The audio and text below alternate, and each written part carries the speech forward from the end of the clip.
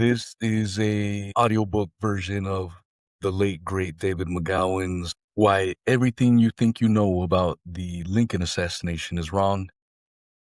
It was a large endeavor, and I promised it a couple of weeks back, but unfortunately, my mother passed away a couple of weeks ago, and so this project had to be put on the back burner. I want to dedicate this piece in my mom's memory, as well as the late great David McGowan's memory. David McGowan's website is run by his daughter, and the link will be in the description. Hope everyone shares this far and wide. If you enjoy it, please leave a positive review on your favorite podcast player. This was my first attempt at an audiobook, so please excuse some of the mistakes. I tried cleaning up as much as I could, but there are still some in there. Hope you guys enjoy it nonetheless. Without further ado, enjoy. Why Everything You Think You Know About the Lincoln Assassination is Wrong by Dave McGowan, January 24th of 2014, Part 1. In just a little over a year, in what will be a historic 150-year anniversary, the American people and likely people all around the world will come together in remembrance of the man who was once rather preposterously described by a biographer as the most gentle, most magnanimous, most Christ-like ruler of all time. That man, of course, was Abraham Lincoln, allegedly the 16th and most beloved president of the United States. I say allegedly here because it is hard to see how someone could be the president of an entity that didn't actually. The reality is that during Lincoln's tenure, there was no such thing as the United States. There were northern states presided over by Washington, and there were Confederate states presided over by a parallel government in Richmond. There certainly weren't any United States. Wouldn't it then be just as accurate to describe Jefferson Davis as the 16th president of the United States? Just checking. I also say allegedly here because Lincoln was most certainly not, during his lifetime, a beloved man. He was thoroughly despised throughout half the country and wasn't even all that popular in the North. He received merely 40% of the popular vote in 1860 and could have, as more honest historians have noted, been very easily defeated had the Democratic Party bothered to field a viable candidate. But Lincoln was clearly the anointed one. As we all know, Abraham Lincoln was assassinated by famed actor and Southern sympathizer John Wilkes Booth on the evening of April 14, 1865, which happened to be Good Friday, while attending a play at Ford's Theater in Washington, D.C. Just 5 days earlier, General Robert E. Lee had surrendered to General Ulysses S. Grant Appomattox, effectively signaling an end to the unfathomably bloody U.S. Civil War. What is less widely known is that the assassination of Lincoln was allegedly part of a larger plot that was to have included the simultaneous assassinations of General Grant, Vice President Andrew Johnson, Secretary of State William Seward, and Secretary of War Edwin Stanton. This alleged plot, which is part of the official history of the Lincoln assassination, obviously involved people other than John Wilkes Booth. 9 of those people faced trial as co-conspirators, 8 by military tribunal: Mary Surratt, David Harold, George Atzerodt, Dr. Samuel Mudd, Samuel Arnold, Michael O'Laughlin, Edward Spangler, and Lewis Payne, or Lewis Payne, or Lewis Powell, depending upon who is telling the tale, and one who later stood trial alone, John Surratt. 4 were executed, 3 received life sentences, 1 was given a 6-year prison term, and 1 was acquitted. As for Booth, he was captured and gunned down at Garrett's Barn on April 26, 1865, and so never made it to trial. And that, in a nutshell, is the official narrative of the Lincoln assassination. It is an unusual narrative, to be sure, because it explicitly acknowledges a conspiracy surrounding the death of a president. Of course, many of the details are usually left out when the story is told, leading many to think of John Wilkes Booth as just another lone nut assassin. But Booth was hardly a lone nut, and there was a conspiracy at the heart of the Lincoln assassination, though the people targeted by the government weren't the real conspirators. The real conspirators were the very people who orchestrated the witch hunt against the scapegoats. But before we get to that, let's first skip ahead and look at some of the forgotten aftermath of the assassination, because there is always much to be learned by examining the fates that befall those involved to varying degrees in political conspiracies, especially those unfortunate souls whose names are largely consigned to the dustbins of history. Let's begin with Sergeant Thomas Boston Corbett, the Jack Ruby of the Lincoln assassination. Corbett was a strange character if ever there was one. How strange, you ask? Strange enough to have reportedly castrated himself circa 1858, and to have then opted not to seek medical attention until he had tended to other, apparently more important, business. He was widely considered to be mentally unbalanced, shockingly enough, and he often spoke of hearing disembodied voices. He was mockingly referred to by his fellow soldiers as the glory to God man due to his rather unorthodox religious beliefs, which he wasn't shy about sharing. Due to his bizarre behavior and his unwillingness or inability to follow orders, Corbett had been court-martialed and discharged from the service.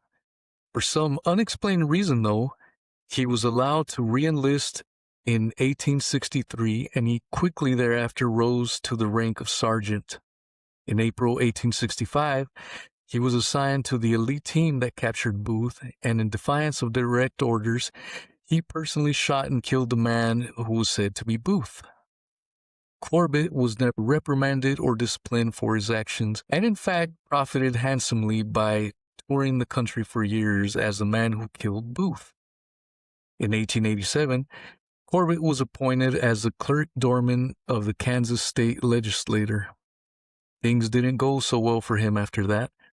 According to some reports, one day he just decided to shoot the place up, though other accounts hold that he didn't fire his weapon but merely brandished it and issued threats. Whatever the case, he quickly found himself committed to a mental asylum.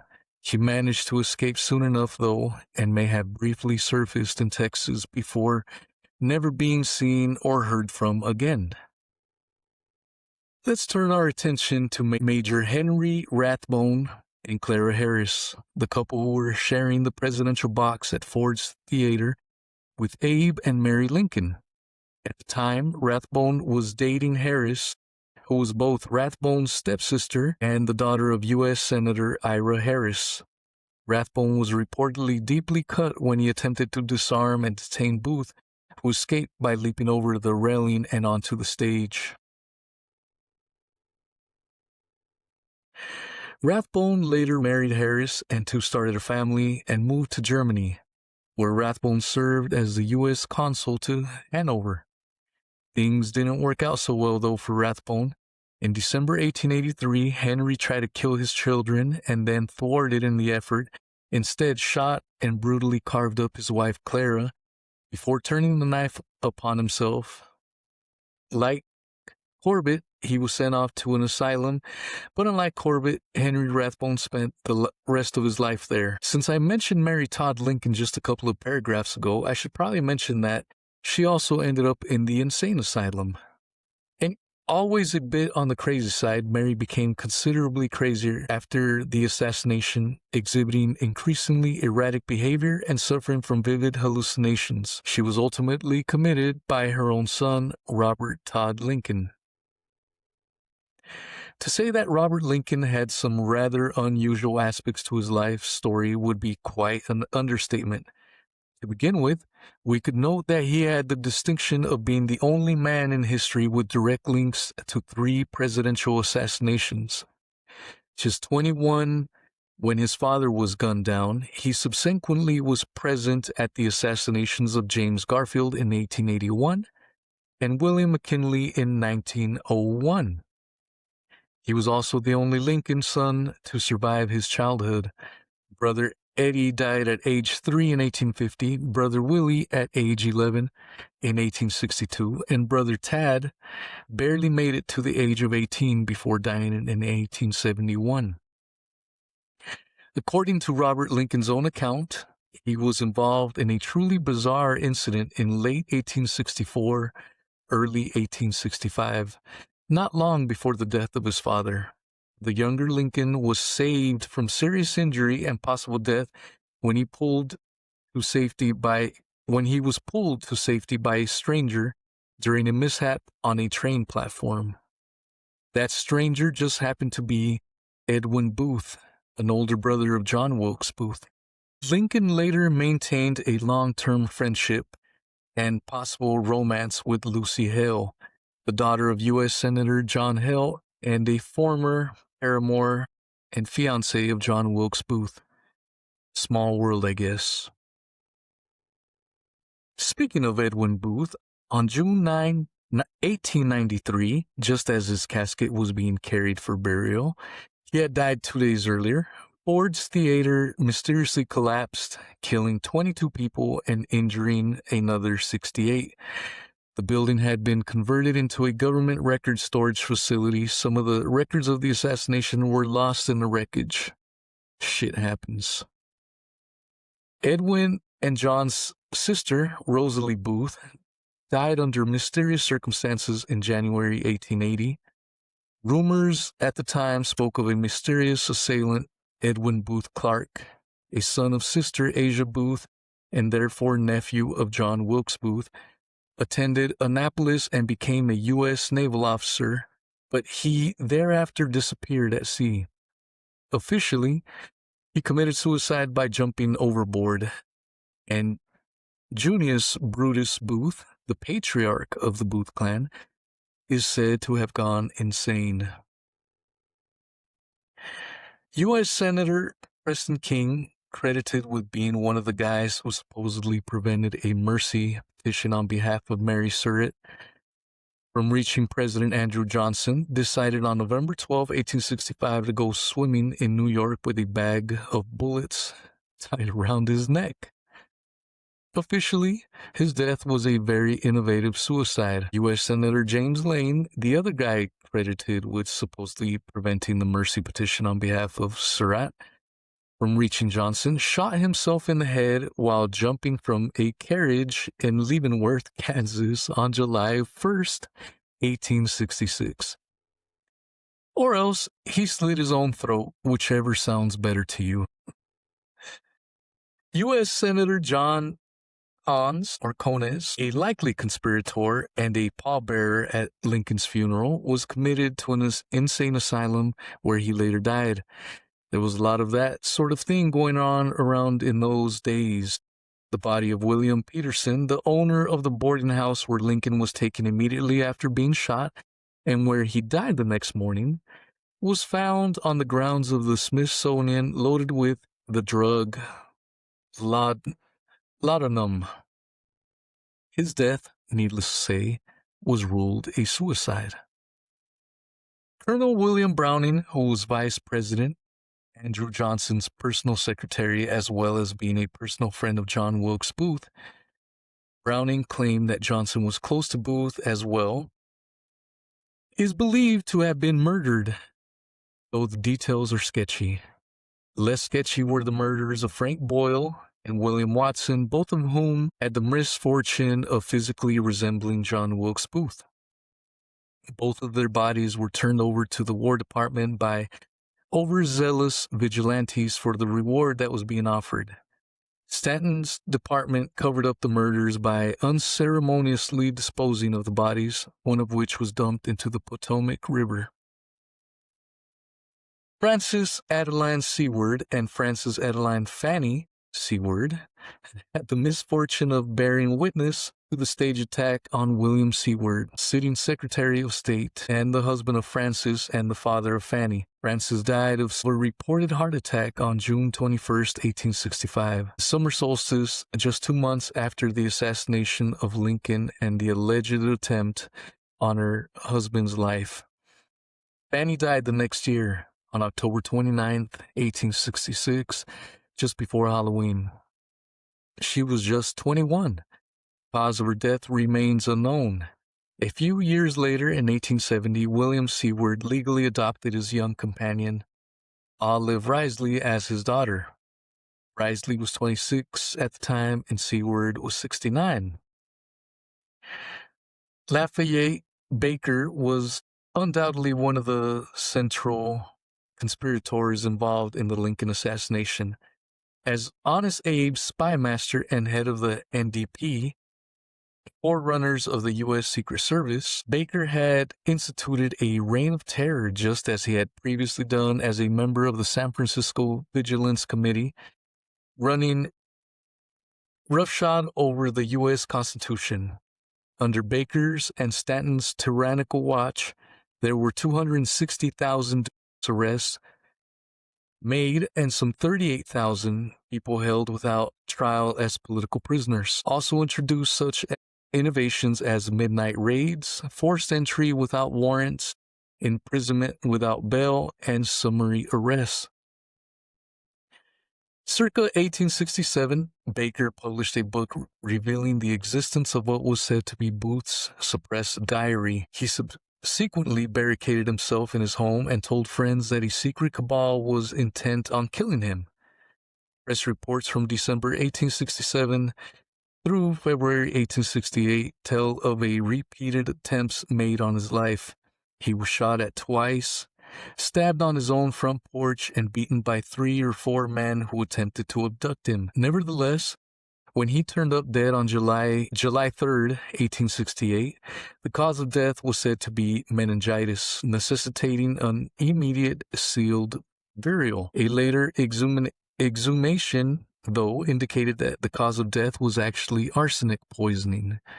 Baker left behind cryptic notes alluding to a conspiracy behind the Lincoln assassination, involving 11 members of Congress, 12 U.S. Army officers, 3 U.S. Navy officers, 1 governor, 5 bankers, 3 nationally known newspapermen, and 11 wealthy industrialists. Police officer John F. Parker had the dubious distinction of being the guy who was supposed to be guarding Lincoln at the time of the assassination, except that he instead opted to wander over next door to get good and drunk.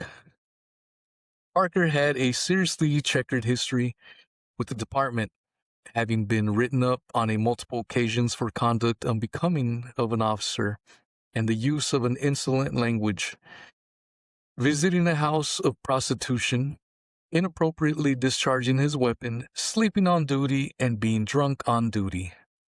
He was nevertheless assigned the task of guarding the president, a development that historians have been unable to explain.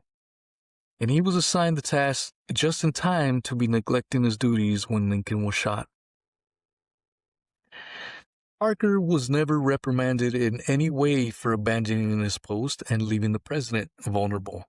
In fact, he was returned to duty at the White House, an honor usually reserved for senior officers with unblemished records. He was released from duty, though, in 1868, just after Stanton relinquished his post as Secretary of War. Parker was never seen or heard from again, and it is believed he was either killed or went into hiding to avoid being killed. Next up is Edwin Stanton, Lincoln's Secretary of War and a seriously deranged individual. Prior to his emergence on the national scene, Stanton's greatest claim to fame was securing an acquittal for U.S. Representative Daniel Sickles on murder charges. On February 27, 1859, Sickles had gunned down the unarmed Philip Barton Key II, attorney for the District of Columbia and the son of famed composers Francis Scott Key. Stanton argued a temporary insanity defense for the first time in U.S. history. The media, apparently every bit as corrupt in those days as it is today, overwhelmingly supported Sickles while vilifying both Key and Sickles' wife, who had reportedly been having an affair. Though standing trial for capital offense, Sickles was allowed to stay in his jailer's apartment, have unlimited visitors, and most amazingly retain his weapon. As already stated, Sickles was acquitted and was subsequently allowed to retain his seat in the House of Representatives. He later became a Civil War general and the U.S. minister to Spain. Elsewhere in Stanton's biography, we find that at various times in his life, he personally ordered the exhumation of at least 2 bodies, one of them being his daughter Lucy, who was dug up circa 1842. According to reports, Stanton kept his daughter's decomposing corpse in a special container in his home for at least a year. Nothing there would cause anyone to question his fitness to serve as Secretary of War. Stanton became a national figure when he was appointed by President Buchanan to serve as Attorney General on December 20, 1860, just weeks before Lincoln took office. He went on to wield considerable power in both the Lincoln and Johnson administrations. Indeed, Johnson's attempted dismissal of Stanton led directly to the impeachment proceedings begun against him. Stanton's reign came to an end, though, on December 24, 1869, when he turned up dead of unstated causes, though some reports allude to suicide, just as his brother had reportedly done in 1846. He had been nominated for a seat on the U.S. Supreme Court by President Grant and confirmed by the U.S. Senate, but he died before he could take the seat. That is a whole lot of tragedy to befall a lot of people who were in a position to know more about the Lincoln assassination than they should have. There was, though, at least one guy who saw his fortunes rise. Major General Lew Wallace was a member of the hopelessly corrupt military tribunal that sat in judgment of Mary Surratt and others. In 1880, he became far better known as a writer of historical fiction when he wrote and published Ben-Hur, the best-selling novel of the 19th century. Well over 100 years later, it is still in print. I know what you must be thinking here. How the hell could you leave Francis Tumblety out of the previous post?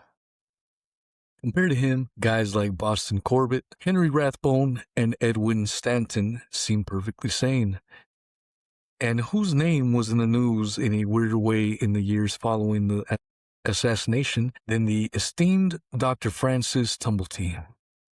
In addition, doesn't he deserve an honorable mention for the ridiculous facial hair alone? I can't really argue with much of any of that. I think it was probably a subconscious omission that I would have something really good to start this post with. Because as stories go, the Francis Tumblety story is pretty damn good and seriously strange. But before getting into that, I must also quickly add Father Wiggett to the list. Not much can be dug up on him, other than that he was assigned as Mary Surratt's spiritual advisor during the brief period that she sat in her cell waiting to be executed, and he died shortly thereafter. Moving on now to the man of the hour, Francis Tumblety, was arrested on May 5th, 1865, on suspicion of being complicit in the plot to assassinate Abraham Lincoln. Tumblety was an associate of, and by some reports, a sometime employer of the executed conspirator David Harold. His arrest was ordered by Secretary of War Edwin Stanton.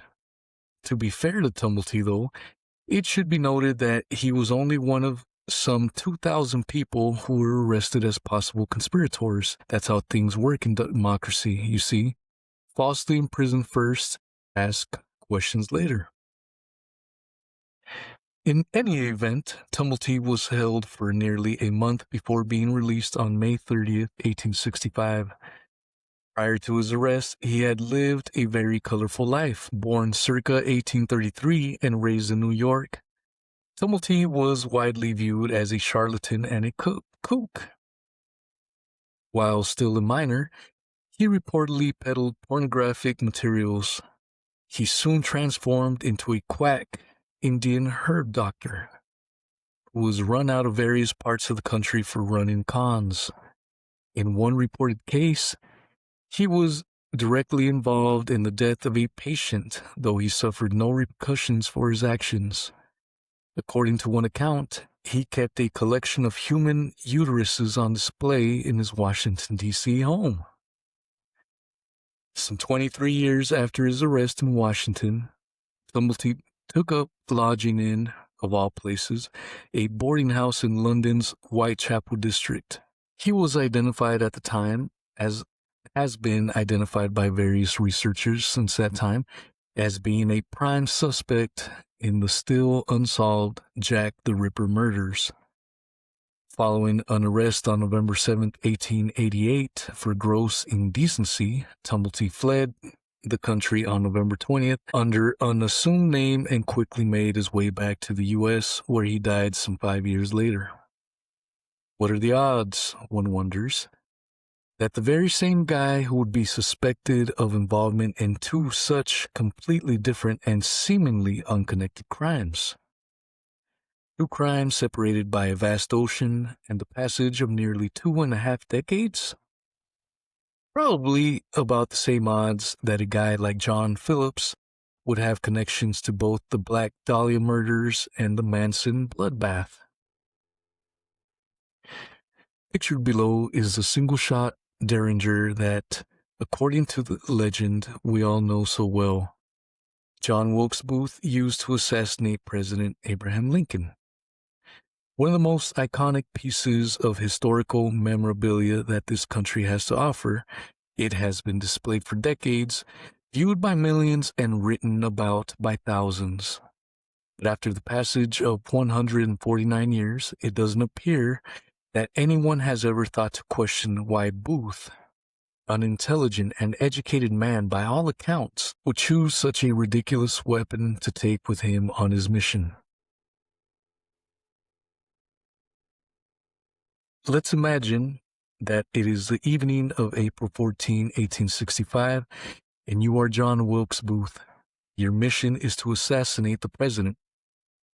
In a crowded theater, in the middle of Washington, which at the time is heavily fortified and militarized, because there is, a war going on, and the enemy base of operations in Richmond, Virginia is only 100 miles away. So the nation's capital is crawling with armed military personnel, armed police patrols, and armed thugs in the employ of Baker and Stanton. Your mission, then, is not going to be an easy one. The president is under armed guard, or at least he's supposed to be. He's also supposed to be in the company of General Ulysses S. Grant, who is known to always be armed. Of course, Grant has fortuitously opted to get the hell out of Dodge just hours before he was to have accompanied the Lincolns to the theater. But you shouldn't have any way of knowing that, just as you shouldn't have any way of knowing that Parker will desert his post. And there will be no shortage of other armed personnel in Ford's theater, including Army Captain Theodore McGowan, no relation, who is seated very near the door to Lincoln's box seats. So you have to assume that you're going to have to get past at least 2 armed attendants and probably more to get to the president. And you're going to have to do that without firing a shot, since you only have one, and you will need to save that for Abe. And since the only realistic chance you have of actually killing Lincoln with your wildly inaccurate weapon is by sneaking up behind him and delivering a contact wound to the head, you're going to have to get past any guards without making any noise. And since Grant is supposedly also on the hit list, you're going to have to kill him as well, which I guess you'll have to do by bludgeoning him with your empty gun. That should work out pretty well. You're not on a suicide mission, by the way, so even if you somehow manage to successfully assassinate the president, and presumably General Grant as well, you're still going to have some major problems on your hands. First of all, you're going to have to make your escape from a theater full of people, many of them armed, because in April 1865, the beginning of the era that will be mythologized as the Wild West days, there are guns everywhere, and everyone is packing heat. And you, of course, will have blown your wad and will be unarmed. If you somehow manage to make your way out of the theater, then you will face the daunting prospect of making your way out of the city and across the Potomac. And as I have mentioned, DC is swarming with armed soldiers and armed spies, armed police, as well as armed citizens. And your only means of defending yourself will be with a dagger, which probably isn't going to be very effective. Your goal is to reach the Navy Yard Bridge, which will get you across the Potomac and to relative safety. But even if you reach it, you've still got a big hurdle to overcome. The bridge has a strict curfew, and the armed guard is under standing orders not to allow anyone to cross without explicit authorization. If you attempt to cross without any way, you will be shot. A gun might come in handy, but you won't have one. To recap then, you have set a very ambitious goal for yourself. You must first get to the president, who is sitting in a private box in a crowded theater with at least 2 armed attendants. You must then kill the president with a single shot, because your weapon doesn't allow for second chances, and also somehow kill General Grant. You must then, in an armed state, make an escape first from the theater and then from the city, and you must get past an armed guard at the bridge. And you have to do all that with just 1 bullet. It's hard to see how anything could go wrong with such a brilliant plan. Of course, it doesn't have to be this way. There are other weapons available, weapons better suited to your mission. And as an alleged Southern operative, you should surely know that. It was, after all, Confederate guerrilla groups that pioneered the shock and awe tactic of using overwhelming force in the form of multiple revolvers. We've all seen images of Wild West gunslingers riding hard with their reins in their teeth, 6-shooters blazing in both hands. It's only natural to dismiss such images as hackneyed Hollywood creation. Strangely enough, it's actually not. Rebel groups like Mosby's Rangers and Quantrill's Raiders really did train to do exactly that, and they wore custom-made holsters that could hold as many as 6 revolvers, 3 on each side. That allowed them to get off as many as 36 shots before their overwhelmed Union adversaries, armed with muskets, could reload and get off on so much as a second shot. Those semi-mythical figures in American history that we know as Frank and Jesse James, and Jim, John and Cole Younger, and Bill, Grat, Bob, and Emmett Dalton learned the skills they later employed as Wild West outlaws while riding with the likes of William Quantrill and Bloody Bill Anderson. But that's not really the point here. The point here is that revolvers are easy to come by and might serve you better than a nearly worthless single-shot Derringer. And according to the official story, you definitely have access to at least 2 of them. There are other things you might want to consider as well, such as not committing the crime as John Wilkes Booth. You are, after all, a famous stage actor, which means that you are also a wardrobe and makeup guy. Because in your era and your contemporaries have to handle those duties yourselves, so you travel with a couple of large trunks full of stuff like wigs and fake beards.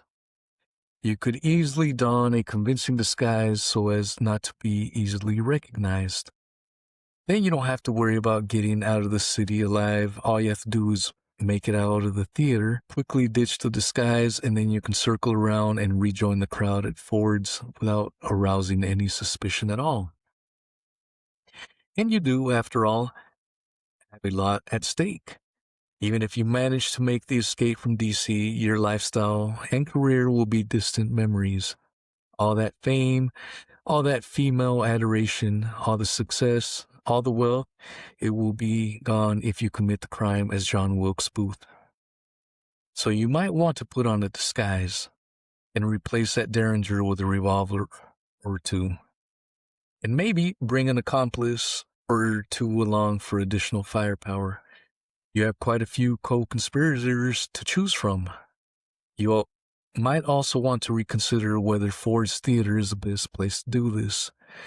According to numerous historians, Lincoln has a bad habit of ignoring advice from aides and strolling around Washington unescorted at times, leaving him seriously vulnerable. That might make it a bit easier to successfully pull this off. In summary, then, your best bet is probably to make the attempt on Lincoln's life when he is alone or unprotected. And you should probably bring along some more impressive firepower just in case. If you are determined to do it in the theater, you should don a disguise and bring along a couple of other gunmen in case one or more of you are killed or physically prevented from reaching the president. The dumbest thing you could probably do would be to go at it alone as John Wilkes Booth and arm yourself only with a derringer. I guess you can't argue with success, right? Meanwhile, one of your comrades in arms, Lewis Payne Powell, has a difficult task ahead of him as well. His goal is to kill Lincoln's Secretary of State, William Seward, who is recuperating at his stately manor in the heart of D.C. after being severely injured in a fall from a horse-drawn carriage just 9 days earlier. Seward had suffered a broken lower jaw, a fractured right arm, torn ligaments in his foot, and heavy bruising over much of his body. 63-year-old Secretary is therefore physically vulnerable. But assassinating him is still not going to be easy. For starters, Payne is going to have to gain access to the estate. Then he's going to have to find Seward without knowing the layout of the home or which floor or which of the many rooms the secretary is in. And he's going to have to get past a lot of people, because there are no less than 8 other able-bodied adults in the home, 5 of them men, 2 of whom are military personnel. And there are readily accessible weapons in the home. And as I may have mentioned, there are armed patrols all over the city, and they are quite capable of quickly responding to any signs of a disturbance at the Secretary of State's residence. The attack on Seward has been all but written out of the history books, but in 1865 it was portrayed as an integral component of the plot against Lincoln, particularly during the show trial of the alleged conspirators. It is now mentioned only in passing, if at all, which is probably because the story doesn't make a whole lot of sense. In the home are William Seward, the injured Secretary of State, William Bell, Seward's black servant, Frederick Seward, William's son, as well as his Assistant Secretary of State, Major Augustus Seward, another son, and a career Army officer who will be promoted in a few weeks to Lieutenant Colonel. Private George Robinson, Seward's personal attendant, who will be promoted to sergeant in a few weeks. Emmerich Hansel, a U.S. State Department courier. Frances Seward, the secretary's wife, who will be dead very soon. Fanny Seward, his daughter, who will be dead fairly soon, and is finally the wife of one of the Seward sons. Payne, of course, is going at it alone just like Booth, for reasons that have apparently never required an explanation. The 5 able-bodied men in the house, at least a couple of whom are likely armed, will pose a physical challenge. 3 The three women will pose less of a physical threat, but one or more of them are very likely to run into the street to summon any nearby patrols. And just the fact that there are so many people in the way will make it extremely difficult for Powell to control the situation. Payne's mission is not unlike Booth's. He must enter the building, work his way past any resistance to get to his target, take out his target, work his way back out of the building past any resistance, and then somehow find his way out of Washington. But unlike Booth, Payne won't have any single bullet to work with. Instead, he is going armed with only a bludgeon and a knife. He'll be coming out with nothing but the clothes on his back. Technically speaking, he will be carrying a gun, but it doesn't work and so is only useful as a bludgeon. In a city overflowing with guns, Payne has chosen to bring one that doesn't work, which means that, luckily for the C-words, no one is going to die. Payne, though, is going to leave quite a trail of destruction once he enters the state, which sits just a half dozen blocks from Ford's Theater. Frederick Seward will be left gravely injured, with his head reportedly split open and his skull fractured in 2 places.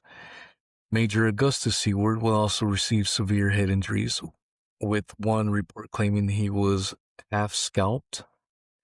Private Robinson will also be seriously wounded with deep stab wounds to his chest. Emmerich Hansel will receive at least one deep, very serious chest wound as well. Fanny Seward will be wounded as well in some unspecified manner, and William Seward, who is lying in bed on his back, unable to defend himself, will be brutally stabbed about the head and neck, but will, despite his already weakened condition, miraculously survive. It is difficult to believe that the attack on the Secretary of State, Seward, ever took place at all. Louis Payne supposedly gravely wounded 6 people in hand-to-hand combat, 4 of them able-bodied men, and yet as photos taken soon after his arrest, just days after later reveal, he didn't have so much as a scratch on him. He supposedly left his hat, gun, and knife behind, creating a handy evidence trail. But why would he leave his only weapons behind? He only allegedly left a blood-stained coat with gloves and a fake mustache in his pocket in the woods just outside of D.C. Louis Payne was apparently a very considerate attempted assassin.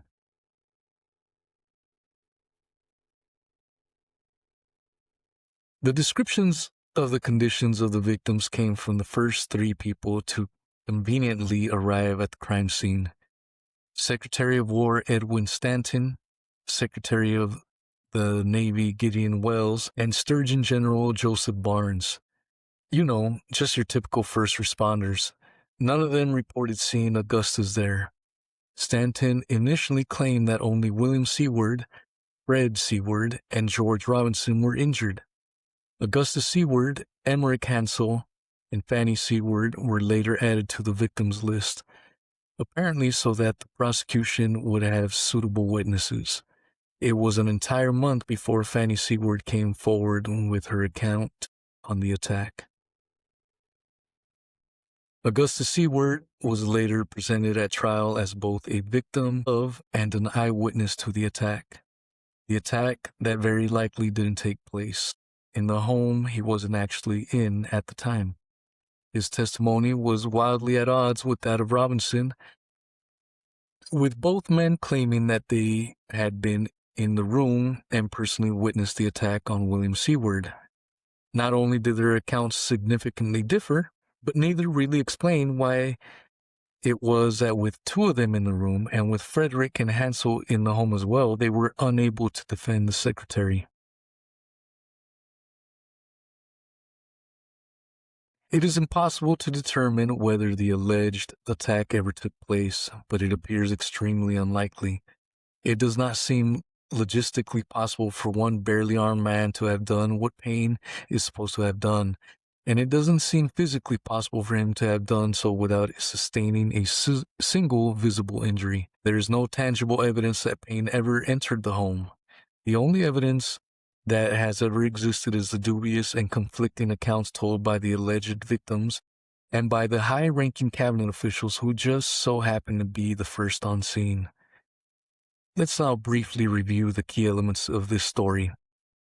2 assassins, 3 targets, numerous people to get through to get to those targets, numerous other people to get by to flee the scene. A city essentially under martial law, and exactly one bullet. Anyone see anything wrong with that scenario?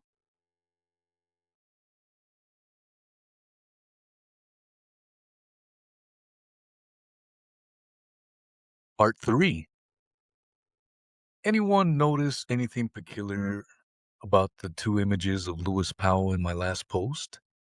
Anything at all? Other than, of course, the fact that one of them had been colorized, making it appear unsettlingly contemporary? Because they are. To be sure, very unusual images. There's really nothing else like them in all of recorded history, except for, that is, the remarkable images that also exist of most of his alleged co-conspirators. And perhaps it is time for us to now meet those alleged conspirators, beginning with the rather dashing gentleman pictured below, Mr. Samuel Bland Arnold, who looks almost like he could be a 21st century actor posing for a publicity photo for his latest blockbuster film. Arnold was 30 at the time of the assassination and was working as a commissary clerk at Fortress Monroe, Virginia. He was said to be a former Confederate soldier, though it seems very likely that he was actually a Union operative, as appears to be the case with almost all of Booth's alleged accomplices. The files of the Bureau of Military Justice, a misnomer if ever there was one, contain the following tidbits of information on Arnold. Samuel B. Arnold was born at Georgetown, D.C., of highly respectable parents. He was first sent to be educated at Georgetown College. From there, he was sent to the Reverend J. H. Dashiell's in Baltimore Country, his parents having removed from Georgetown to Baltimore. He was 1 year in Rockingham County, Virginia, under the charge of the Reverend Mr. Gibbons, and afterwards sent to St. Timothy Hall, Catonsville, Maryland, and placed under Reverend L. Van Becklin. The picture painted here is of a well-educated young man who had a rather privileged upbringing in and around the nation's capital. Not at all the kind of guy you would expect to have donned a Confederate uniform, unless he did so as a covert Union operative. Arnold was convicted of complicity in the plot to kill Lincoln and was handed a life sentence by the military tribunal. He had served only 4 years, though, before being pardoned by President Johnson and released in 1989. Arnold lived to the ripe old age of 72, passing away on the autumn equinox of 1906. Next up is Michael O'Laughlin, or O'Laughlin. The two are used interchangeably throughout the literature on the assassination, who, like Arnold, was a ruggedly handsome, well-dressed young man from a well-to-do family. Just 24 when Lincoln was shot, O'Laughlin had known Booth since childhood, when they had lived across the street from each other in Baltimore. Arnold had also been a childhood friend of Mr. Booth. The Bureau of Military Justice files reveal the following about O'Laughlin. Michael O'Laughlin was born in the city of Baltimore. He was educated at a school conducted by a highly respectable teacher at the corner of Front and Lafayette, and after leaving the school, learned the trade of ornamental plasterwork, and also acquired the art of engraving. The company he was in the habit of associating with was not of a character that of a person indisposed to evil would have made choice of. His appearance was generally of a genteel character. O'Laughlin was working for his older brother as a clerk in a Baltimore feed store. That brother, according to government files, was a member of the Knights of the Golden Circle. Testimony before the military tribunal indicated that Michael likely was as well. Convicted by that tribunal, O'Loughlin was given a life sentence, which proved to be a death sentence when he contracted yellow fever in prison and died, strangely enough, on or about the autumnal equinox of 1867. His remains are interred in the same Baltimore cemetery where Arnold and Booth can be found. Like Arnold and O'Loughlin and Booth, David Edgar Harold, frequently identified in print as David Harold, was a well-educated man from an upscale family. Harold was born in Maryland and raised in where else? Washington, D.C. His father was the chief clerk at the Washington Navy Yard store, the same Washington Navy Yard whose guarded bridge Booth and Harold were inexplicably allowed to cross on the night of April 14th, 1865. Harold attended Georgetown College, followed by the Rittenhouse Academy, and then the prestigious Charlotte Hall Military Academy. He later went on to work for various pharmacists and doctors, including our old friend, Dr. Francis Tumblety. On one occasion in 1863, when he was dispatched to the White House to deliver a bottle of castor oil, Harold had the honor of personally meeting President Lincoln.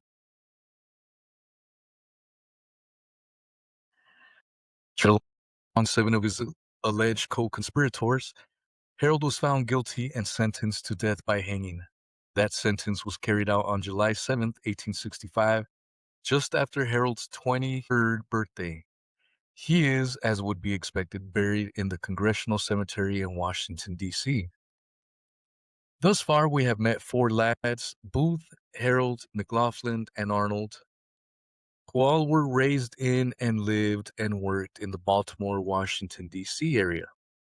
Considering that the conspiracy to kill Lincoln, to the extent that it is acknowledged at all, is invariably cast as a Confederate conspiracy, there don't appear to have been too many Southerners in the crowd.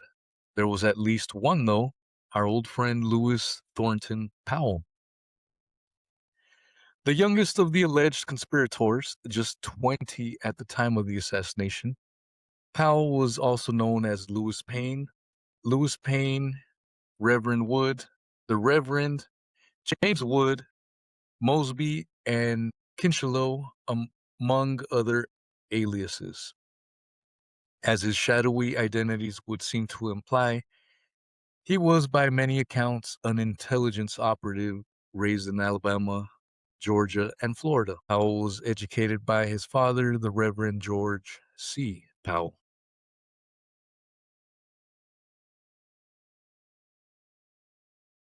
Lewis entered the service at a young age, either 16 or 17, depending upon the source. Powell's 2 older brothers enlisted as well, with all 3 serving with the 2nd Florida Infantry.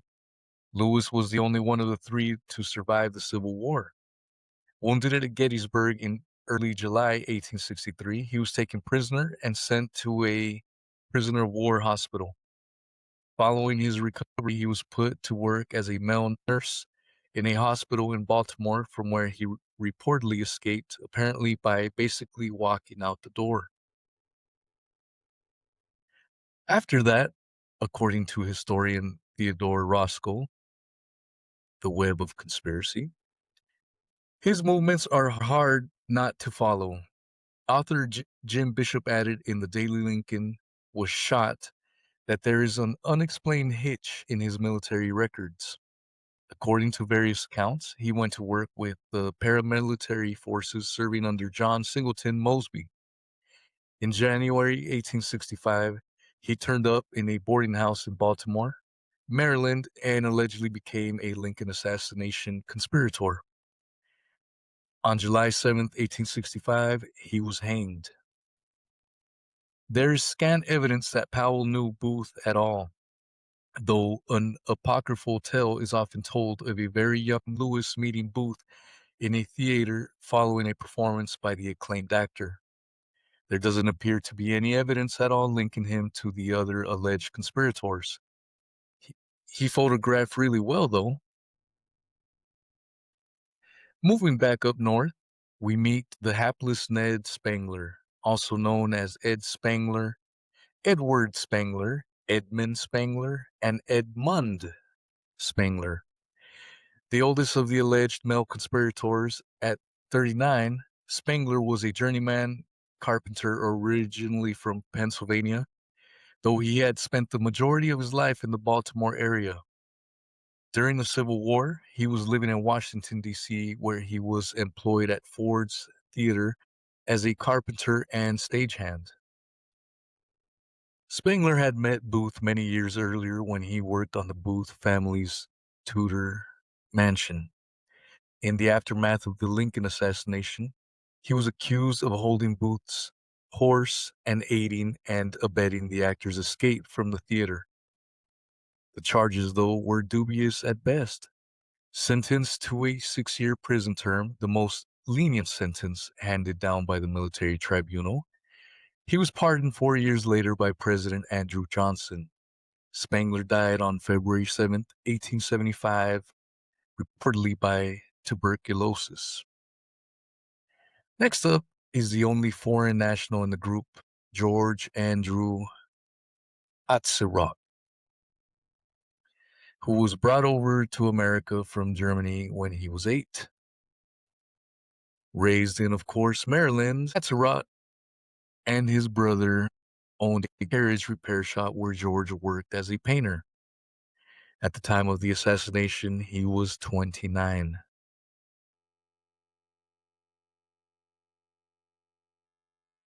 The military tribunal maintained that Atzerodt had been assigned the task of assassinating newly installed Vice President Andrew Johnson, but he had allegedly lost his nerve and failed to carry out the assignment.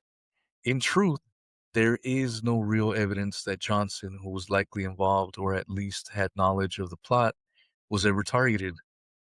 As with Stanton, this was a case of the conspirators themselves claiming to be the intended victims. Atzerodt was found guilty of his alleged crimes and was hanged on July 7th, 1865. The seventh of the alleged conspirators was Dr. Samuel Mudd, yet another Marylander.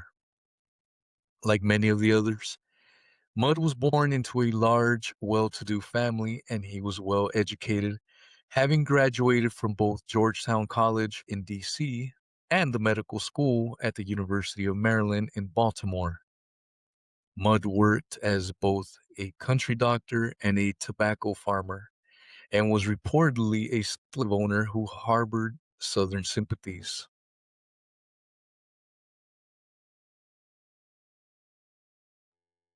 Mudd, 32 at the time, stood a trial along with the others on charges of having aided and abetted Booth's plot and having offered medical aid to the injured actor. His actual role has been fiercely debated by mainstream historians, all of them whom have grossly misrepresented the Lincoln assassination. Convicted by the tribunal, Mudd was sentenced to life in prison, but was pardoned just 4 years later by Johnson.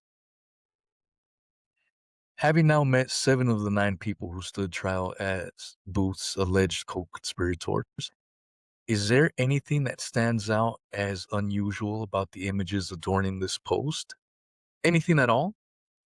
And keep in mind that these are official booking photos, otherwise known as mugshots.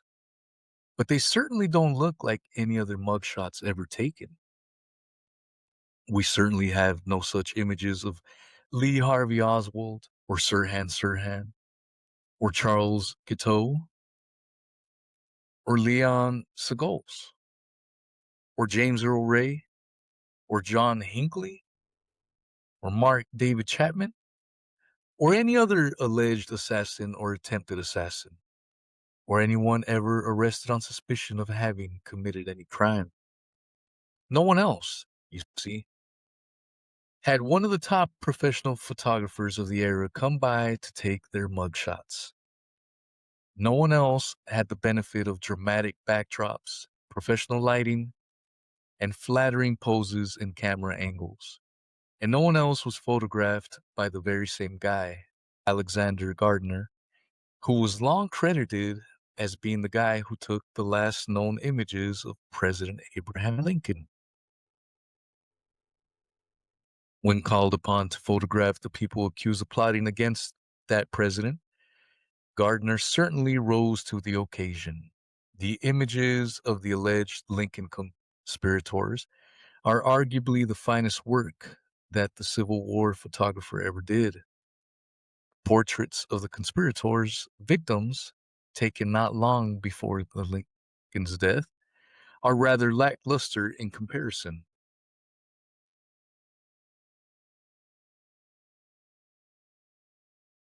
The very same Alexander Gardner was also the guy who, just weeks after lovingly photographing the alleged conspirators, photographed several of those same conspirators being led to the gallows and hanged, and the guy who officially photographed Lincoln's funeral, and the guy who took the only image of what was claimed to be the body of John Wilkes Booth after the actor had allegedly been gunned down and transported back to Washington.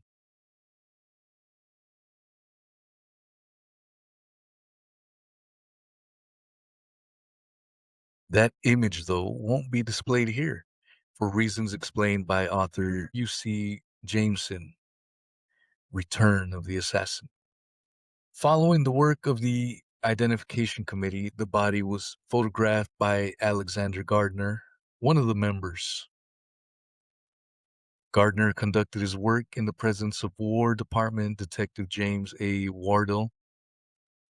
Gardner was allowed to take only one photograph and was quickly hastened to a dark room to develop it.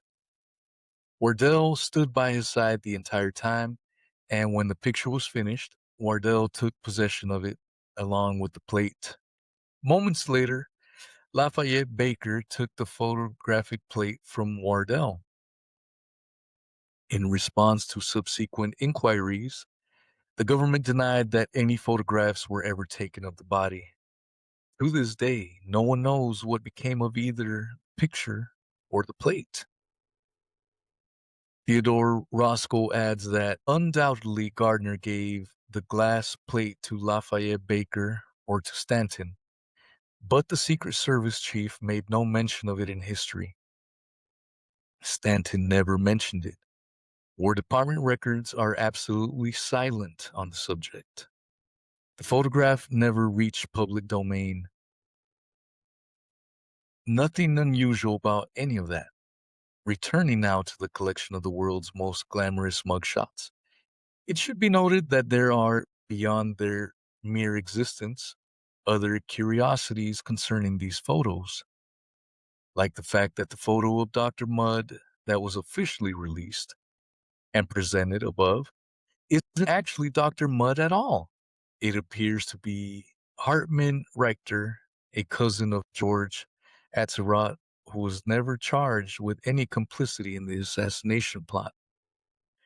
The real Dr. Mudd is pictured below.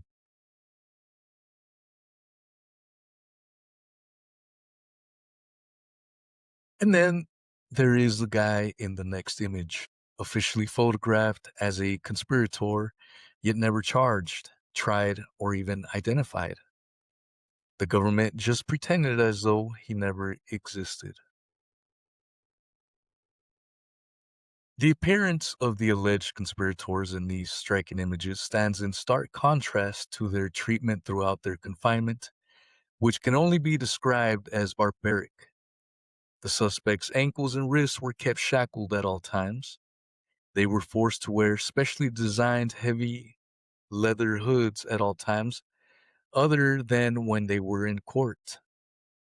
The hoods were very tightly fit and featured pads that put tremendous pressure on the prisoner's eye, causing intense pain in addition to subjecting the wearers to extreme and prolonged sensory deprivation. Some of the prisoners were also fitted with iron collars attached to a heavy ball and chain. They also had to be worn at all times. All suspects were confined to tiny solitary cells, outfitted with just a thin straw mattress, a worn army blanket, and an open bucket to use as a toilet. They were allowed no visitors, and their guards were even forbidden from speaking to them. Armed sentries kept watch at all times to ensure that the prisoners had no human interaction whatsoever. Each suspect was assigned to a cluster of 3 cells, ensuring that they had no neighbors to interact with. It was widely rumored that they were being tortured in more overt ways as well, which was undoubtedly the case. No attorneys were provided for the defendants. They had to retain their own counsel, despite being completely cut off from the outside world. Consequently, some of them began the proceedings with no representation. Even after obtaining counsel, they were not allowed to have any private consultations with their attorneys. They were not allowed to testify or speak in court at all, nor could any statements made by them be introduced. But other than all that, and numerous other factors which will be discussed later, the conspirators were given a fair trial. Let's now close out this edition by meeting the last of the alleged conspirators who were tried by the military tribunal. The one who, without explanation, was not photographed by Mr. Gardner. That would be, of course, Mary Surratt, the first woman to be executed in these United States. Surratt was, shockingly, a native Marylander from a rather wealthy family. Born sometime in the early 1820s, no one seems to know exactly when, she was educated at a private Catholic boarding school in Alexandria, Virginia, at a time when, as Theodore Roscoe noted, higher learning for females was frowned upon as radical. At 15, or 16, or 19, she was married John Surratt, with whom she had 3 offspring, Isaac, Anna, and John Jr. Surratts did well for themselves for a number of years. At one time, John owned as many as 1,200 acres of land and a number of businesses, including a hotel, a tavern, and a boarding house. Much of that land straddled the border between D.C. and Maryland, just 13 miles from downtown Washington, D.C. The settlement there soon came to be known as Surrattsville, which is frequently claimed to have been heavily involved in Confederate espionage activities. Spymaster Lafayette Baker, accompanied by some 300 Union soldiers, converged on Surrattsville in late 1861 to launch a full investigation of the Surratt family and various others suspected of involvement in the Confederate underground. According to pseudo-historian Roy Chamley, Jr., Lincoln's assassins, Baker's team unearthed compelling evidence of a vast network of covert Confederate operations. They made, though, only a few token arrests, which, given that thousands elsewhere were rounded up by Baker's thugs and mass arrests based on far less evidence than what was found in Surrattsville, strongly suggests that the operations in Surrattsville weren't actually aimed at aiding the South. In any event, John Surratt died in 1862, and his widow fell upon hard times. She was nevertheless able to finance a costly move to the heart of D.C. in late 1864, taking possession of a boarding house just 4 blocks from Ford's Theater. It was in that boarding house that Booth and the others allegedly plotted first kidnapping of and then the assassination of Abraham Lincoln. Found guilty by the military tribunal, Mary Surratt was hanged on July 7, 1865. Part 4. In the last installment, we met the 7 men and 1 woman who faced trial by military tribunal for their alleged roles in the plot to assassinate President Abraham Lincoln. But there were 2 others involved in the supposed conspiracy: the mastermind and assassin John Wilkes Booth and his alleged right-hand man John Harrison Surratt Jr., son of the executed Mary Surratt. Like most of his alleged conspirators, Surat was a well-educated, good-looking young man from a well-to-do northern family. He was born in April 1844, John and Mary Surat, and was baptized at St. Peter's Church in where else? Washington, D.C. He was educated at St. Charles College in, naturally enough, Maryland. At the tender age of 18, following the death of his father, Surat became the postmaster of Suratsville. Beyond that, little is known about the early life of the man cast by the government as Booth's primary accomplice. As Theodore Roscoe wrote in The Web of Conspiracy, official records on John Harrison Surratt Jr. are similarly devoid of depth. He passes through Washington like a shadow. His appearance in the house on each street are shadowy. Now he is glimpsed in Richmond. Now he is glimpsed in Canada. The authorities can never quite lay their hands on him, and neither can the historians of the immediate members of Booth's coterie. Least is known about John Harrison Surratt Jr.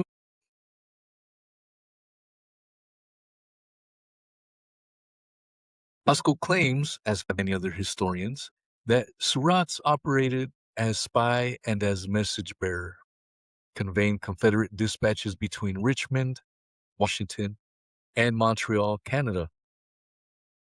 By the time Mrs. Surratt's boarding house was well established in Washington, John H. Surratt had become a well-paid and highly adept operator in the Secret Service of the CSA, Confederate States of America.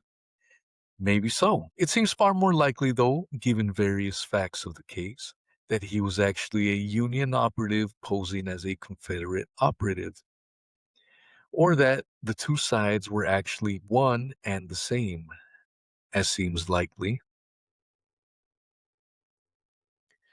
Of the 10 alleged conspirators, Surratt, who celebrated his first birthday just one day before Lincoln went down, was the only one not to be captured or killed in the massive manhunt that followed the assassination. He quickly made his way to Canada, where he found sanctuary with a Catholic priest during that time that his mother was being tried, sentenced, and hanged. He left Canada in early September, some 2 months after the executions had been carried out. From that point on, the U.S. government appears to have been well aware of his movements and whereabouts.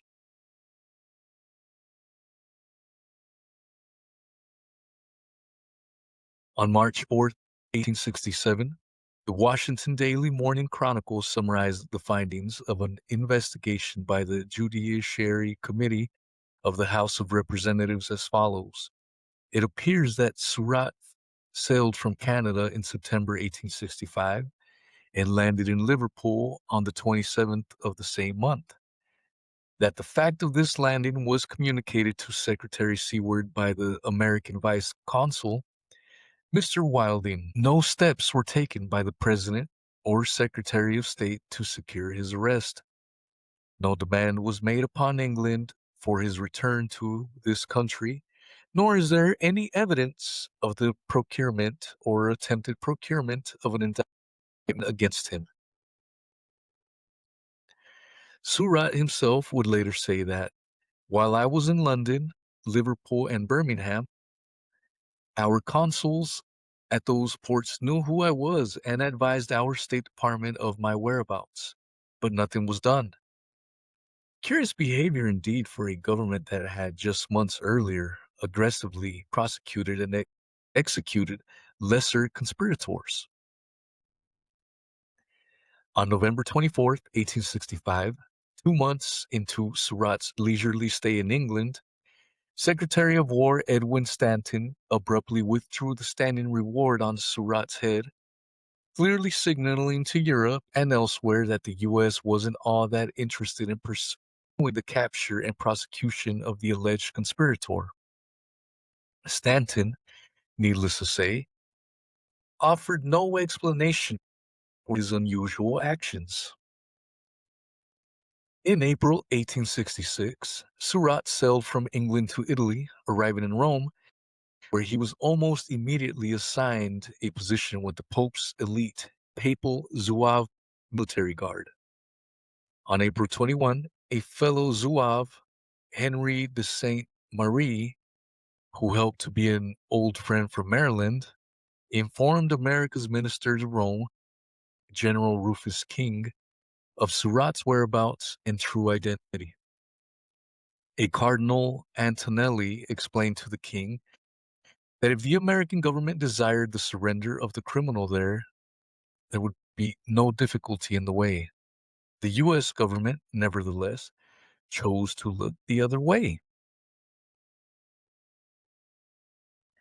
Returning once again to the summary of the findings of the House Committee, find that news of Surat's presence in Rome did reach the ears of Minister King. He was informed by another than the Secretary of State that Surat was in the military service of the Pope and communicated the fact by letter dated August 1866 to his department. Notwithstanding this, no steps were taken to identify or secure the arrest of the supposed conspirator and assassin. No explanation was given, of course, for the nearly 4-month delay in drafting and sending the letter. On November 11, 1866, after Surat had been going about his business in Rome for some 7 months, making no effort to disguise himself, papal authorities ordered his arrest. He allegedly then leapt from a cliff, made his escape, somehow supposedly surviving a 100 drop and evading at least 50 soldiers who were in hot pursuit within minutes. He then casually made his way across Italy, keeping a low profile by continuing to wear the garishly colored uniform of the Papal Zouave.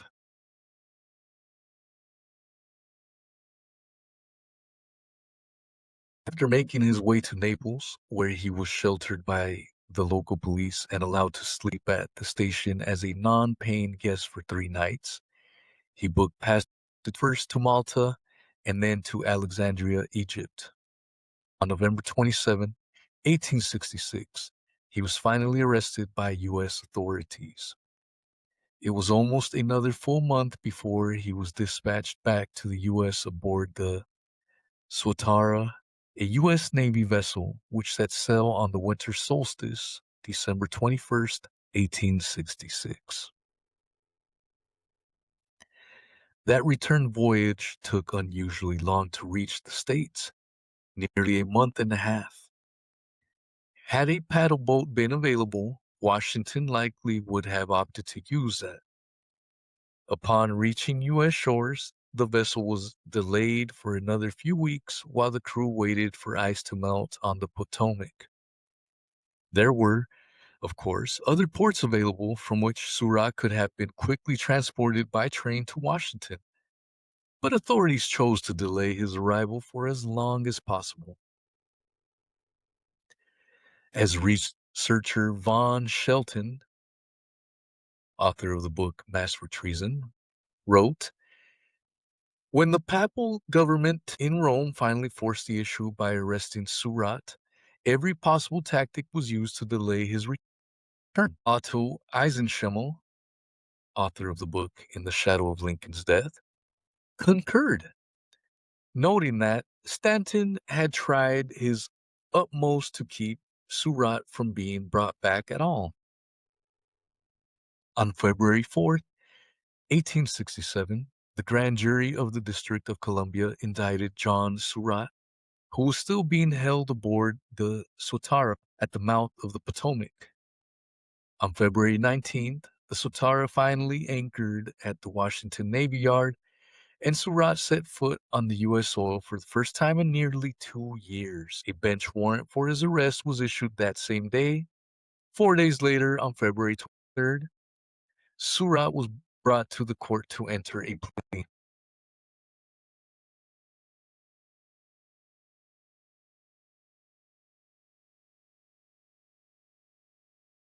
On April 18, 1867, Surat's defense attorney filed a motion to set a date for the start of the trial, saying they were fully prepared to proceed. On that very same day, the district attorney's office filed a motion for a continuance. It was just the first of many attempts by the state to delay the onset of the trial. The New York Herald reported on May 19th, 1867, that the prisoner's legal representatives have over and over again reported themselves ready, but contrary to the general ruling, the prosecution, after 6 months of preparation, has never yet been able to say, "We are prepared to proceed with the trial." 10 days later, the Baltimore Sun added that it is hinted that, for reasons not made public, the trial of Surat is not at all desirable. The question that most obviously comes to mind throughout this sordid chapter of U.S. history is why the government suddenly lost the desire to aggressively pursue and prosecute the last alleged Lincoln conspirator. The primary reason is that with the war over, Washington no longer had any justification for seeking justice through a military tribunal and would have to rely instead on civilian courts. And that meant that the proceedings couldn't be controlled and corrupted to nearly the extent that they had been throughout the first mock trial. That presented Washington with a huge problem. Without the muzzling of the defendant, and without the wholesale introduction of perjured testimony and manufactured evidence, and with the requirement that the actual rules of law be followed, the state had little chance for a conviction. And given that 8 others had already been either executed or exiled to America's version of Siberia, despite the fact that they had played lesser roles in the alleged conspiracy, it wasn't going to look very good to have John Surratt walk out of the courtroom a free man. In addition, the government had pulled all the stops to lay the assassination to rest as quickly as possible. The other alleged conspirators had been rounded up, indicted, tried, convicted, sentenced, and executed, imprisoned in less than 3 months, primarily because Washington had a vested interest in wrapping things up as quickly as possible before too many troubling questions could be raised. The last thing they now wanted to do was reopen the case to public scrutiny.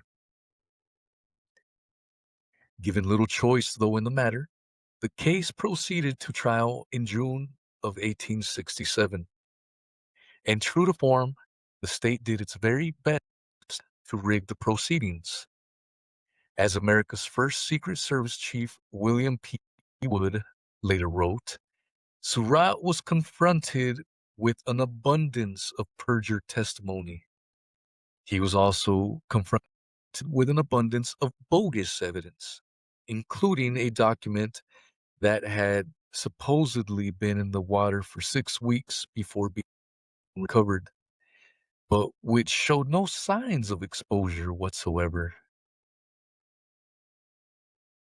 And then there were the laughably biased jury instructions delivered by presiding judge George Fisher, which kicked off with the immortal words, "Whoso sheddeth man's blood, by man shall his blood be shed." So spake the Almighty. One would have to search far and wide through the annals of American jurisprudence to find a more wildly inappropriate set of jury instructions.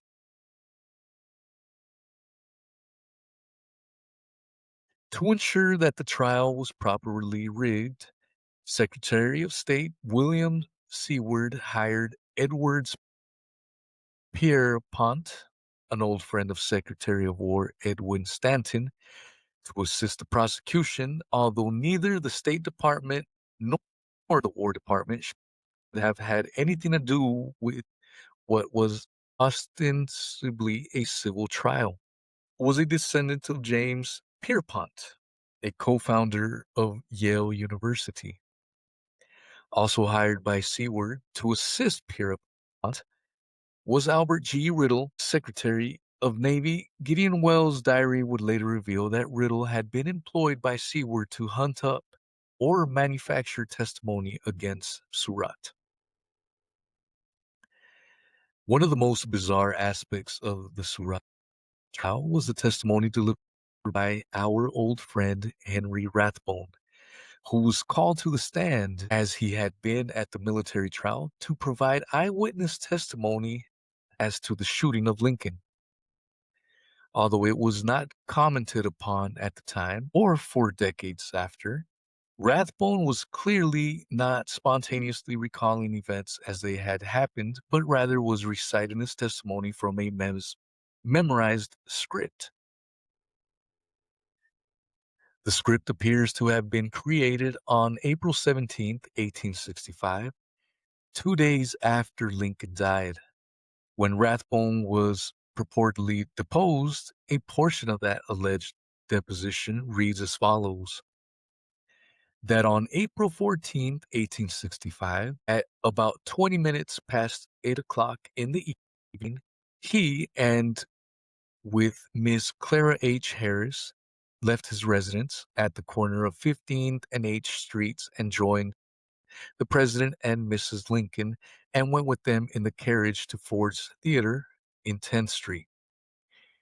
When the party entered the box, a cushioned armchair was standing at the end of the box, farthest from the stage and nearest the audience. When the second scene of the third act was being performed, and while this opponent was intently observing the proceedings upon the stage, with his back toward the door, he heard the discharge of a pistol behind him, and looking around, saw, through the smoke, a man between the door and the president. The deponent instantly sprang toward him and seized him. He wrested himself from the grasp and made a violent thrust at the breast of the deponent with a large knife. Deponent uh, parried the blow by striking it up and received a wound several inches deep in his left arm between the elbow and the shoulder. 1 month later, on May 15th, 1865, Rathbone testified before the military tribunal. With the exception of delivering his testimony in the first person, it was nearly a verbatim recital of the script prepared the month before and went a little something like this. On the evening of the 14th of April last, at about 20 minutes past 8 o'clock, I, in company with Miss Harris, left my residence at the corner of 15th and H Streets and joined the President and Mrs. Lincoln and went with them in their carriage to Ford's Theater in 10th Street. On entering the box, where there was a large armchair that was placed nearest the audience, farthest from the stage, when the second scene of the third act was being performed, and while I was intently observing the proceedings upon the stage, with my back towards the door, I heard the discharge of a pistol behind me, and looking round, saw, through the smoke, a man between the door and the president. I instantly sprang towards him and seized him. He wrested himself from my grasp and made a violent thrust at my breast with a large knife. I parried the blow by striking it up and receiving a wound several inches deep into my left arm, between the elbow and the shoulder. A little over 2 years later, on June 17, 1867, Rathbone dusted off his script and delivered the following testimony at the trial of John Surratt. On the evening of the 14th of April, at about 20 minutes past 8, I, in company with Miss Harris, left my residence at the corner of 15th and H Streets and joined the President and Mrs. Lincoln and went with them in their carriage to Ford's Theater on 10th Street.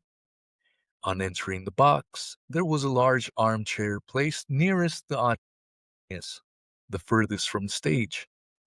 When the second scene of the third act was being performed, and while I was intently observing the performance on the stage, I heard the report of a pistol from behind me, and on looking round, saw dimly through the smoke the form of a man between the president and the door. I immediately sprung towards him and seized him. He wrested himself from my grasp, and at that same time made a violent thrust at me with a large knife. I parried the blow by striking it up, and received it on my left arm between the elbow and the shoulder, and received a deep wound.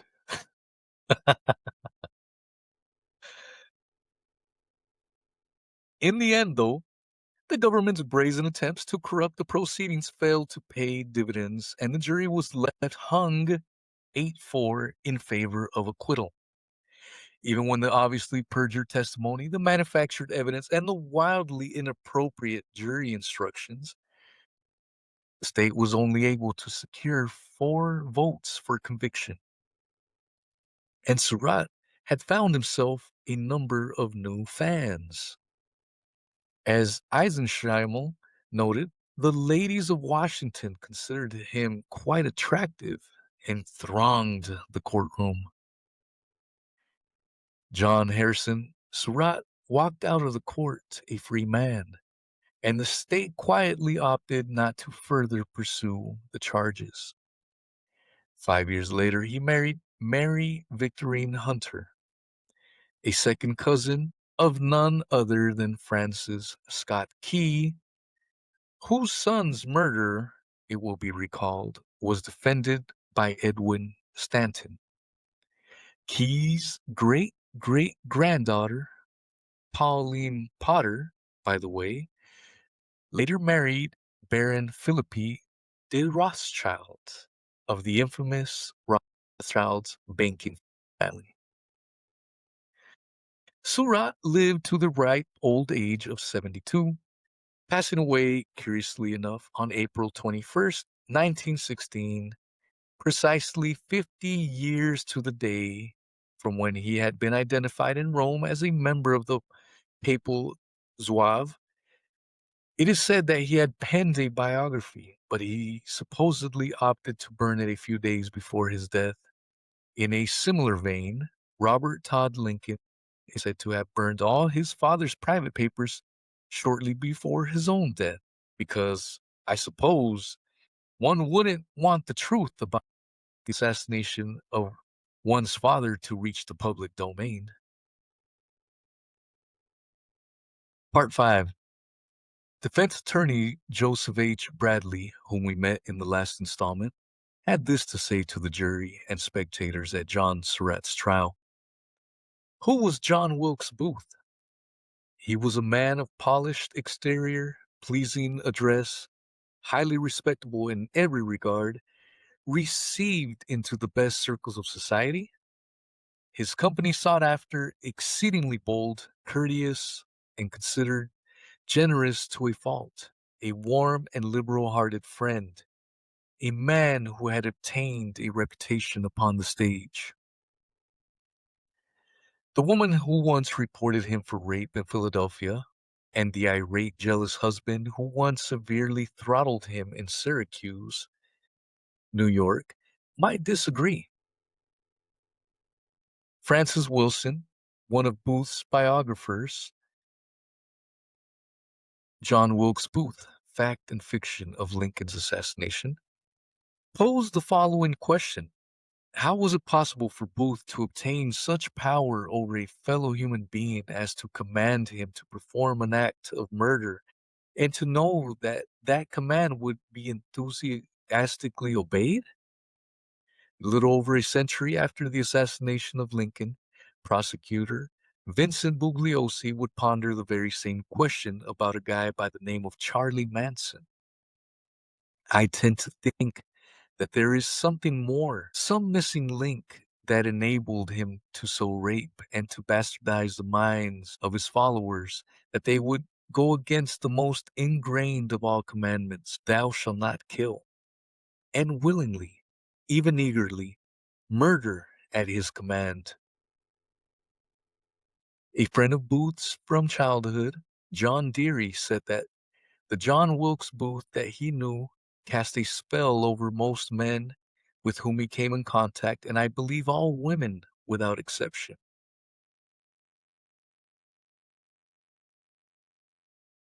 So, who was this charismatic enigma known as John Wilkes Booth, the man known to history as possibly the most famous assassin who ever lived? Just about everyone knows that he was an actor, one of the finest and arguably the most popular of his generation. But he was much more than just that. A fact obscured by the century and a half focus on John Wilkes Booth, the actor. In reality, John Wilkes Booth and the Booth family in general were very deeply tied to the power structures in Washington and London and had been for a very, very long time, and they still are today. Booth's most famous ancestor was undoubtedly his namesake, John Wilkes, who lived from October 17, 1725 until December 26, 1797. Throughout his life, Wilkes served as a member of parliament, a judge, a journalist and essayist, and the Lord Mayor of London, a reverend, a revered statesman. Wilkes was also a member of the Hellfire Club and a noted libertine. Other notable libertines throughout history include the Marquis de Sade, Aleister Crowley, and Anton LaVey. That would be the same Hellfire Club that included as a member a founding father by the name of Benjamin Franklin. And that would be the same Benjamin Franklin whose London home from that era yielded the remains of at least 10 bodies, 6 of them children. It was the Hellfire Club, by the way, that first coined the phrase, "Do what thou wilt," which was later appropriated by Aleister Crowley. And it was the Hellfire Club that was widely rumored during its heyday to be conducting black masses and other occult satanic rituals, along with the drunken orgies and various other acts of debauchery. John Wilkes was also notable for being considered during his lifetime the ugliest man in all of England.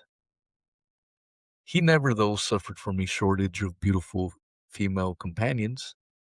Aside from a 9-year marriage, Wilkes remained single for his 72 years on this planet and was considered quite the ladies' man, fathering an unknown number of children.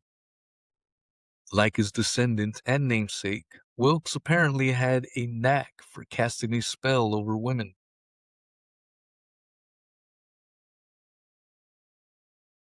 Two other of John Wilkes Booth's famous ancestors were Henry Booth, the first Earl of Warrington, who lived from 1652 to 1619, D4, and his son George Booth, who lived from 1758 and succeeded his father as the second and last Earl of Warrington. At various times during his life, Henry Booth served as a member of Parliament, a member of the Privy Council of England, a noted writer, and a mayor.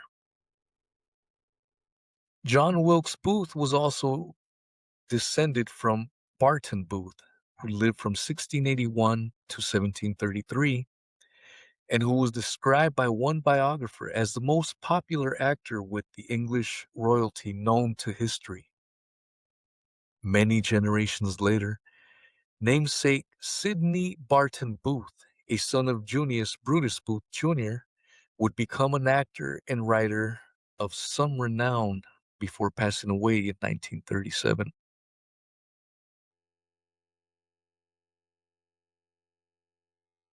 The alleged assassin's grandfather was Richard Booth, an eccentric English barrister with a fondness for alcohol. Fondness that would be shared by his son, Junius Brutus Booth, and his grandson, John Wilkes Booth. Junius was born in London in 1796 and was performing on stage by the age of 17. At 19, he married Mary Christine Adelaide Delanoy. Less than 5 months later, she bore him his first child, who died in infancy, as would a number of Junius Brutus Booth's offspring. In June 1821, at the age of 25, Junius set sail for America with his mistress, Mary Ann Holmes, leaving behind his wife and only surviving child, Richard Junius Booth. Junius and Mary Ann would pose as man and wife for the next 30 years, producing fewer than 10 illegitimate offspring, 4 of whom didn't make it throughout childhood. The pair weren't actually married until 1851, the year Junius finally divorced his actual wife, and were married just 1 year before Junius passed away in November 1852. During his lifetime, Junius was considered to be one of the finest actors of his generation. He also was regarded as a playwright, scholar, philosopher, and linguist. Named for one of the most notorious assassins of all time, Junius once set a fine example for son John by sending a letter to then President Andrew Jackson, threatening to slit his throat and or have him burned at the stake. And he thoughtfully signed that letter and included a return address. It was, nevertheless, dismissed as either a hoax or a joke. Junius and Mary Ann purchased a 150-acre estate in Maryland that would ultimately feature a large pool, stables, and a Gothic home known as Tudor Hall, listed in the National Register of Historic Places. Junius began construction on the home shortly before his death, so never lived there, though his offspring, including John Wilkes Booth, did. Ned Spangler, it will be recalled, was involved in the construction of the home. John Wilkes Booth, the ninth of Junius and Mary Ann's 10 offspring, was born on May 10th, 1838. A well-educated young man, he was regarded as an excellent horseman, a marksman, as well as a talented athlete. Like his father, he made his acting debut at 17 in an 1855 production of Richard III. By 1861, he was one of the most popular actors in America, and there was considerable demand for his services.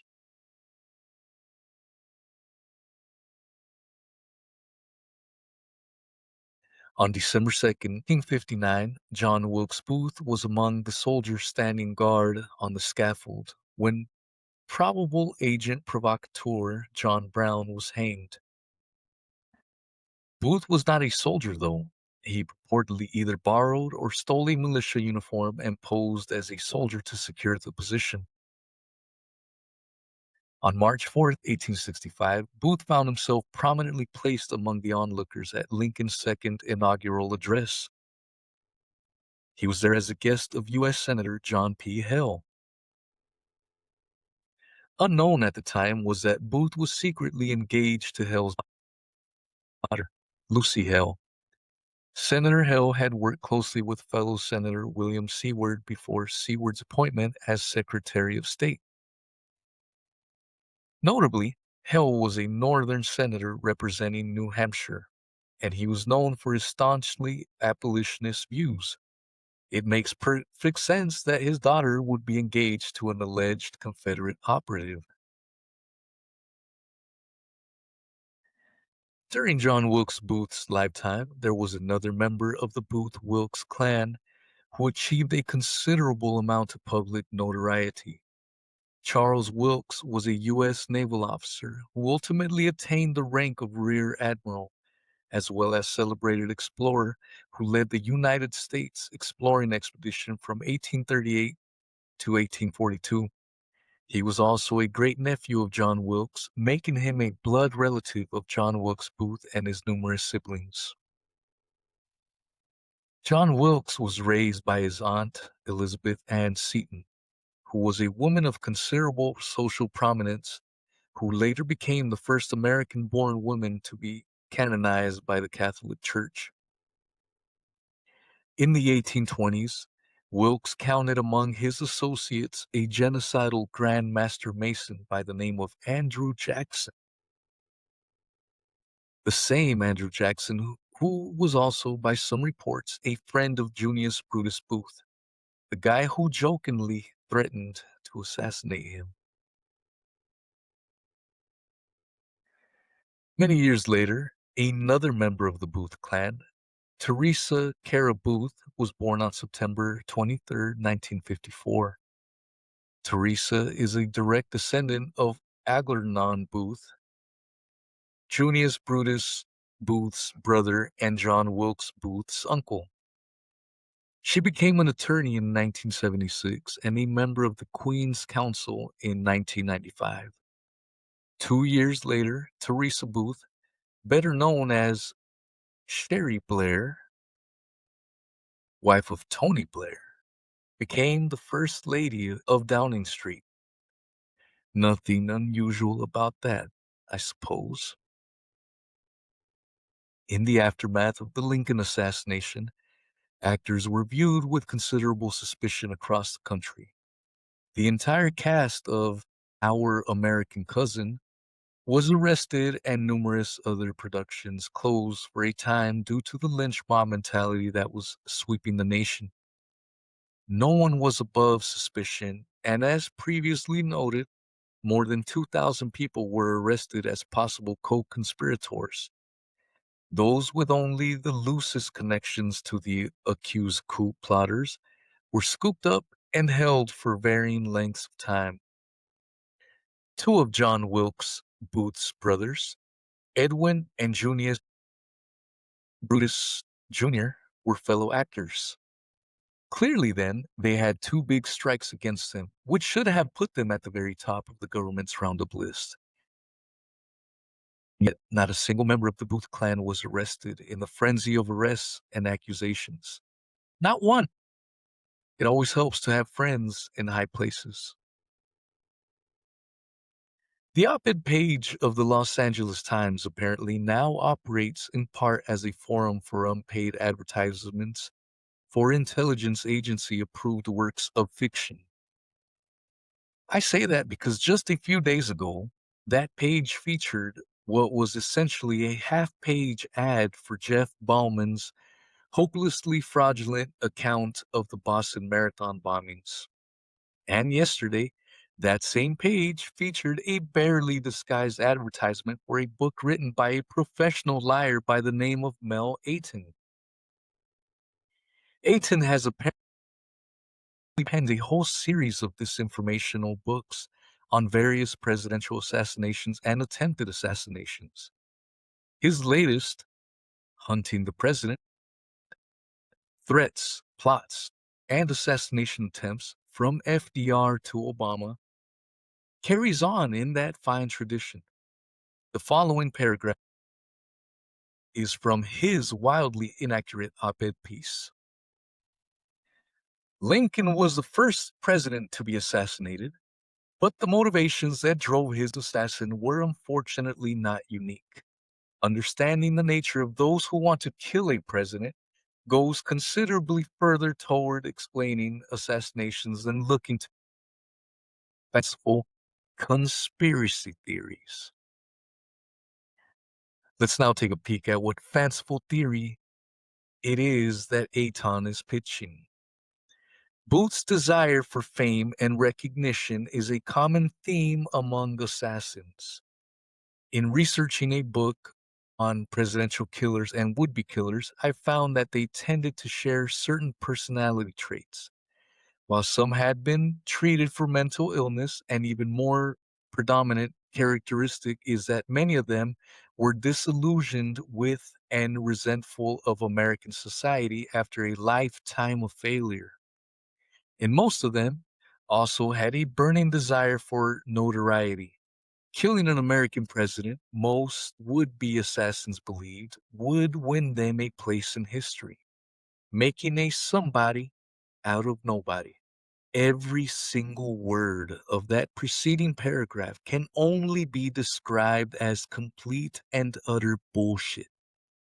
Booth already had fame and recognition beyond his wildest dreams. He was far from being a nobody. To the contrary, he was making upwards of $20,000 a year, a staggering amount in those days, and had the love, respect, and admiration of men and women all across the country.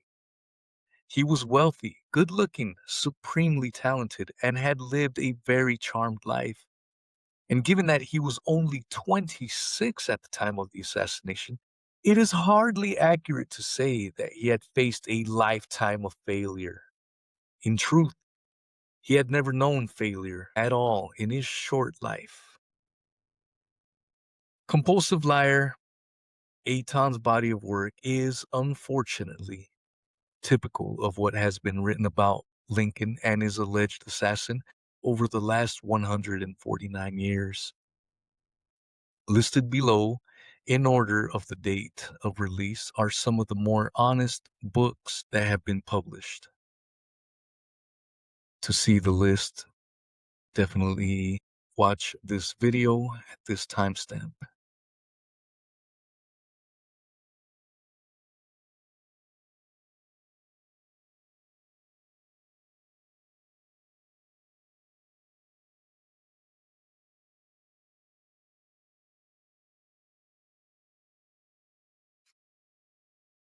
Part 6. The assassination of President Abraham Lincoln only days after the end of the war was a terrible tragedy. Much has been speculated about the events leading up to the murder and immediately afterward, but few people know what really happened. So says Bill O'Reilly on page 1 of his tome on the Lincoln assassination. What he doesn't tell readers is that after reading his novelized account, they will still have no clue what really happened. One thing that O'Reilly opts to leave out of his book entirely is the mockery of a trial held for the alleged conspirators.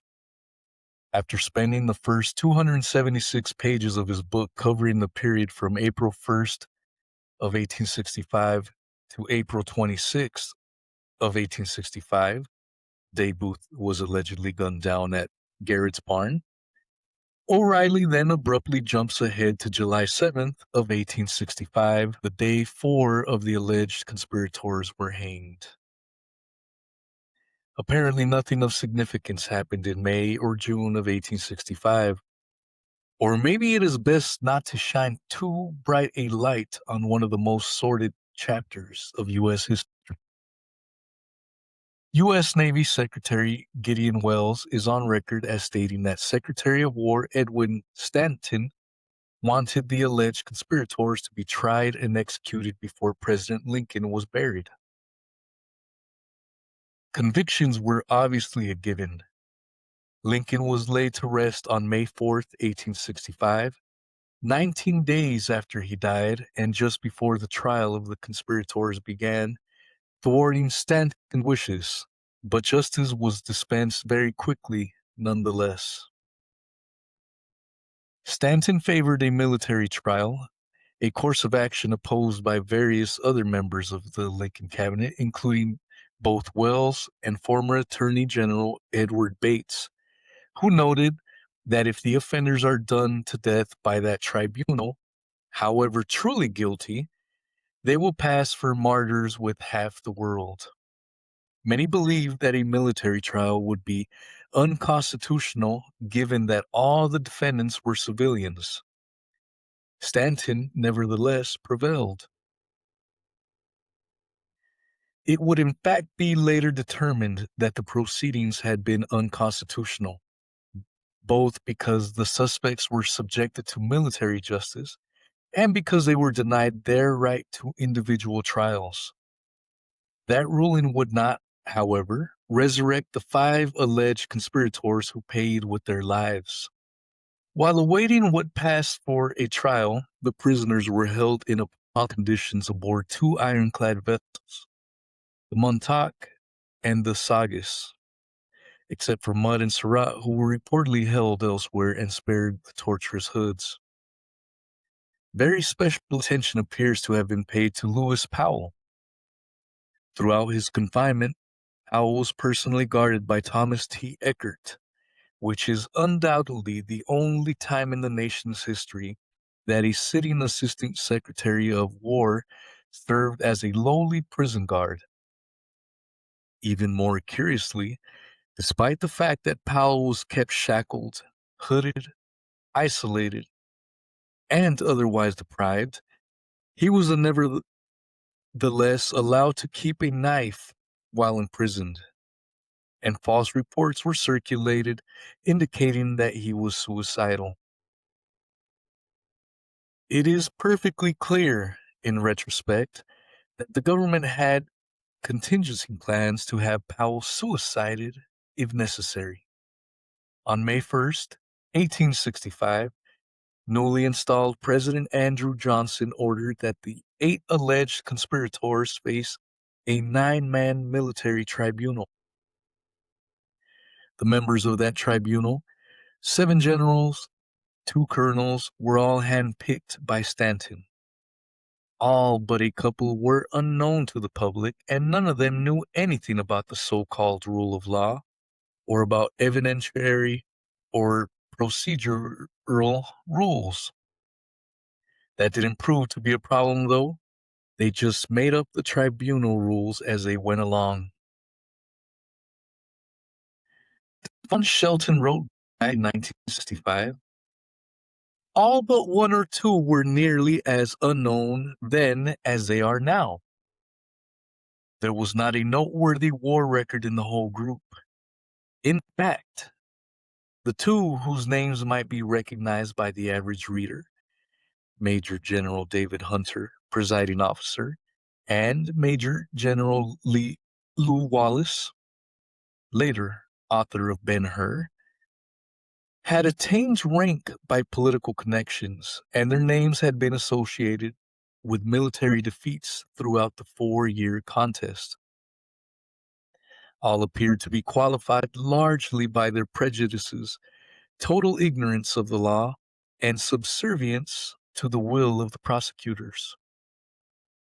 It was common talk in Washington that the military commission was assembled for the purpose of convicting the accused persons, not to weigh the merits of their cases. Besides being completely unqualified to sit in judgment of the accused, the panel had something else in common.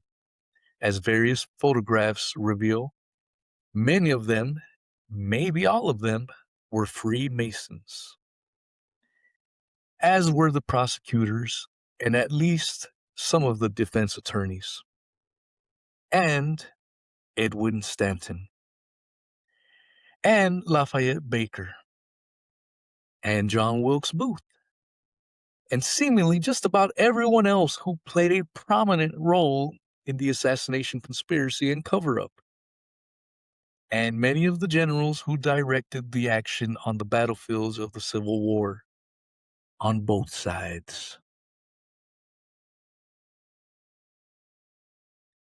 Seated on the panel were Major General David Black Dave Hunter, Brigadier General Albion Paris Howe, Lieutenant Colonel David Ramsey Clendenin, Brigadier General Thomas Malley Harris, Brevet Brigadier General James Adams Ekin, Major General Lew Wallace, Brevet Colonel Charles Henry Tompkins, Brigadier General Robert Sanford Foster, and Brevet Major General August Valentine Kotz. The lead prosecutor was Brigadier General Joseph Holt, then the Judge Advocate General of the United States Army and former Secretary of War. Joining him as special judge advocates were John Armour Bingham, a U.S. representative from Ohio, and a future U.S. ambassador to Japan, and Brevet Brigadier General Henry Lawrence Burnett. Both Bingham and Burnett were appointed, of course, by Edwin Stanton. Shockingly enough, the assembled panel of judges showed extreme bias throughout the 7-week proceedings. That bias was revealed, for example, by the jury's handling of objections.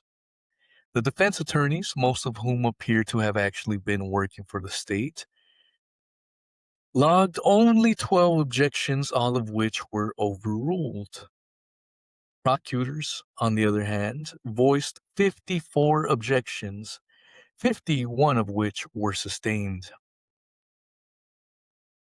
The prisoners were arraigned on May 10th, 1865, just one day after the charges against them had been read. Holt wanted those charges withheld from the press and public. 2 days later, on May 12th, testimony began. The defendants had been given just 3 days to obtain legal counsel, which they had to do while being quite literally muzzled. Ultimately, assembled for the defense were Captain William Doster, Frederick Stone, Thomas Ewing Jr., Walter Smith Cox, and Colonel Frederick Aiken. 3 members of that group appear to have been richly rewarded for their service to country. Just 2 years after the trial, Stone became a U.S. representative from Maryland. Ewing also joined the U.S. Congress, representing a district in Ohio.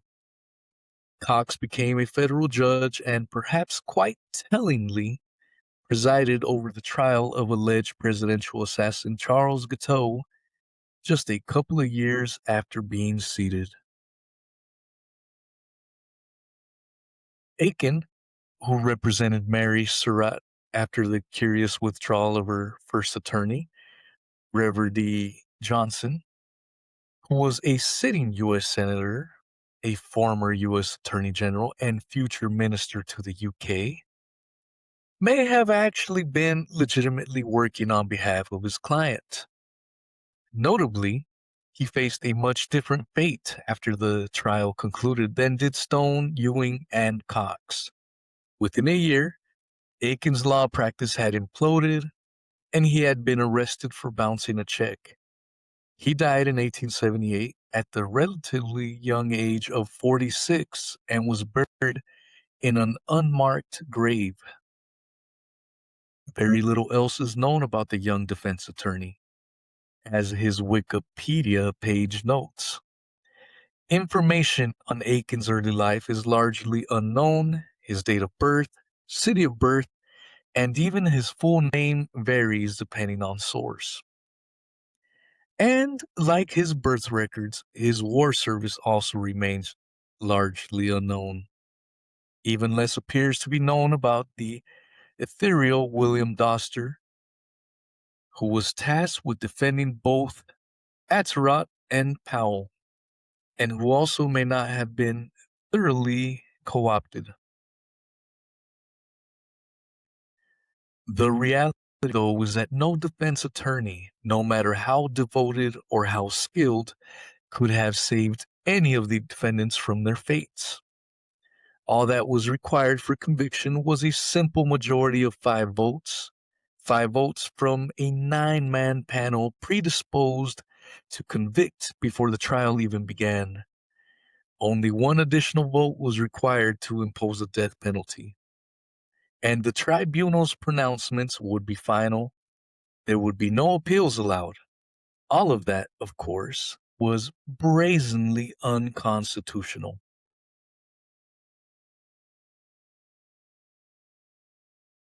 Stanton's War Department did not just put the 8 defendants on trial. The entire Confederacy was put on trial in a shameless attempt to inflame public opinion and inspire bloodlust. As Shelton noted, witnesses told tales of plots to burn northern cities, start epidemics, instigate riots, and other nefarious deeds, including poisoning public water supplies, destroying historical buildings, and starving Union POWs. Most of these alleged plots were never actually carried out, and even if they had been, none of that had any relevance at all to the guilt or innocence of the defendants and would not have been allowed into evidence in any legitimate court proceedings. Another problem with the introduction of such testimony is that most of the witnesses who delivered it didn't actually exist. One such witness who testified as Sanford Conover, for example, was actually Charles Dunham, who also used the alias James Watson Wallace. It was later revealed that Dunham had run what was dubbed a school for perjured witnesses at the National Hotel, where he had coached others on how to properly deliver their perjured testimony. Dunham soon found himself in prison after being convicted for both perjury and suborning perjury. One of those receiving schooling was Richard Montgomery, who was actually James Thompson, a burglar from New York with a long criminal record. Appearing as Henry Van Stacker was Hans von Winkelstein, a prison inmate who gained his release shortly after testifying. A Canadian presented to the court as Dr. James Merritt was denounced by his own government as a fraud and a quack, and so on. Defense attorney Doster, whose vehement objection to the introduction of irrelevant, inflammatory testimony was overruled, would later claim that some of the other prosecution witnesses were actually NDP detectives paid by the government for their testimony. And it would later be revealed that NDP chief Lafayette Baker's order to his underlings instructed them to extort confessions and procure testimony to establish the conspiracy by promises, rewards, threats, deceit, force, or any other effectual means. Many of the state's witnesses were in fact paid handsomely for their testimony. Merritt, for example, collected a $6,000 paycheck, the equivalent of more than $150,000 today. Not bad for a day's work. There were numerous other irregularities in 1865's version of the trial of the century. Major Henry Rathbone, as we have already seen, delivered a bizarrely verbatim recital of his deposition testimony. For those who have forgotten, here's another little taste of Rathbone's version of events. First from his deposition on April 17, 1865, and then from his testimony before the tribunal 1 month later on May 15, 1865. Deponent then turned to the president. His position was not changed. His head was slightly bent forward and his eyes were closed. Deponent saw that he was unconscious and, supposing him mortally wounded, rushed to the door for the purpose of calling medical aid. On reaching the outer door of the passageway, as above described, Deponent found it barred by a heavy piece of plank, one end of which was secured in the wall. This wedge or bar was about 4 feet from the floor. Persons upon the outside were beating against the door for the purpose of entering. Deponent removed the bar and the door was opened. I then turned to the president. His position was not changed.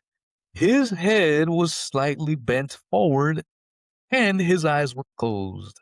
I saw that he was unconscious, and supposing him mortally wounded, rushed to the door for the purpose of calling medical aid. On reaching the outer door of the passageway, I found it barred by a heavy piece of plank, one end of which was secured in the wall. This wedge or bar was about 4 feet from the floor.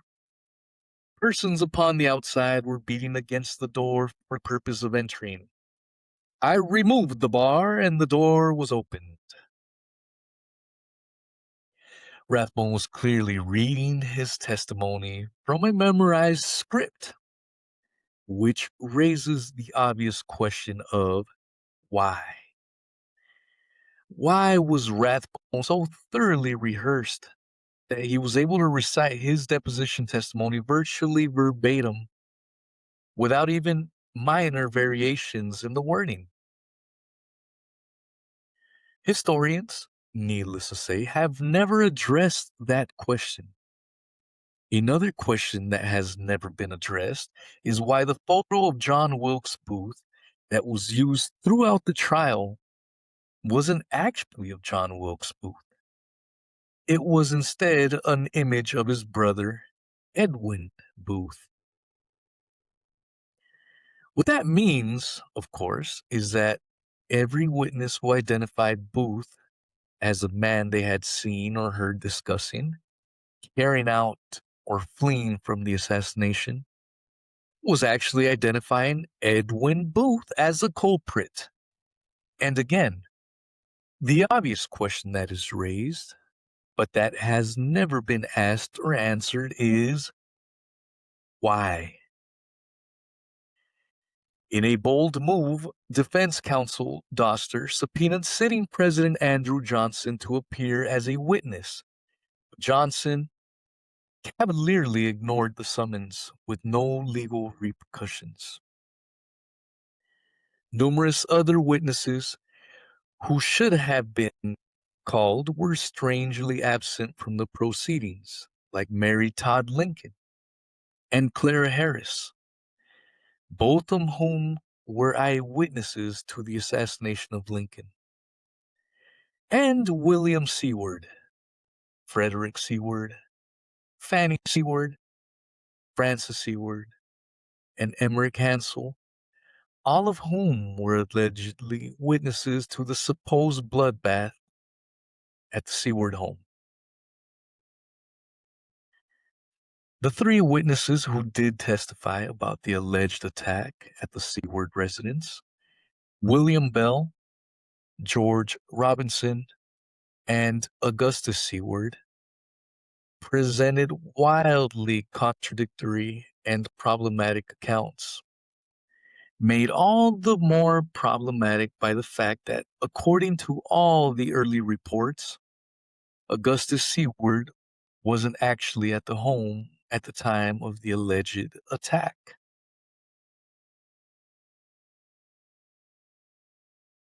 It will probably come as shock to no one that in 1865 America, the testimony of a black man carried considerably less weight than the testimony of a white man, especially when the white man in question were the Secretary of State, an Assistant Secretary of State, and a U.S. State Department courier.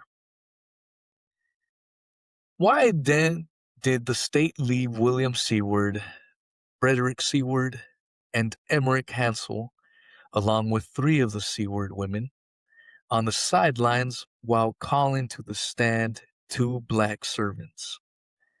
Two men who were, if we're being honest here, just a step above slaves in the social hierarchy of that time.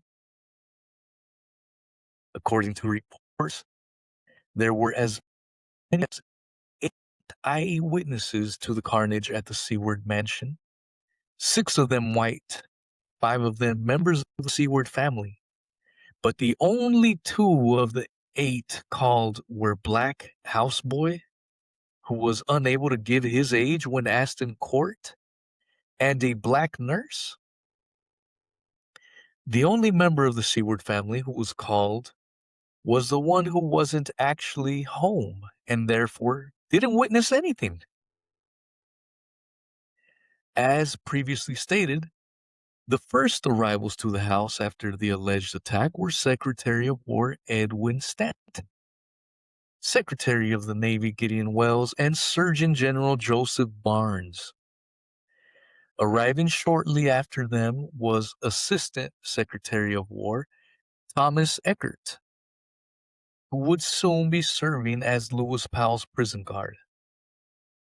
Unanswered, of course, is the question of why these four prominent individuals converged on the Seward house before anyone else arrived, and why they didn't instead head immediately to Ford's Theater, where the president lay near death. No mention was made by any of them encountering Major Augustus Seward that evening, and testimony at the tribunal also indicated that Augustus was not at home the evening of April 14th, and yet, nevertheless, he was presented to the courtroom and to the public as the principal eyewitness to the alleged carnage. Part 7. According to the official story, Powell came calling at the Seward home the night of April 14th under the guise of delivering medicine for the ailing William Seward. He was greeted by houseboy Bell, whom he allegedly brushed past while insisting that he was to hand-deliver the medications. Powell was then confronted at the top of the stairs by Frederick Seward, who insisted that Powell leave the package with him and not bother the sleeping Secretary of State. Powell then turned to leave, took a few steps down the stairs, and then pulled a gun and attempted to shoot Frederick. When the gun failed to fire, he supposedly bum-rushed Frederick and brutally beat him nearly to death. According to Bill O'Reilly's overwrought version of events, the two men grapple as Powell leaps up onto the landing and then uses the butt of his gun to pistol whip Frederick. Finally, Frederick Seward is knocked unconscious. His body makes a horrible thud as he collapses to the floor, his skull shattered in two places, gray matter trickling out through the gashes, blood streaming down his face.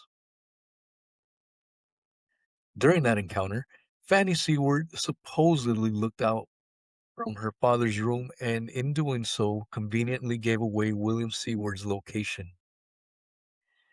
So after incapacitating Frederick, Powell next burst into William Seward's room and encountered George Robinson, whom he grappled with before beginning to brutally slash away at Seward.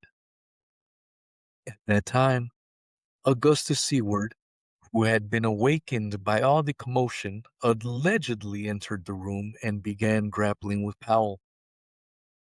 Powell, though, got the best of him as well, and then bolted out of the room and down the stairs. In most versions of the story, there is no further mention of Fanny Seward, who was supposedly in her father's room throughout the ordeal. On his way out of the house, Powell allegedly encountered Hansel, who had just arrived at the home. Hansel was supposedly brutally attacked and left for dead just inside the entrance to the home. Powell then exited the residence and rode off into the night. And that, in a nutshell, is the official story of how one man was allegedly able to leave at least 5 people mortally wounded while walking away without a scratch.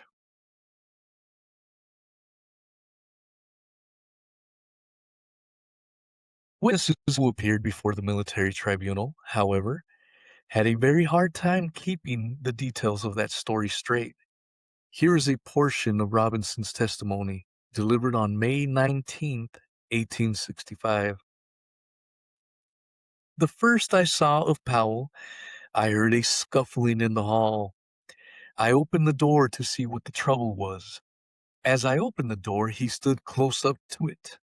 As soon as it was open wide enough, he struck me and knocked me partially down and then rushed up to the bed of Mr. Seward, struck him, and maimed him. As soon as I could get on my feet, I endeavored to haul him off the bed and turned on me. In the scuffle, there was a man come into the room who clutched him. Between the two of us, we got him to the door, or by the door, when he clenched his hand around my neck, knocked me down, broke away from the other man, and rushed down the stairs. Amazingly enough, neither the prosecutors nor the defense attorneys bothered to ask him who this other mystery man was. Clearly, though, it wasn't Augustus Seward, who Robinson, a household servant, would certainly have recognized. When asked specifically whether he saw Powell's alleged encounter with Major Seward, Robinson replied that he did not see that. When asked about Frederick Seward, he responded as follows: I did not see Mr. Frederick Seward around at all. So George Robinson did not see the guy who was supposedly lying in a bloody heap just outside the door to William Seward's room. He also didn't see the guy who supposedly assisted him with trying to subdue Powell. And he didn't see, or at least didn't mention, Fanny Seward. But he did see some mysterious, unidentified stranger. When later asked, where was Frederick when Powell came out of Seward's room? His unexpected response was, the first I saw of Mr. Frederick was in the room standing up. He had come inside the door.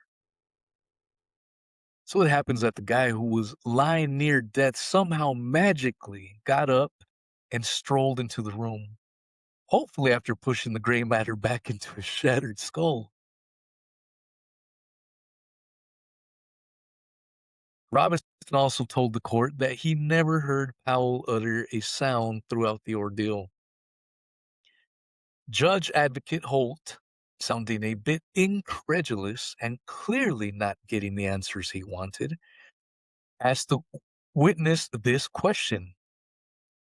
You say that this man, during the whole of his bloody work, made no remark at all? That he said nothing? Robinson responded with, I did not hear him make any remark.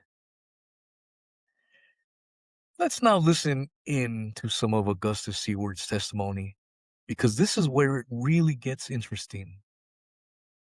I retired to bed about 7 o'clock on the night of July 14th, with the understanding that I would be called at 11 o'clock to sit up with my father. I very shortly fell asleep, and so remained until awakened by the screams of my sister. I jumped out of the bed and ran into my father's room in my shirt and drawers. The gas in the room had been shut down rather low, and I saw what appeared to be two men, one trying to hold the other. My first impression was that my father had become delirious and that the nurse was trying to hold him. I went up and took hold of him, but saw at once from his size and the struggle that it was not my father. It then struck me that the nurse had become delirious and was striking about the room at random. Knowing the delicate state of my father's health, I endeavored to shove the person I had hold of to the door, with the intention of putting him out of his room. While I was pushing him, he struck me 5 or 6 times over the head with whatever he had in his left hand. I supposed it at the time to be a bottle of decanter he had seized from the table. During this time, he repeated with an intensely strong voice, I am mad! I am mad! On reaching the hall, he gave a sudden turn and, breaking away from me, disappeared down the stairs. You got all that straight? Augustus first mistook Powell, a strapping, physically fit 20-year-old man, for his frail, 63-year-old bedridden father? Following that, he next mistook Powell, a decidedly fair-skinned Caucasian lad, for his father's black nurse. He also completely failed to notice that Robinson was right alongside him grappling with Powell. And he failed to notice that his sister was in the room. And he distinctly heard Powell loudly proclaiming to himself to be mad, even though Robinson, also in the room, didn't hear Powell utter a single word. Augustus was also asked about his brother Frederick, to which he responded, "I never saw anything of my brother the whole time." In other words, he didn't notice that he had to practically step over his brother's prone, bloody body to get to his father's room. And he apparently wasn't paying attention when Frederick stood up and walked into that room. Coupled with the conflicting testimony of Seward and Robinson, there is the enduring mystery surrounding Emmerich Hansel. According to the official version of events, Hansel was left lying nearly lifeless just inside the front door of the home. But Dr. T.S. Verdi, the Seward family physician, testified that he found Mr. Hansel, a messenger of the State Department, lying on a bed, wounded by a cut in the side some 2.5 inches deep. He went on to say that that bed was in a third-floor bedroom. Needless to say, no explanation was offered as to how and why Hansel could have ended up there. On that particular night, apparently, it was not uncommon for mortally wounded guys to get up all by themselves and wander around the Seward Manor.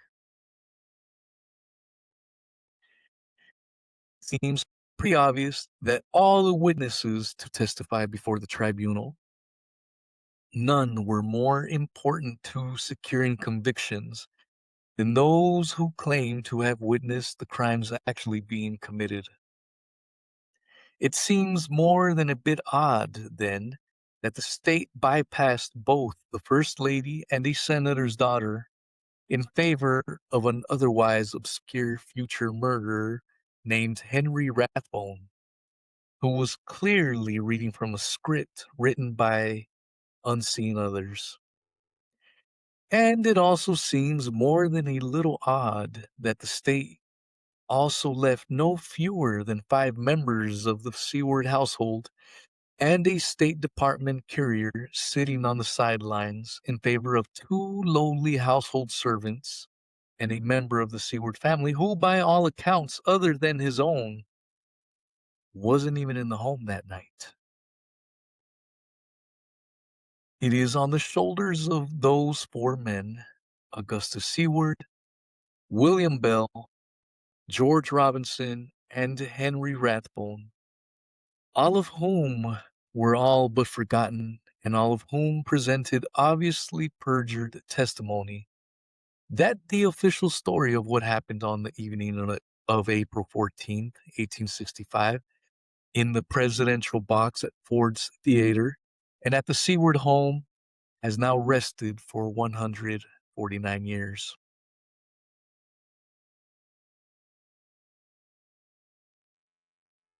As for Bell, his testimony was problematic as well. When Powell came, he rang the bell and I went to the door. And this man came in. He had a little package in his hand and said it was medicine from Dr. Verdi. He said he was sent by Dr. Verdi with particular directions how he was to take the medicine, and he said he must go up. I told him he could not go up. He said that would not do, and I started to go up. And finding he would go up, I started past him and went up the stairs before him. I noticed that his step was very heavy, and I asked him not to walk so heavy. He would disturb Mr. Seward. He met Mr. Frederick Seward on the steps outside the door and had some conversation with him in the hall. After describing a lengthy argument between Powell and Frederick Seward, Bell testified that Powell started toward the steps as if to go down. I started to go down before him. I had gone about 3 steps and turned around saying, "Don't walk so heavy." By the time I had turned around, he jumped back and struck Mr. Frederick Seward. And by the time I had turned clear around, Mr. Frederick Seward had fallen and thrown up his hands. Then I ran downstairs and called, "Murderer!" I went to the front door and cried, "Murder!" Then I ran down to the General Augur's headquarters at the corner. Finding no one there, Bill ran back to the house in time to see Powell run out and get on his horse. Asked if he saw with what Powell struck Mr. Fred Seward, Bill responded that it appeared to be round and wound with velvet. I took it to be a knife afterwards. For the record, it was actually supposed to be a gun. Probably seeking to avoid perjuring himself too brazenly, Bell adopted the "I didn't see nothing" approach. Powell, acting with superhuman strength and speed, managed to get to and subdue Frederick Seward before Bell could even turn around, after which Bell left the house, missing the rest of the carnage and returning just in time to witness Powell's fate. One wonders, though, how Emmerich Hassel, the Stephen parent of this story, look it up, somehow managed to not see or hear Bell's frantic flight and shouts of murder as he approached the Seward house at night, and why no patrols were near enough to respond to his cries, and exactly how long it took William Bell to turn clear around. In any event, we know that we can rule Bell out as being the mystery man who assisted George Robinson.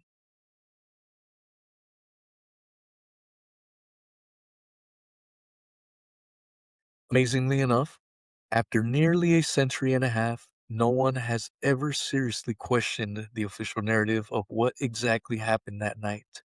There have been just a relative handful of books written that question various aspects of the assassination, such as whether there were other unseen conspirators and whether John Wilkes Booth really was gunned down at Garrett's barn. But even the authors of those books have unquestioningly accepted that what the state says went down in the presidential box and in the Seward home really did happen. But why? On what basis should we blindly accept those aspects of the official story? Why should we believe a guy who, when called upon 3 times to tell his story under oath, told that story in the exact same words all 3 times? And why should we believe 2 guys who supposedly stood side by side to fight off an intruder without either noticing the other's presence, and who both somehow failed to notice the allegedly mortally wounded Frederick Seward lying right outside the door? And why should we believe a guy who absurdly claimed that he confused a young, physically fit Lewis Powell for his own invalid, aging father, and then claimed to have confused the very same Lewis Powell with a shorter, older, and much darker George Robinson? How is it possible that no one has questioned any of that? Do I have to fucking do everything around here? There were, needless to say, other irregularities in what passed for a trial, including the wholesale suppression of exculpatory evidence and the introduction of brazenly manufactured evidence, like a supposed cipher letter, also introduced into evidence at John Surratt's trial that had allegedly been retrieved from a river but that clearly had never been in the water. To briefly recap then, all of the following were distinguishing characteristics of the trial of the conspirators. Number one, the defendants were informed of the charges against them just 72 hours before the trial began, depriving them of the ability to put together an effective defense. Number two, the defendants, all civilians, were subjected to military justice. Number three, the defendants were denied their right to individual trials. Number four, the defendants were not allowed to speak in their own defense.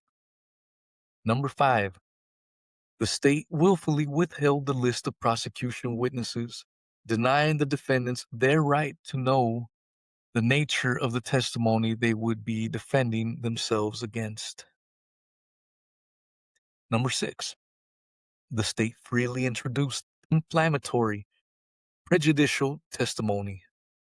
Number seven, the state made extensive use of witnesses testifying under assumed identities.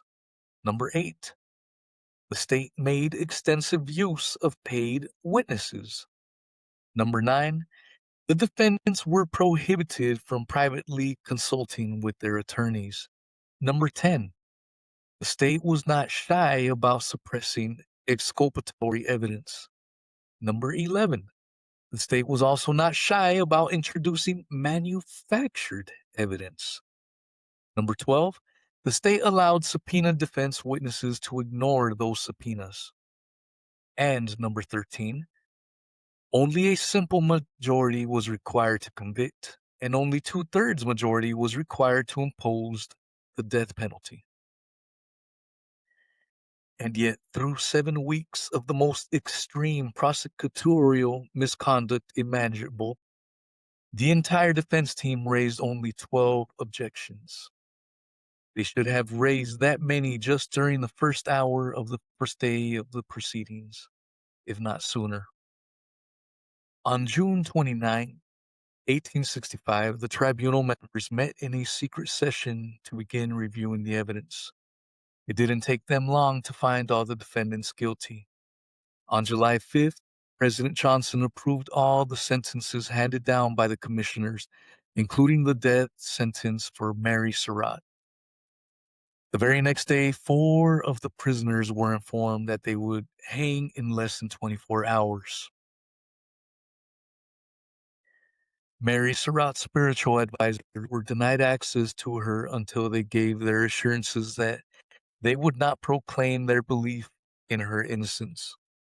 Even then, they were allowed access only for a few hours. All of the prisoners were guarded very closely during their final hours by Thomas Eckert, Lafayette Baker, and a number of his thuggish detectives. Some of the gathered witnesses described the condemned prisoners as looking drugged as they were led by the gallows by Baker's men. More than 1,000 soldiers ringed the prison walls to keep the protesters at bay.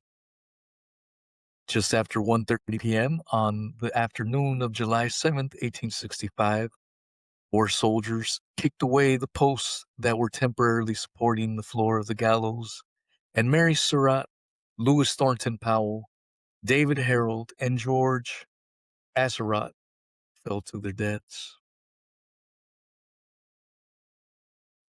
Meanwhile, military personnel escorted Dr. Samuel Mudd, Michael O'Laughlin, Ed Spangler, and Samuel Arnold to a remote, isolated, desolate facility known as Fort Jefferson in the dry Tortugas off the coast of Florida. Photos reveal what was once undoubtedly a gorgeous tropical atoll had been converted by the U.S. military into a veritable hell on Earth. The facility reportedly featured underground torture cells and dungeons. All 4 prisoners were held in solitary confinement in conditions so appalling that one of them, Michael O'Laughlin, was dead within 2 years. And that, dear readers, is how justice was meted out to the 8 alleged accomplices of John Wilkes Booth. Part 8.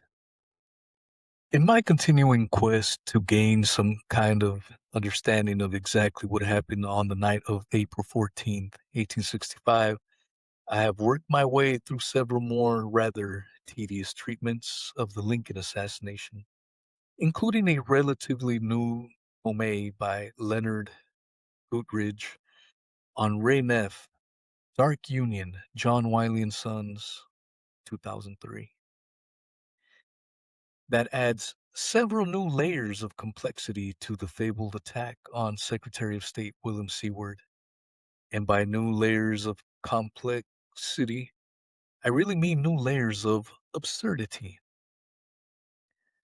One thing we learn from the authors in that the house where the Sewards lived was a 30-room mansion overlooking Lafayette Square, a 3-story, 30-room mansion, contradicting virtually everything else that has been written about the alleged attempted assassination of Seward.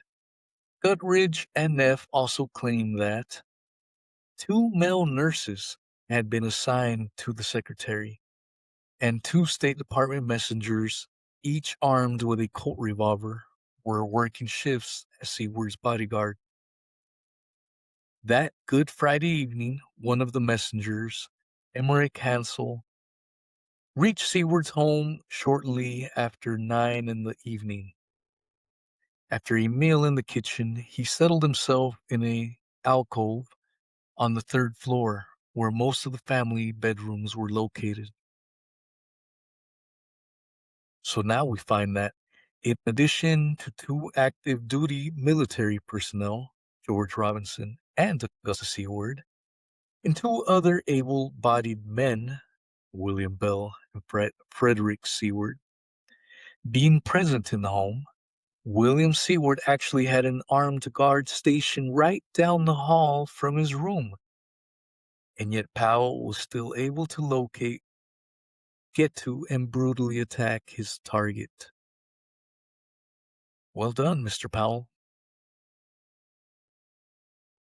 According to Guttridge and Neff, Hansel didn't enter into the melee until after William Seward had been attacked and Powell was grappling with Robinson. Then another figure plunged into the room. It wasn't Fred. He had already staggered to his bedroom, beaten nearly senseless. The new arrival was Emmerich Hansel. He heard Robinson cry, "Nancy, help me!" In case anyone missed any of that, let's run through that scenario presented by Neff and Guttridge. William Seward had an armed guard stationed just down the hall from his room. We have no idea why he had an armed guard since the president didn't even have one, but we'll just play along and say that he had one. That guard, though, didn't respond when Powell came calling at the door, forcing his way in. He didn't respond when Powell argued with Bell and pushed past him. He didn't respond when Powell walked heavy up 2 flights of stairs. He didn't respond when Frederick Seward stood on the landing loudly arguing with Powell. He didn't respond when Powell then physically attacked Frederick, leaving him for dead, or to wander off to his bedroom, or to get up and wander into his father's room. He didn't respond when William Bell ran from the house screaming murder. He didn't respond when Powell forced his way into William Seward's room.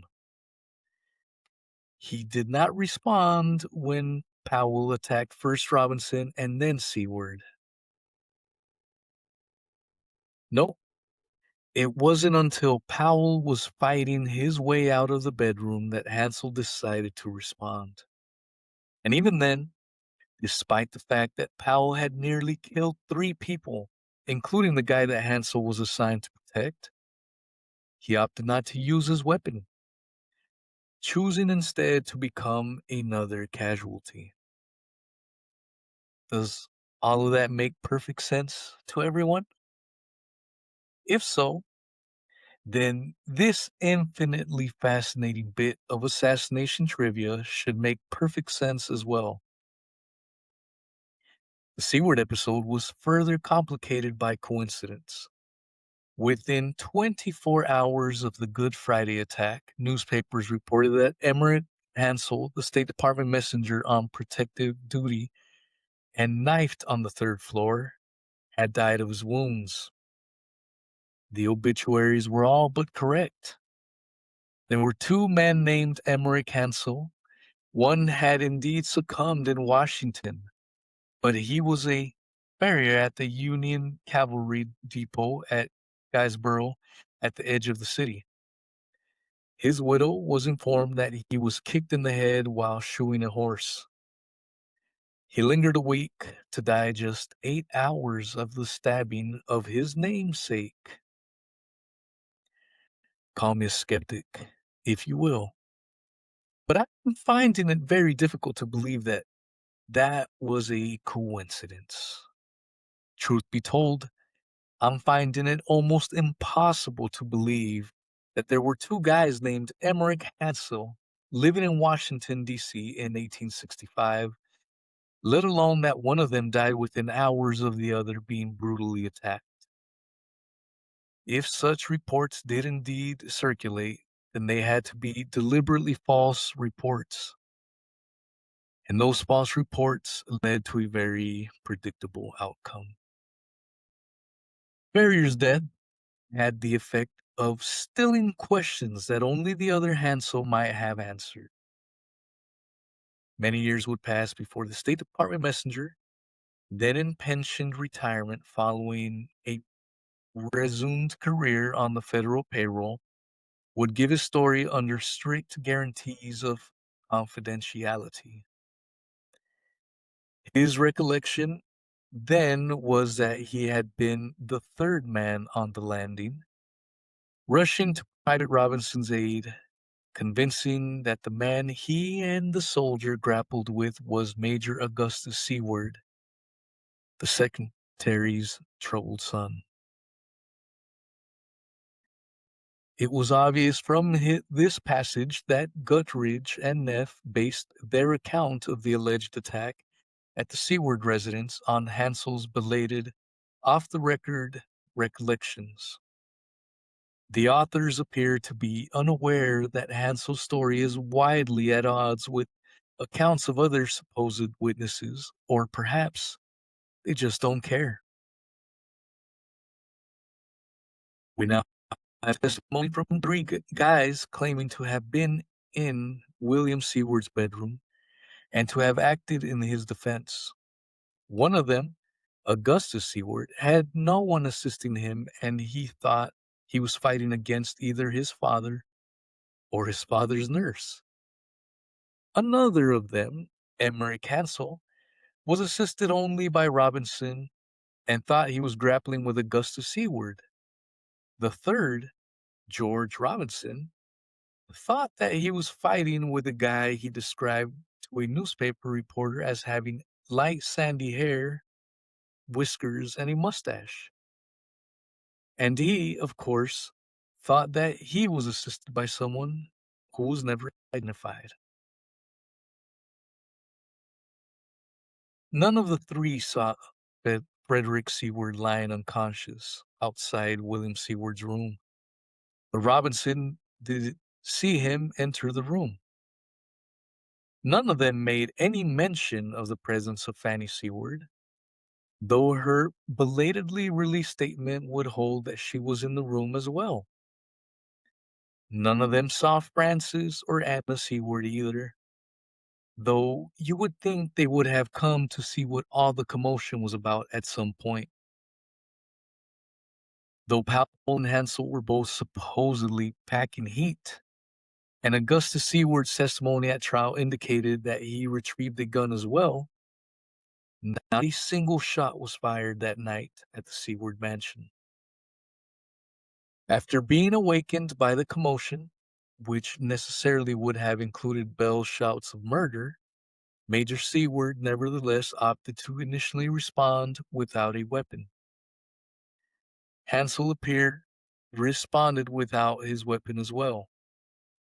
And Bell, ignoring the fact that Seward already had an armed guard and militarily trained and armed son, felt the need to run down the street seeking outside help. It's hard to imagine a more ridiculously contradictory set of stories. Two of the witnesses essentially identified each other as the assailant, and the third offered up a description that did not in any way fit the always clean-shaven Lewis Powell. To say that there was reasonable doubt in this case would be a serious understatement. The tribunal had no problem convicting Powell and sentencing him to death. There were even, as previously stated, contingency plans to have him executed before the trial even concluded. But then again, Doster did wrap up his defense of Powell by delivering a close argument that began as follows. May it please the court, there are three things in the case of the prisoner, Powell, which are admitted beyond civil or dispute. That he is a person who attempted to take the life of the Secretary of State, that he is not within medical definition of insanity. Number three, that he believed what he did was right and justifiable. The question of his identity and the question of his sanity are therefore settled and among the things of the past. With a defense like that, how could he lose?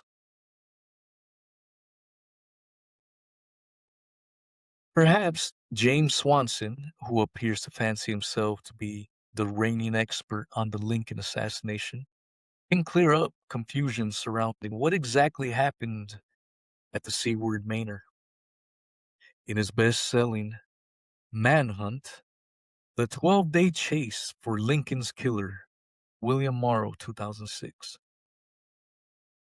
Swanson spins a uniquely preposterous account of the alleged attack. Like other self-styled historians, he handpicks facts from the accounts of various alleged participants while conveniently leaving out all the contradictory elements of those accounts. One thing that Swanson does get right in his overly wordy account is an acknowledgement that Powell's alleged assignment would have been a very difficult one. This was a difficult mission, even for a man like Powell, a battle-hardened and extremely strong ex-Confederate soldier. Powell had three problems. First, how could he get inside Seward's house? Once inside, it was Powell's job to track down the Secretary Seward in the sprawling three-story mansion. Powell faced a third challenge. He did not know how many occupants were on the premises. In Swanson's telling of the tale, on the night of April 14th, 1865, Fanny Seward watched over her father and listened to the sights and sounds of the never-ending celebrations in the streets. Of primary interest here is the mention of the never-ending celebrations. General Lee had just surrendered to General Grant. The Civil War was all but over, and the nation's capital was in a celebratory mood. Just the night before, public buildings and private homes across the city were lit up with candles and gas lights, while fireworks exploded overhead, providing, by all accounts, a uniquely awe-inspiring view of the city. The next day, 14th, was a Friday, And those celebrations continued well into the night, with tens of thousands of people taken to the streets to join the revelry.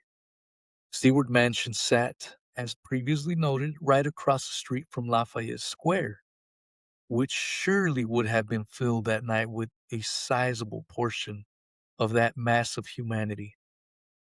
Keep that in mind as we work our way through Swanson's highly dubious account. At around 10 p.m., according to Swanson, Fanny Seward put down her book, Legends of Charlemagne, turned down the gaslights, and along with Sergeant George Robinson, a wounded veteran now serving as Army nurse, kept watch over her recovering father. For the record, Robinson was not yet a sergeant, which is one of the many factual inaccuracies that can be found throughout Swanson's supposedly authoritative books. Shortly after Fanny had lowered the lights, Lewis Powell approached the front door of the home and rang the bell. And William Bell, a 19-year-old black servant, hurried to answer the door. Amazingly, Swanson knows what William's age was at the time, even though Bell himself was unable to provide that information when asked at trial. In any event, an argument ensued between Powell and Bell, and for 5 minutes, the assassin and the servant bickered about whether Powell would leave the medicine with Bell. Powell next pushed past Bell and proceeded up the stairs, where, as we know, he encountered Fred Seward and argued with him as well. After appearing to lose the argument, Powell began to retreat down the stairs, but then quickly pivoted and attempted to shoot Fred Seward. When the gun failed to fire, Powell raised the pistol high in the air and brought down a crushing blow to Seward's head. He hit him so hard that he broke the pistol steel ramrod, jamming the cylinder and making it impossible to fire again. Broke the steel ramrod? Oh shit! I could see possibly bending it, but how do you break a steel ramrod? Had Powell or anyone else hit Seward with that kind of force and then delivered a few more equally devastating blows, he would certainly have killed him. But according to Swanson, Powell didn't even knock him down directly, contradicting, of course, Bell's sworn testimony at trial. Powell moved lightning fast. He shoved Fred aside and struck Robinson in the forehead hard with the knife. Swanson later informs us that Fred remained conscious and on his feet throughout the ordeal, though he mostly just wandered around the house like a zombie, babbling the same phrase, it is, over and over, unable to complete the thought. Meanwhile, the assassin pushed past the reeling sergeant and the wifely girl blocking his path and sprinted to the bed where the ailing William Seward lay helpless.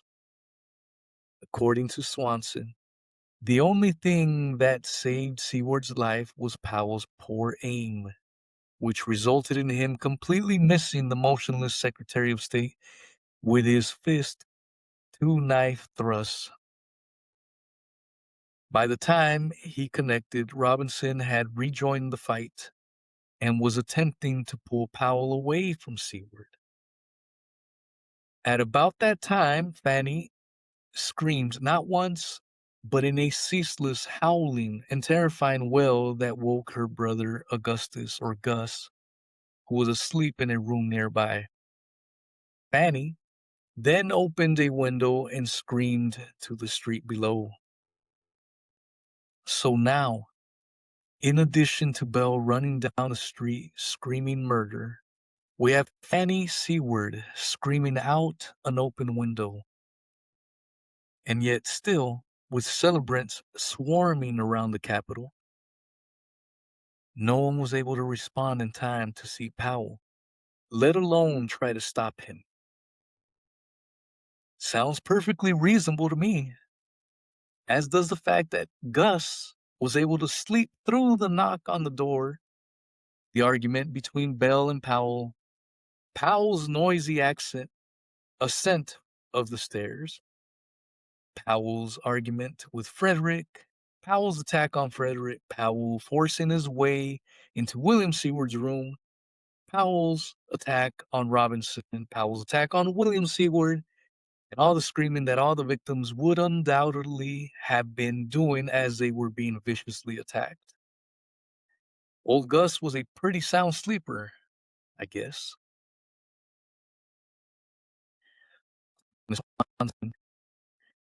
Augustus Seward and George Robinson then jointly battled Powell, which we already know directly contradicts the sworn testimony of both of them. That fight supposedly spilled over into the hallway outside of Seward's room. At that time, Secretary Seward's wife, alarmed by Fanny's screams, emerged from her third floor back bedroom in time to witness the climax of the hallway struggle between Powell and her son, Gus. Uncomprehending, she assumed that her husband had become delirious and was running amok. Fred's wife, Anna, rushed to the scene. Apparently, Frances and Anna Seward slept even more soundly than Augustus. With their arrival, though, Powell was outnumbered 6-1. And that didn't even include Hansel, who, according to Swanson, decided that his best bet was to get the hell out of Dodge. On Powell's way out, he caught up with Emmerich Hansel, who was running down the staircase trying to stay ahead of the assassin. The State Department messenger on duty at Seward's home was fleeing rather than joining the battle. Of course he was. That's probably why we all remember him being lynched. Which is undoubtedly what would have happened if Swanson's tall tale was true.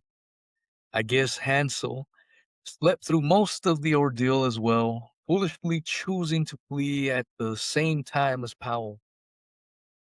You think he would have just stayed wherever it was that he was hiding? Or run sooner? Those would have been safer options. But then again, since he had a gun and was backed up by at least 6 people, and the assailant was unarmed, maybe he should have just done his damn job. That way, he wouldn't have had to haul his gravely wounded body up 2 flights of stairs to get into bed before the doctor got there.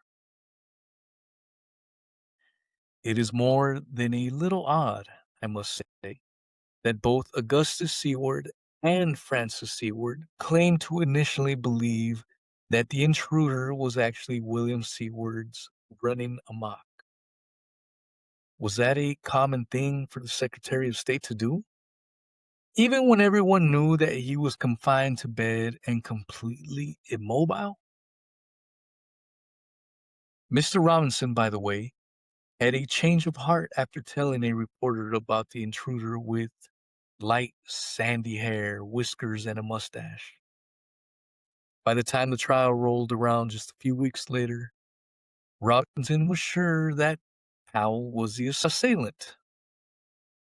That may have been due to the fact that he had received a gold medal, $5,000 in cash, and a promotion, and he later was awarded the knife allegedly used by Powell in the attack.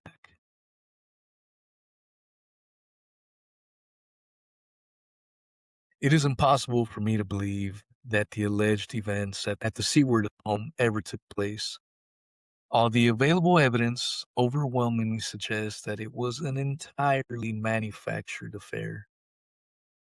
Fanny and Francis Seward, as previously discussed, did not live long after the alleged attack. Neither, of course, did Lewis Powell. William and Frederick Seward chose to never speak publicly about the alleged incident. Augustus Seward, George Robinson, William Bell, and belatedly Emmerich Hansel gave wildly conflicting accounts. And as mainstream historians continue to work diligently to bend the conflicting accounts into some kind of believable storyline, the story just gets more and more ridiculous. The more deeply immersed in this I become, the more I am convinced that the key to understanding the Lincoln assassination may be in understanding what didn't happen at the Seward residence. For if the alleged parallel attack on the Sewards never took place, then clearly there was much more to the events of April 14th, 1865 than the activities of John Wilkes Booth and a ragtag band of conspirators. Before wrapping up, let's take a look at one final curiosity surrounding the alleged attack on the Seward family. In all the accounts that I have read, and I have now worked my way through 14 books chronicling the Lincoln assassination, it is either stated or implied that Powell and Bell ascended just one flight of stairs to get to William Seward's bedroom and descended just one flight to exit the house. But Seward's bedroom was on the third floor of the home, which meant that reaching him and Frederick and the rest of the cast would have required first ascending one flight of stairs, then crossing a second floor landing, and then ascending a second flight of stairs. That curious fact seems to have remained deliberately obscured for many, many years now, and it's not hard to figure out why. For if that fact is pointed out, it raises the very obvious question of how Powell would have known to bypass the home's second floor and proceed directly to the third. Part 9. If there is anything we can be certain about in regards to the assassination of President Abraham Lincoln, it is that we will never know what really happened in the presidential box at Ford's Theater at approximately 10:15 p.m. on the night of April 14th, 1865. In addition to the guy who made a hasty exit across the stage and out of the back door, and the guy who caught a bullet to the head and never regained consciousness, there were, depending upon which version of events one chooses to believe, either 3 or 4 eyewitnesses present in that box that fateful evening. Mary Todd Lincoln was certainly there, as were Major Henry Rathbone and his fiancée stepsister, Clara Harris. By some accounts, including Forbes' own account, presidential aide Charles Forbes was there as well. The Lincoln party arrived at the theater around 8:30 p.m., about a half hour after the play Our American Cousin had begun.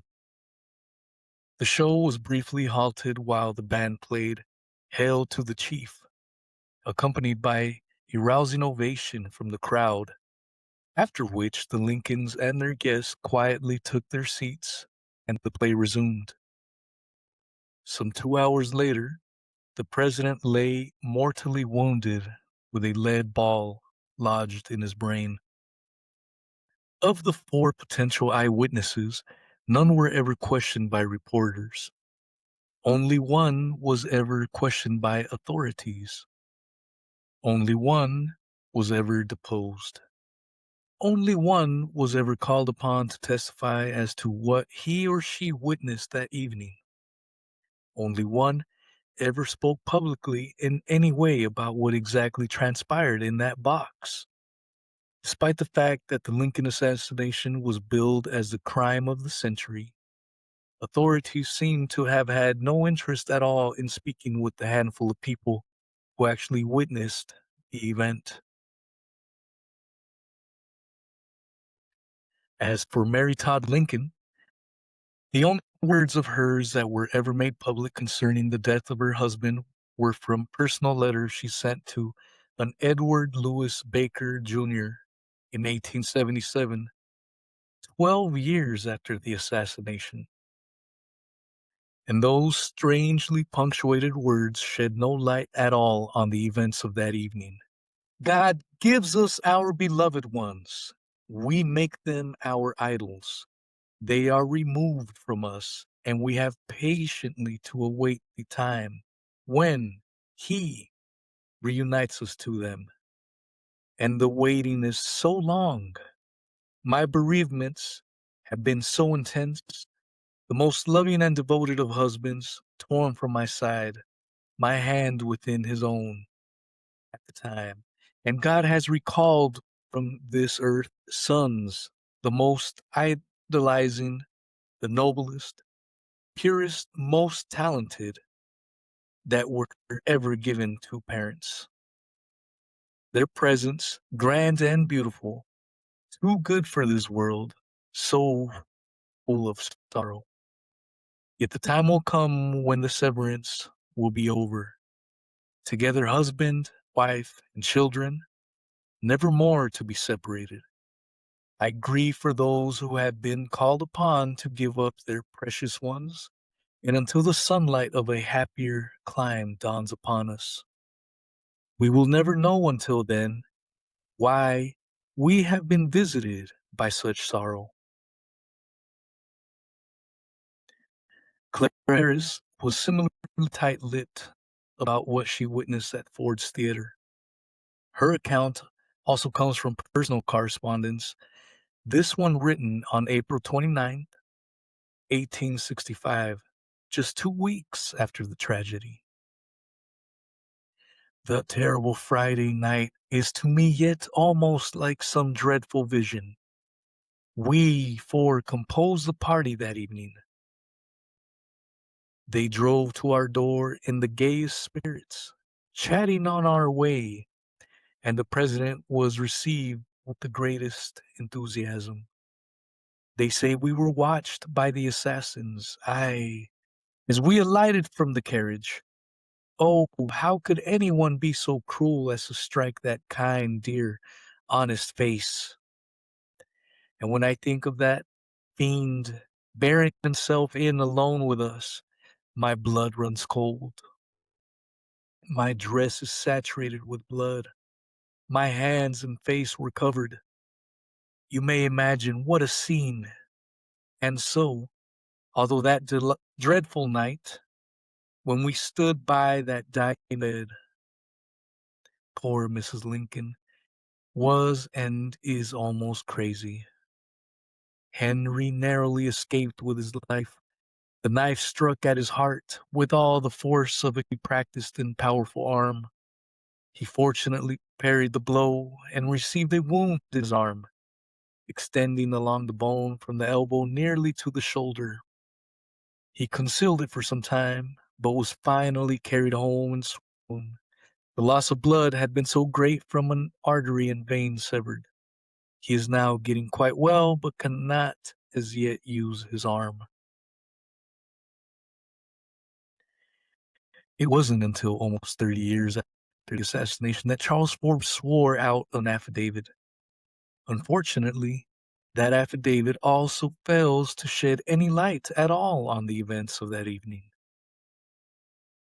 I was a personal attendant of the late President Lincoln from shortly after his first inauguration up to the time he fell by the assassin's bullet. I accompanied him in the carriage, was with him from the carriage to the box in the theater, and was in the box when the assassin fired his fatal shot. Curious that nearly 3 decades after John Wilkes Booth was identified as the assassin, Forbes referred to him merely as the assassin.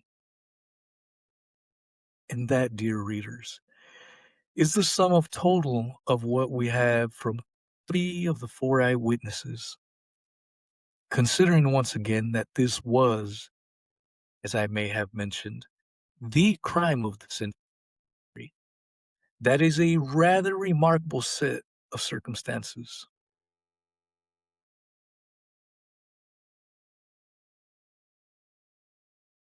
That leaves us with only the tale told by Major Henry Rathbone, which we already know was a hopelessly scripted, rehearsed affair that he told under oath in almost exactly the same words on no less than 3 occasions. And yet, it is the only account we have, the only account we will ever have. So we must look at it in its entirety, as originally told at his April 17, 1865 deposition. It is a strange tale, to be sure, and it would seem to indicate that Rathbone spent more time studying the physical characteristics of the room than he did watching the play. The box assigned to the president is in the second tier, on the right-hand side of the audience, and was occupied by the president and Mrs. Lincoln, Miss Harris, and this deponent, and by no other person. The box is entered by passing from the front of the building in the rear of the dress circle to a small entry or passageway about 8 feet in length and 4 feet in width. This passageway is entered by a door which opens on the inner side. This door is placed as to make an acute angle between it and the wall behind it, and on the inner side. At the inner end of this passageway is another door standing squarely across and opening into the box. On the left-hand side of this passageway, and very near the inner end, is a third door which also opens into the box. This latter door was closed. The party entered the box through the door at the end of the passageway. The box is so constructed that it may be divided into 2 by a movable partition, one of the doors described opening into each. The front of the box is about 10 or 12 feet in length, and in the center of the railing is a small pillar overhung with a curtain.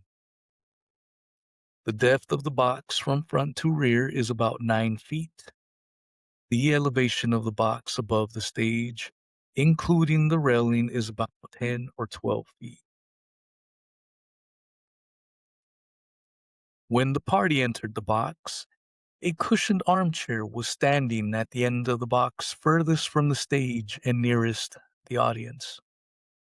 This was also the nearest point to the door from which the box is entered. The president seated himself in this chair and, except that he once left the chair for the purpose of putting on his overcoat, remained so seated until he was shot.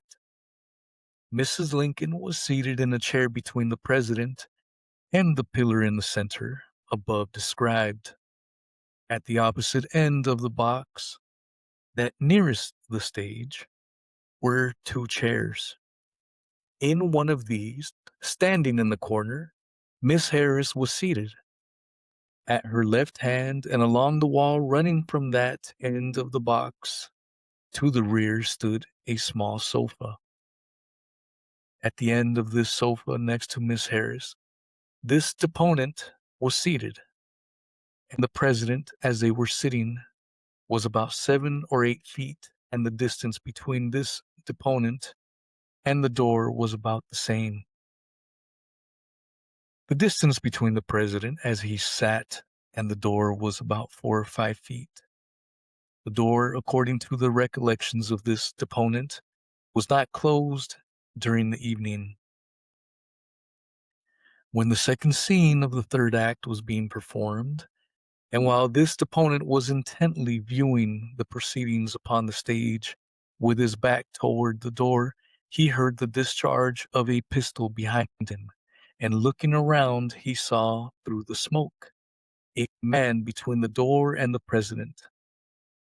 At the same time, the opponent heard him shout some word which the opponent thinks was freedom.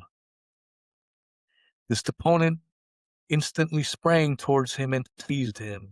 He wrested himself from the grasp and made a violent thrust at the breast of his opponent with a large knife. The opponent parried the blow by striking it up and received a wound several inches deep in his left arm and between the elbow and the shoulder. The orifice of the wound is about 1.5 inches in length and extends upwards towards the shoulder several inches. The man rushed to the front of the box, and the opponent endeavored to seize him again, but only caught his clothes as he was leaping over the railing of the box. The clothes, as this opponent believes, were torn in his attempt to seize him. As he went over upon the stage, the opponent cried out with a loud voice, "Stop that man!" The opponent then turned to the president. His position was not changed. His head was slightly bent forward and his eyes were closed. The opponent saw that he was unconscious and, supposing him mortally wounded, rushed to the door for the purpose of calling medical aid. On reaching the outer door of the passageway as above described, the opponent found it barred by a heavy piece of plank, one end of which secured in the wall and the other resting against the door. It had been so securely fastened that it required considerable force to remove it. This wedge or bar was about 4 feet from the floor. Persons upon the outside were beating against the door for the purpose of entering. The opponent removed the bar and the door was opened. Several persons who represented themselves to be surgeons were allowed to enter. The opponent saw there Colonel Crawford and requested him to prevent other persons from entering the box. The opponent then returned to the box and found the surgeon examining the president's person. They had not yet discovered the wound. As soon as it was discovered, it was determined to remove him from the theater. He was carried out. This opponent then proceeded to assist Mrs. Lincoln, who was intensely excited to leave the theater. On reaching the head of the stairs, the opponent requested Major Potter to aid him in assisting Mrs. Lincoln across the street to the house which the president would be conveyed. The wound which the opponent had received had been bleeding very profusely, and on reaching the house, feeling very faint from the loss of blood, he seated himself in the hall and as soon as after fainted away and was laid upon the floor. Upon the return of consciousness, the opponent was taken in the carriage to his residence. In review of this transaction, it is the confident belief of this deponent at the time which elapsed between the discharge of the pistol and the time when the assassin leaped from the box did not exceed 30 seconds. Neither Mrs. Lincoln nor Miss Harris had left their seats. Rathbone's deposition and subsequent testimony were given at a time when attorneys did not have the luxury of submitting photographic evidence to set the scene for jurors. It appears then that prosecutors used his detailed physical description to paint a mental image for those in the courtroom. And it is very hard to believe that Rathbone would have spontaneously offered up such testimony. Those details were undoubtedly provided to him as part of the script he appears to have been following. Let us now look at all the other reasons why Rathbone's account is seriously lacking credibility.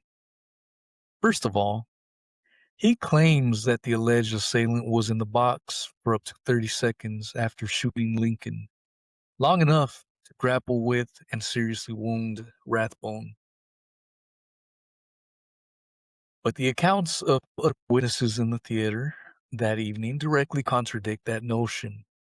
A witness identified only as Bassett, for instance, claimed that a second after the shot was fired, a man vaulted over the baluster of the box. Witness Frederick Sawyer wrote that the whole occurrence, the shot, the leap, the escape was done while you could count to 8.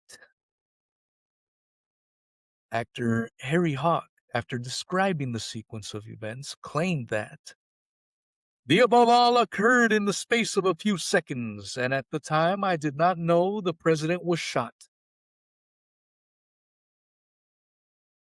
How then was there time for the alleged struggle with Rathbone?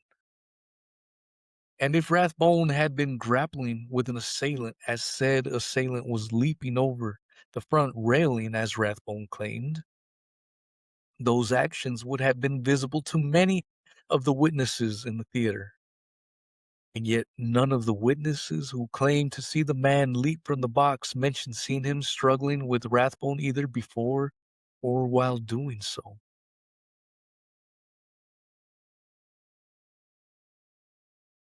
The problem is that Rathbone claims to have suffered a substantial wound that bled profusely, so much that his fiancée allegedly found herself drenched in blood, and yet, of all the witnesses who said they saw the fleeing man prominently brandish a large knife as he made his exit across the stage, not one of them mentioned seeing any blood on that knife, or on the man's hands, or on his clothing. How is it possible that he could have cut Rathbone so severely and then continued grappling with him and yet walked away with no visible blood on him? Yet another minor problem is that neither Rathbone nor his fiancée made any mention of his very serious wound ever being treated. He claimed that the wound was so severe that he passed out from blood loss, but that he then was merely taken home and dropped off.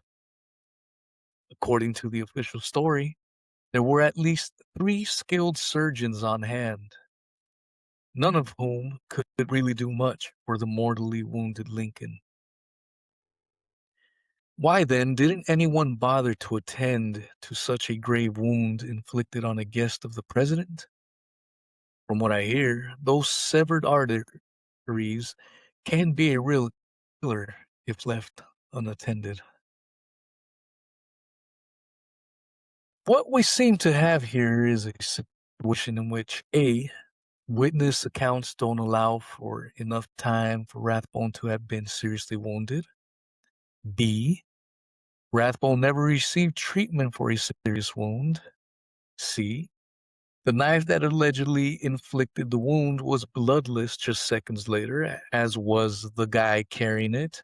And D, none of the self-proclaimed witnesses in the theater that night saw Rathbone grappling with his alleged assailant. If you are only listening to this on a podcast player, whenever I get to these small little spaces in between, the illustrations are being showed. So make sure you follow me either on Rockfin, Odyssey, or even Spotify for video versions of this so that you can see the pictures of some of the figures named, as well as images of Ford's Theater, for example, as we're seeing on the screen right now.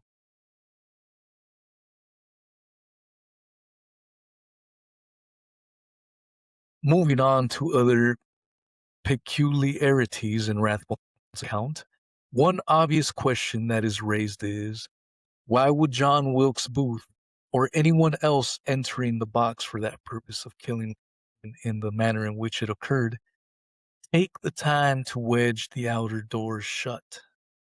Any pursuers weren't going to come from that direction. And if the alleged plan went awry, the assailant might need to flee in that direction. So why cut off a possible means of escape?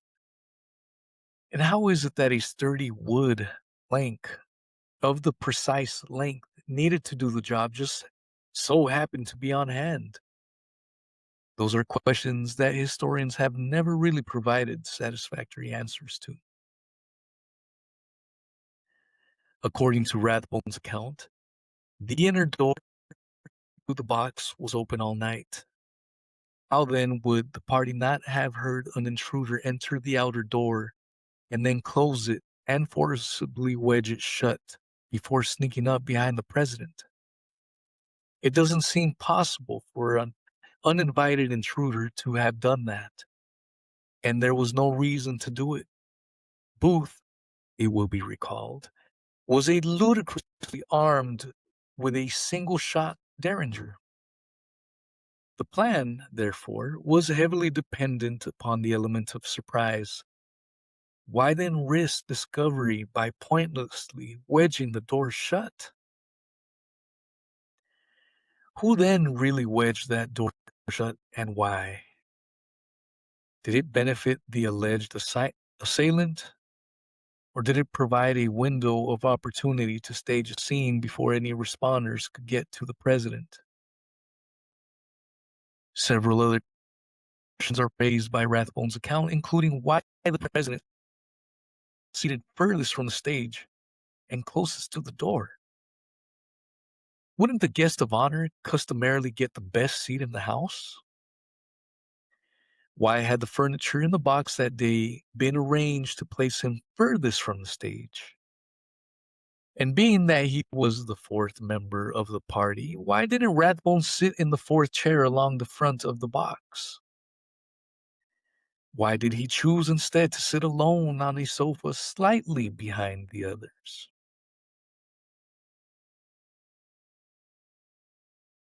Beyond the problems with Rathbone's account, there are other problems with the official story of what went down in Ford's Theater on April 14th, 1865. According to witness accounts, the man fleeing across the stage brandished his knife in his right hand, indicating that he was right-handed.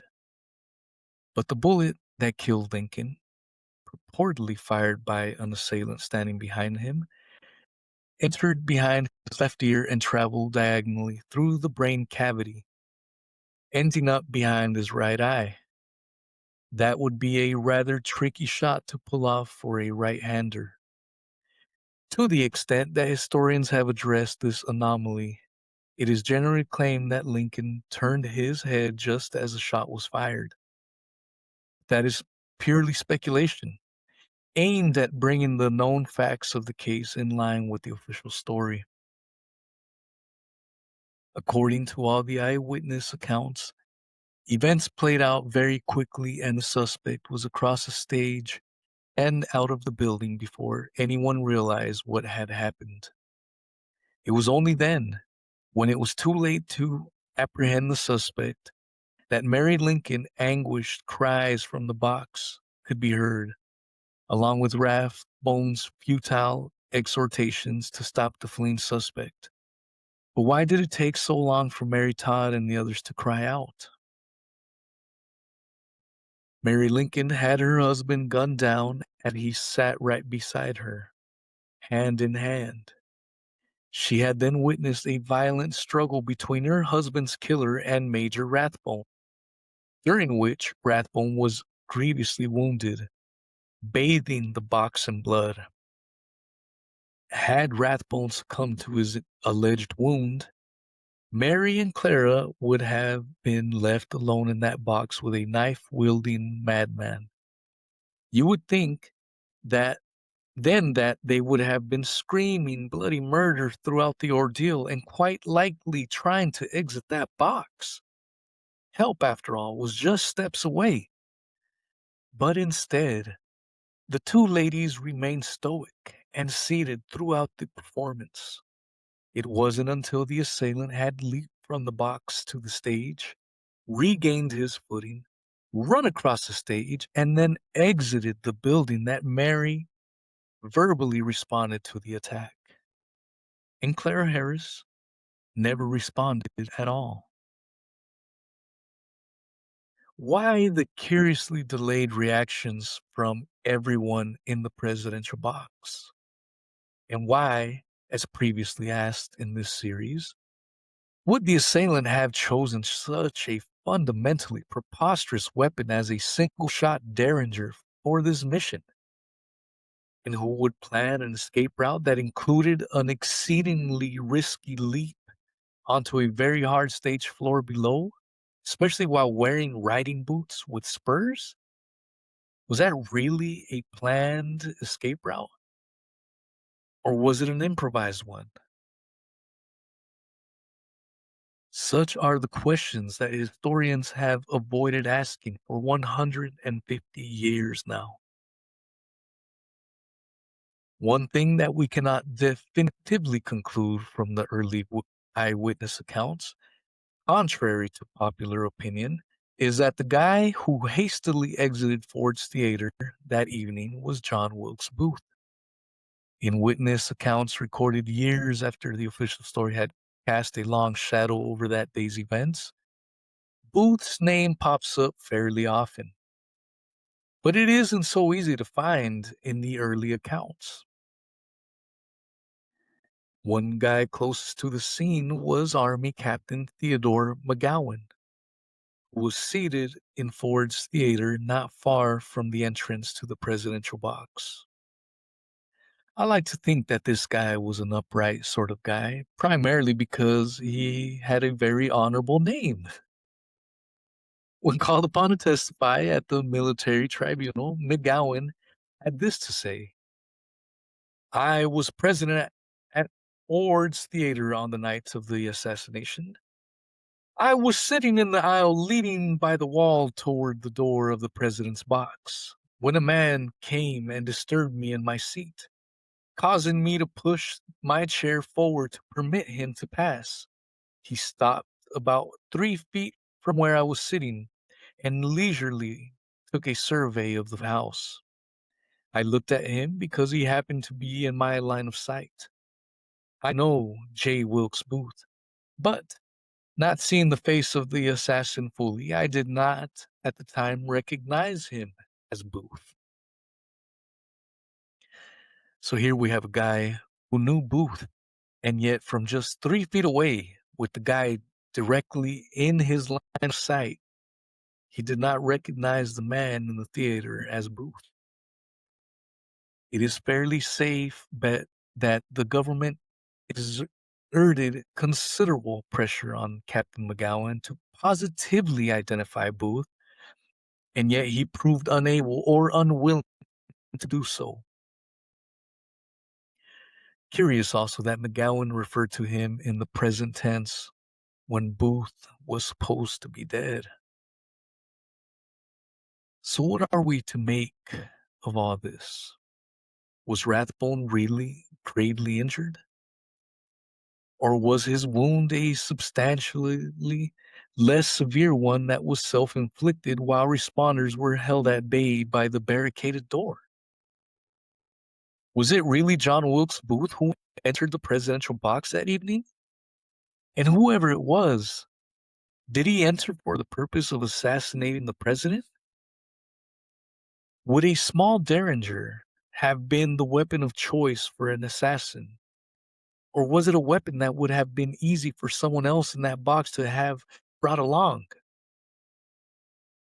One thing we do know, Henry Rathbone's actions in the years after the assassination clearly demonstrated that he was fully capable of two things: murder and self-inflicted knife wounds. Part 10. It should be noted here that it has never made any sense at all why John Wilkes Booth would have chosen Ford's Theater as the ideal site to assassinate the president. As eyewitness Edwin Bates noted the day after the shooting, the probability was that the man, when found, would be discovered to be some insane person. that the lowest depths of human depravity, even in a rebel of the worst type, would not permit to commit such a horrible deed in so bold a manner before thousands of people, and where there could be so little chance of escape. Timothy S. Good. We Saw Lincoln Shot. University Press of Mississippi, 1995. As H. Donald Winkler has written, there were numerous opportunities to kill Lincoln that would not have put the assassin at such high risk of capture. The president had made himself an easy target. He stole away from solitary walks, especially at night. He held public receptions where security was almost non-existent. He conferred with generals in the field.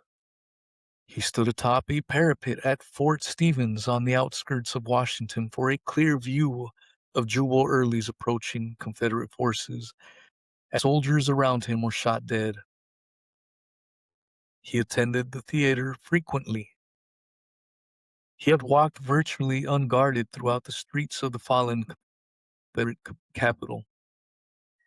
When he and his family stayed at his summer retreat at the soldiers' home on the outskirts of Washington, he often rode back and forth to the White House in an unguarded carriage. Nearly every night, before going to bed, he strolled without protection down a densely shaded path through the White House grounds to the War Department's telegraph office to learn the latest news from the war front. Donald Winkler, Lincoln and Booth, Cumberland House, 2003. The only conceivable reason to carry out the mission at Ford's was to make the assassination as much of a public spectacle as possible. Which was also true, of course, of the events that played out in Dealey Plaza on November 22nd, 1963, and the events that played out in New York on September 11th, 2001. If there had been television in 1865, you can bet that the cameras would have been rolling in Ford's Theater on the night of April 14th. Beginning at about 10:30 p.m., or shortly thereafter on that particular evening, a curious series of events played out in Washington, D.C. At about that time, according to the official narrative, a man riding hell-bent for leather to get out of town approached the Navy Yard Bridge. The bridge, though, was closed due to a curfew imposed by the War Department, and armed guards were under standing orders not to let anyone cross without official authorization. The rider on the swift horse allegedly identified himself as John Wilkes Booth.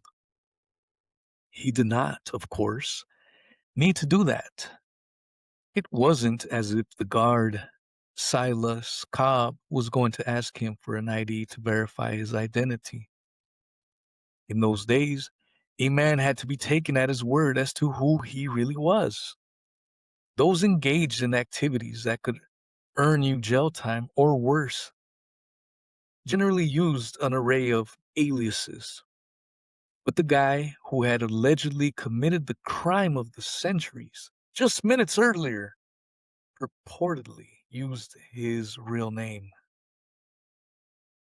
In that regard, Booth was a very accommodating kind of guy. Earlier in the day, when he had supposedly stopped by the Kirkwood House to visit Vice President Johnson, a guy supposedly slated to be assassinated just hours later, Booth had thoughtfully left a calling card. According to Captain Theodore McGowan, he left another one at the entrance to the presidential box at Ford's Theater. He took a small pack of visiting cards from his pocket. Selecting one and replacing the others, stood a second perhaps, with it in his hand, and then showed it to the president's messenger, who was sitting just below him. Booth was a big believer, it seems, in dropping breadcrumbs along the evidence trail. Silas Cobb, for reasons that historians have never been able to explain, and often have never attempted to explain, allowed the rider to pass over the closed bridge and into Maryland. Cobb was never reprimanded or punished in any way for allowing the president's assassin to escape the city, which is okay, I suppose, since the same is true of everyone else who blatantly dropped the ball that night. Just minutes later, another rider looking to cross into Maryland approached the bridge. This rider would later be identified in the official narrative as David Harold. Failed to properly identify himself. He was, nevertheless, also allowed to cross the official closed bridge. Minutes after that, a third rider supposedly approached the bridge. This one, local stableman John Fletcher, was supposedly in hot pursuit of David Harold. Fletcher would later claim that he had seen Harold riding through town on a horse that was supposed to have been returned, and, fearing that the horse was being stolen, he had run back into the stables, saddled and mounted another horse, and took off in pursuit of Harold. Cobb supposedly told Fletcher that he would let him pass, once again in violation of standing orders, but that he wouldn't be able to return, so Fletcher abandoned his alleged pursuit and returned to his stables. This alleged sequence of events raises any number of deeply and troubling questions that historians have done their very best to avoid answering or even addressing. First and most obviously, why were both Booth and Harold allegedly allowed to pass over a closed bridge despite standing orders to the contrary? Another obvious question is, how would John Fletcher have possibly known, going to fetch his own horse, which way David Harold was headed on the dark streets of Washington? Yet another painfully obvious question is, why would John Wilkes Booth have given his real name? True enough, this was 1865, and travel was by horseback, and the world was not a connected sort of place. So Booth would have been confident that Cobb would have had no clue yet about the shoot of Lincoln.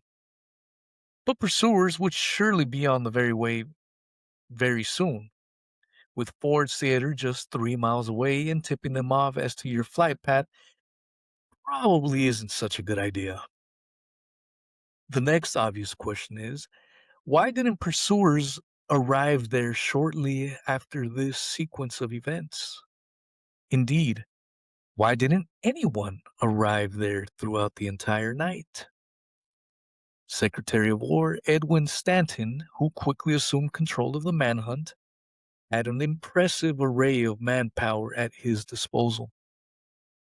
Federal troops, Metro Police, cavalry troops, Post Marshals, Lafayette bankers, NDP detectives.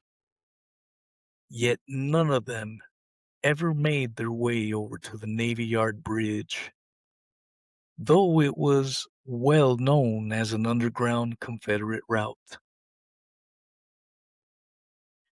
Manpower was deployed first to the north and northwest, the least likely escape routes. The only hole in the dragnet throughout the entire night was the underground route to the south across the Navy Bridge yard, which was never mentioned that night in any War Department dispatches.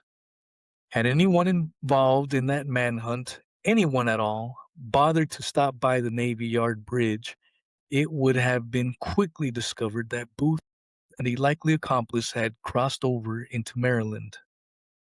That didn't happen, and the pursuers were instead sent on a wild goose chase throughout the night.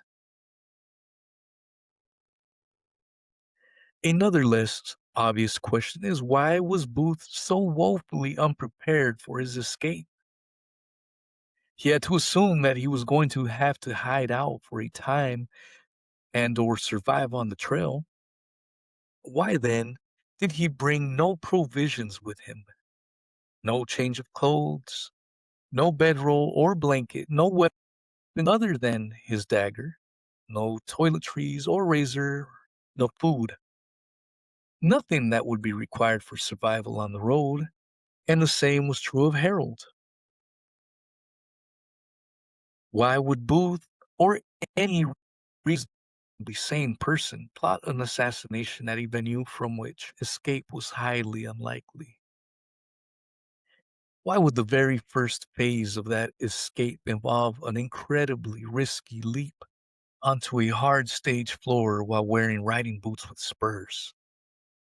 Why would his escape route necessitate crossing a bridge that he had no reasonable expectation of being allowed to cross? And why would he have failed to bring along any provisions to survive during his time on the lam? There is also the question of why there was a 2 to 3 hour interruption in telegraph service in and out of Washington following the assassination. Stanton had been installed as Secretary of War in January 1862 on the recommendation of Secretary of State William Seward. On February 14th, Lincoln had signed Executive Order Number 1, giving Stanton the power of arbitrary arrest. That too had been at Seward's urging. By early March, Stanton had assumed control of all of the nation's telegraph lines and had the machinery comprising the hub of the system moved to the War Department offices. He would soon seize control of the country's transportation system as well. In addition to the civilian telegraph system, the War Department had its own system as well to transmit secure news and updates on the war effort. Both systems were housed next to Stanton's office at the War Department. On the night of April 14th, the civilian telegraph service was out for up to 3 hours following the assassination, disrupting communications in and out of Washington. That curious fact was never publicly acknowledged. There was also an unexplained delay in getting the news out on the War Department's telegraph service. The first dispatch concerning the shooting of Lincoln was not written until 1:30 a.m., more than 3 hours after the events at Ford's Theater. It wasn't sent until 2:15 a.m., some 4 hours after the curtain fell at Ford's. Then there are the curious actions of L.A. Galbraith, the Associated Press agent in the nation's capital. At around 11 p.m., he sent out his first dispatch, which was oddly vague and lacking in details. Even odder, he quickly followed it with a second dispatch instructing recipients that the first message was stopped. Galbraith, it should be noted, was very close to the scene and knew what had gone down. He supposedly rushed over to Ford's immediately after the shooting and is credited with being the guy who allegedly found the derringer on the floor of the box, where it had conveniently been left behind, but apparently not been noticed by anyone else. I guess securing the crime scene wasn't a big priority in those days, even when it was the scene of the crime of the century. So it was up to reporters to gather up the physical evidence. And some of you probably thought that having controlled assets in the media was some kind of mid 20th century innovation that began with Operation Mockingbird. This again. Yet another problem with the official story is that this was supposed to be a very well planned, coordinated attack on multiple targets. The attacks on President Lincoln in Ford's Theater, Secretary of State William Seward in his family home, Vice President Andrew Johnson in his hotel room, and possibly Secretary of War Edwin Stanton in his family home were supposed to occur simultaneously, which would have been an extremely difficult operation to pull off given the limitations in communications in those days. A considerable amount of research and planning would have had to go into such ambitious project. But the reality is that it wasn't known that the Lincolns were going to be attending Ford's Theater until the very day that Lincoln was shot, which didn't leave a lot of time to plan such an intricate series of attacks. Yet, we are to believe the plan was thwarted only by such things as Lewis Powell's ineptitude with a knife and George Azeroth's cowardice. And if there was an extensive amount of planning done, then why was no thought apparently given to the aftermath and escape? Lewis Powell never made it out of the city and supposedly ended up hiding out in a tree for a few days. Booth chose an escape route that included a dangerous jump onto a stage floor in front of hundreds of potential pursuers, followed by heading directly to a closed bridge under armed guard. And then he was off into the wilderness for an extended stay with a broken leg and no provisions. One aspect of the events of that day that is frequently downplayed is the late cancellation by General Ulysses Grant and his wife, which was highly unusual. Declining a presidential invitation was all but unthinkable in those days. Canceling at the 11th hour was obviously an even worse affront, especially when this was to be a major historical event, the first joint public appearance of the victorious president and his heroic general, and especially when the reason given for the cancellation, that the Grants had to catch an evening train to go see their kids in New Jersey, didn't hold much water. As Winkler has written, the Grants could have taken a Saturday morning train with better connections than the 6 o'clock Friday evening train, which was much slower and necessitated a long wait in Philadelphia. The morning train never reunited the Grants with their children just 2 hours later than the earlier train. So the Grants could have spent the evening at the theater basking in the adulation of the crowd, then enjoyed a good night's sleep in Washington and still got to their children almost as quickly. Why then would they choose to both inconvenience themselves and snub the president? And they were not the only ones to snub the president. After the cancellation by the Grants, Lincoln asked a few other notable figures in Washington who all declined. One of them was Speaker of the House, Schuyler Colfax Jr., who would 4 years later take over the vice president's office.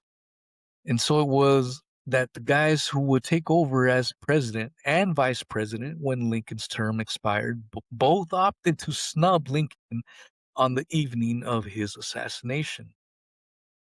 Lucky break for them, I guess. And the guy who immediately took over the White House just as soon as he sobered up caught a really lucky break when George Atzerodt supposedly opted not to assassinate him. Schuyler Colfax, by the way, was a member of the extended von Cortlandt Schuyler Rensselaer clan that also includes Laurel Canyon's own David von Cortlandt Crosby. By various accounts, Lincoln walked over to the War Department on the evening of April 14th to ask Stanton if Major Thomas Eckert might serve as his guest bodyguard that evening. Eckert had run the War Department's telegraph service since 1862.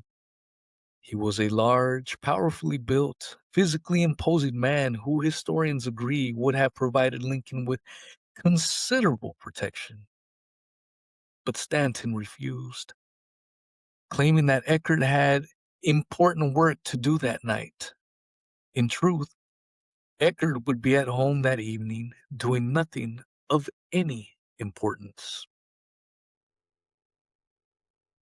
Though Eckert was ostensibly recruited by the War Department based on his expertise with telegraph systems, he was a close confidant of Stanton, who was known to receive assignments far removed from organizing and running communication systems. One of those assignments, as previously noted, was as Lewis Powell's personal guard during his confinement and trial. Not long after completing that assignment, Eckert was rewarded with a promotion to Assistant Secretary of War. Yet another long standing problem with the official story is the unexplained assignment of ne'er-do-well police officer John Parker as Lincoln's personal bodyguard, and assignment he had just landed just over a week earlier. That assignment had come, though no one really likes to talk much about it, at the instigation of Mary Todd Lincoln. Mary wrote a letter on April 3rd, 1865, and written on White House stationery that reads as follows.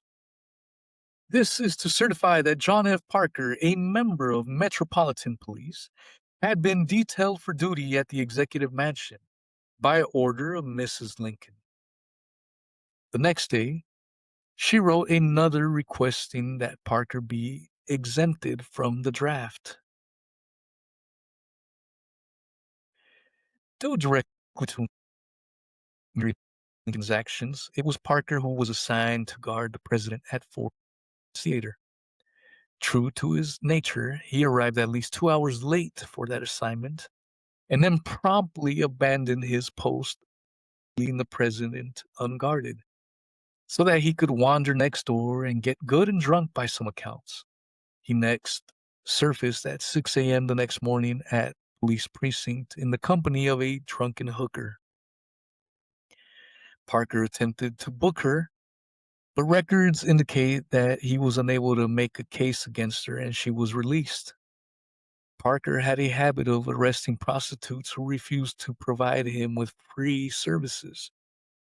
In any event, the important point here is that Parker obviously had more important business to attend to than preventing the assassination of the president.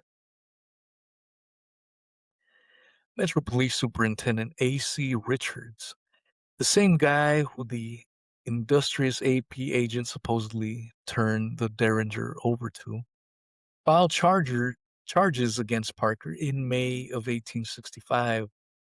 Those charges were dropped the next month without explanation, and Parker continued on into his position. Numerous questions still surround this particular aspect of the assassination as summarized by H. Donald Winkler. Inquiring minds should have raised the following questions regarding Mary Lincoln, Edwin M. Stanton, and John Parker. On what basis and on whose authority did the First Lady authorize Parker's assignment to the White House? On whose recommendation was Parker's name submitted to her? Was she aware of Parker's record? If she was, why did she want such a person to guard her husband? If she was not familiar with Parker, what prompted her to approve him without knowing more about him? Did she know him at all? Was she related to him? Or did she think she was related to him? Her mother's name was Parker. Did she authorize Parker to leave his post to watch the play? Was Stanton aware of Parker's assignment to the White House? If he was not, would he have been? If he was, why didn't he object to it? Considering the secretary's concern for the president's safety, couldn't his department have investigated anyone proposed for assignment to protect the president? Considering the innocent people arrested after the assassination, why didn't Stanton order Parker's arrest or at least investigate his apparent misconduct? Was it not possible that Parker was part of a Booth's conspiracy? Didn't the possibility deserve investigation? Regarding Parker's superiors, did Stanton consider that one of them might have issued orders allowing Parker to leave his post? Was he aware of Mary Lincoln's endorsement of Parker? Was that a factor in his decision not to arrest Parker? Did the secretary in any way try to influence any pending charges against Parker? If so, why? Was he trying to protect Mary Lincoln? Did Stanton know Parker or have any contact with him before April 14th? Did any of his staff know Parker? Did Parker have any communications with Mary Lincoln, John Wilkes Booth, Stanton, or anyone from the War Department on or before April 14, 1865? Did he know Booth? Did Booth bribe him to leave his post? Who dictated Parker's duties for that night? What specifically were his instructions? Why did he leave his post? Did it not occur to Parker that by doing so he was jeopardizing the president's life? As Winkler added, such questions apparently were never asked, and the participants never commented on them. No one seemed to want to set the record straight. Keep in mind that the lengthy list of questions only covers one small aspect of the events of that day. There are literally hundreds of unanswered and frequently unasked questions still surrounding the Lincoln assassination. As one further example, there is the question of how it was that in at least a half dozen isolated pockets of the country, news of Lincoln's assassination was reported 4 to 12 hours before the Lincolns had arrived at Sports Theater. Folks in St. Joseph, Minnesota, which was 40 miles from the nearest railroad and 80 miles from the nearest telegraph service, learned of Lincoln's death while he was still very much alive. So did the good people of Manchester, New Hampshire, and the people living in Middleton, New York, and in Newburgh, New York as well. Ace reporters at the Whig Press got the scoop before the shot was even fired. Shit happens, I guess.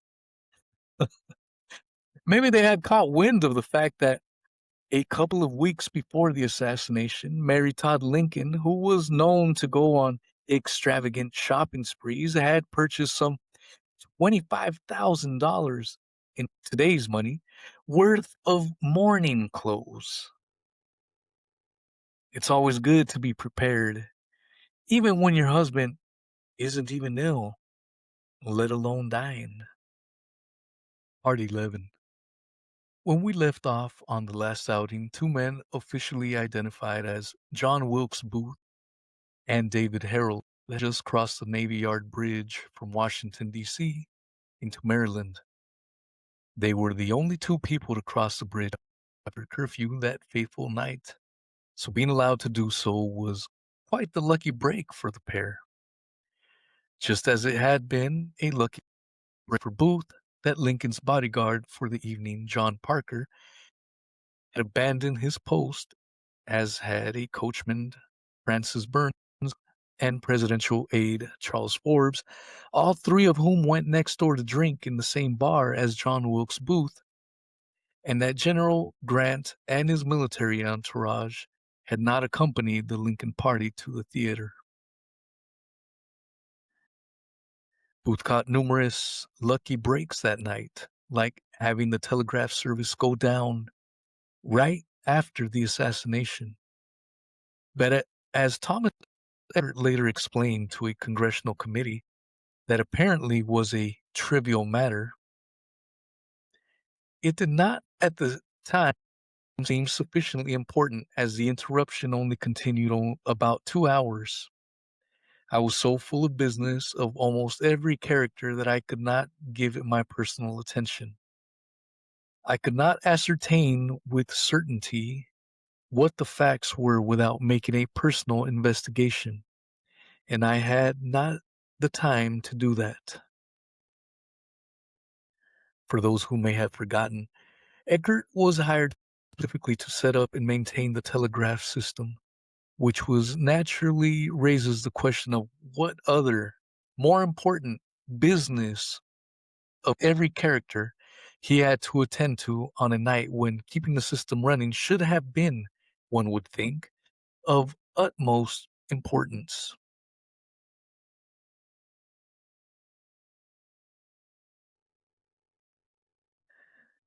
Leonard Guttridge and Ray Neff have written in Dark Union that both caught another lucky break when, at the same time that the telegraph system mysteriously went down, someone at the gas works on Maryland Avenue shut off the gas that fed the lights around the Capitol and westward along Pennsylvania Avenue, plunging the assassin's escape route into darkness at a most opportune time.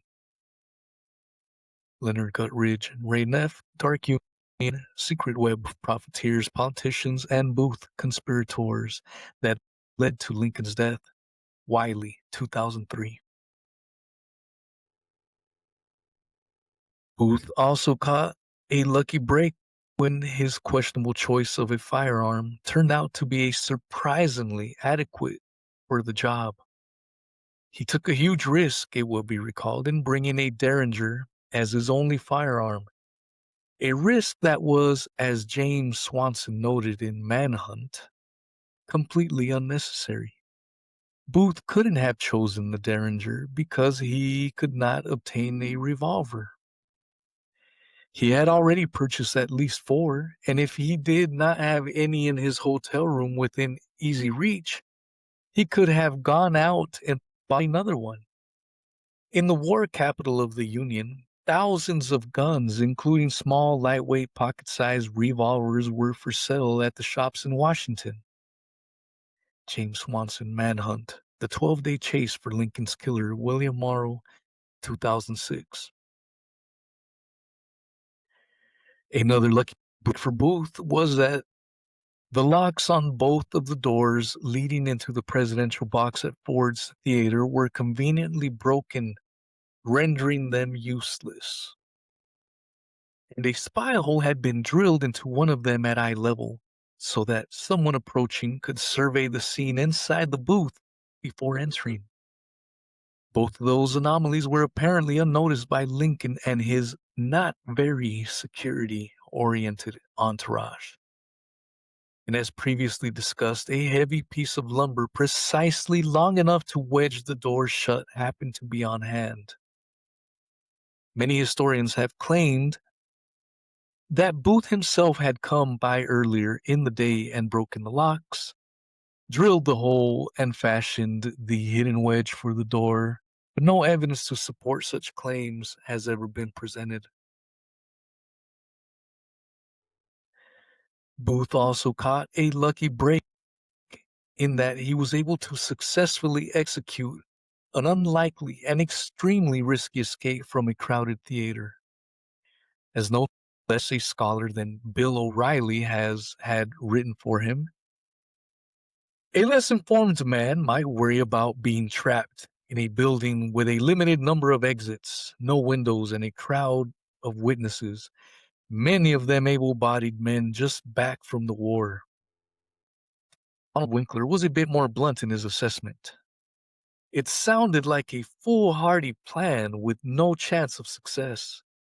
How would one man with a single-shot Derringer, a bullet, and a knife walk nonchalantly through a crowded theater, pass unobstructed through 2 doors in the state box, stand behind the president without being seen by the 2 occupants in the box, kill the president with no one hearing the sound of the shot, leap 11 feet to the stage, take time to yell a message to the audience, and escape through a rear exit? Fulfilling this mission required far more than blind luck. Bill O'Reilly and Martin Dugard killing Lincoln, the shocking assassination that changed America forever, Henry Holt, 2011, Donald Winkler, Lincoln and Booth, more light on the conspiracy, Cumberland House, 2003. Actually, there were obviously more than two occupants in the box, and plenty of people heard the shot, but such glaring errors are commonplace in the existing literature on the assassination. So, having caught numerous lucky breaks, Booth and Harold rode off separately into the Maryland night, with Booth having a lead on Harold. No mention is ever made of why Powell, who had supposedly attacked the Seward family and Atzerodt, who was supposed to have killed second in command Andrew Johnson, were not included in the escape plan. In any event, Booth and Harold supposedly met up 8 miles from the city limits. How they did so in the dark and with no communication devices is anyone's guess. No mention is made in the literature of Booth asking Harold anything about how the alleged attack at the Seward mansion had gone down, or about the attack on Johnson that had supposedly been planned, or about what had become of Powell and Atzerodt. The pair's first stop, so the story goes, was at Mary Surratt's Tavern in Surrattsville, run by John Lloyd. They allegedly arrived there around midnight. Lloyd, known as a raging drunkard, allegedly supplied the pair with 2 carbines, field glasses, and booze. By many accounts, his confession to such high crimes was obtained through torture. And it is never explained why the pair wouldn't have already had those items and various other provisions from the outset. Lloyd became a witness for the prosecution at the slow trial of the conspirators. Of course, his other option was certain conviction and probable execution, so he was highly motivated to tell the story the government wanted him to tell.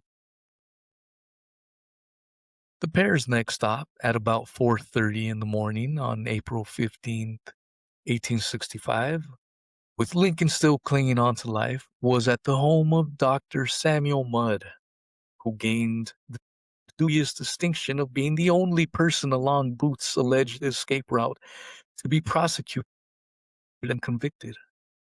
Wanted posters issued by Secretary of War Edwin Stanton warned that all persons harboring or secreting the conspirators or aiding their concealment or escape will be treated as accomplices in the murder of the president and shall be subject to trial before a military commission and the punishment of death. As we shall see, though, various historians have identified at least 24 people who supposedly provided aid and comfort to the fugitives, and none of them, other than Mudd, were ever prosecuted for their alleged crimes, and all of their names are now long forgotten.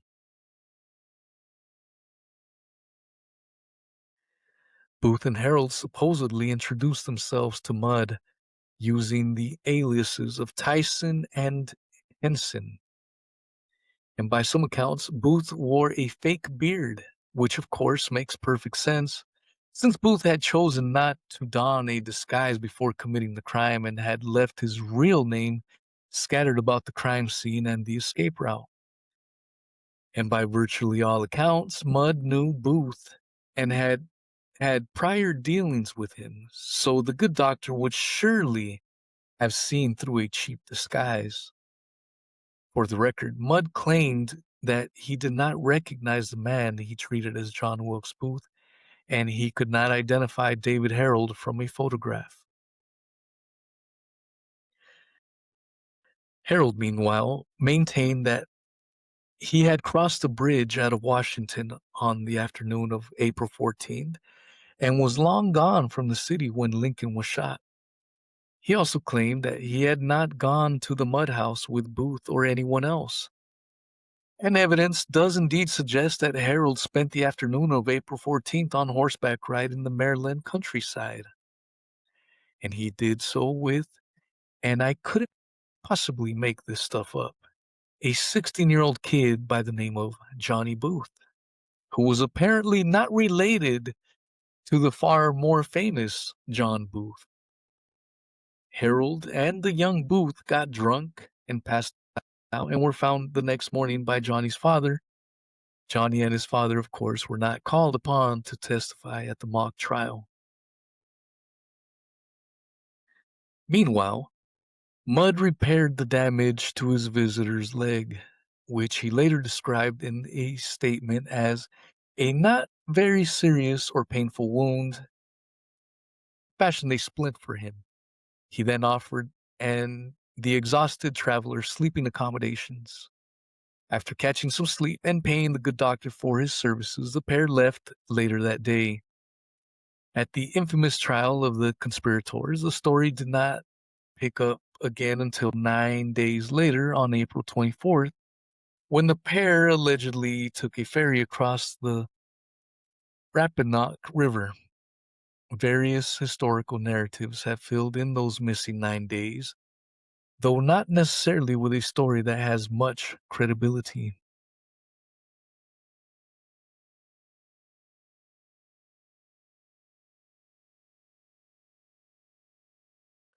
According to Lincoln folklore, a guy by the name of Oswald Swan, sometimes identified as Oswald Swan, described as being half black and half Indian, guided the pair to the home of Samuel Cox at about 1 a.m. on April 16, 1865. Cox allegedly advised Booth and Harold to hide out in a nearby pine thicket and had his overseer, Franklin Roby, guide them there. He then summoned Thomas Jones to supply them with food, blankets, and newspapers. Needless to say, none of these men were ever prosecuted for their alleged capital offenses. Booth and Harold supposedly spent 5 long days cooling their heels in that pine thicket. During that time, they had to keep quiet at all times for fear of alerting any nearby patrols to their whereabouts. They couldn't light a fire to keep warm, and Booth is generally described as being immobilized and in considerable pain from his injury, the one that Dr. Mudd described as not particularly painful. According to best-selling Manhunt, for example, Booth never rose from the ground during the time in the thicket. So the wealthy, accomplished, well-bred actor spent 5 agonizing days lying hungry and motionless on the cold, unforgiving ground of the Maryland pine thicket. Sounds perfectly reasonable. One problem with that tall tale, though, concerns the fate of Booth's and Harold's horses.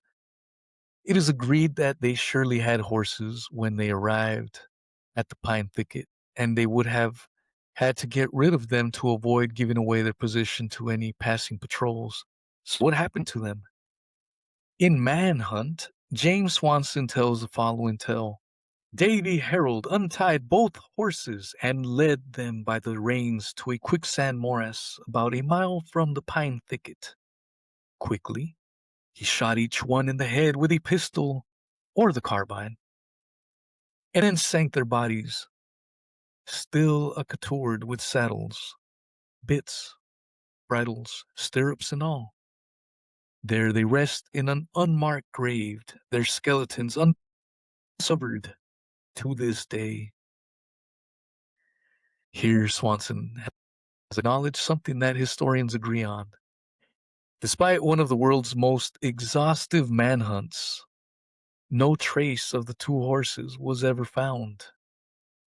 According to the guy who actually writes the books that O'Reilly puts his name on, a combined force of 700 Illinois cavalry, 600 members of the 22nd Colored Troops, and 100 men from the 16th New York Cavalry Regiment now enter the wilderness of Maryland's vast swamps on April 18th, 1865. Incredibly, 87 of these brave men will drown in their painstaking week-long search for the killers. No large animal carcasses were found on that search or on any other searches. O'Reilly doesn't mention, by the way, how many of those 87 alleged drowning deaths involved members of the 22nd Colored Troops. Sorry, I couldn't resist. Historians also agree that Booth was far too seriously injured to be of any help to Harold, leaving Harold solely responsible for disposing of the horses. There are, generally speaking, two versions of the story of the disappearing horses, both of which are laughably absurd. One commonly told fable holds that Harold led the two horses into quicksand. The other posits that he shot and buried them. Swanson has essentially weaved a new version of the tall tale by combining the two. Some historians just avoid any mention of the disappearing horses trick, probably out of desire to not sound like buffoons.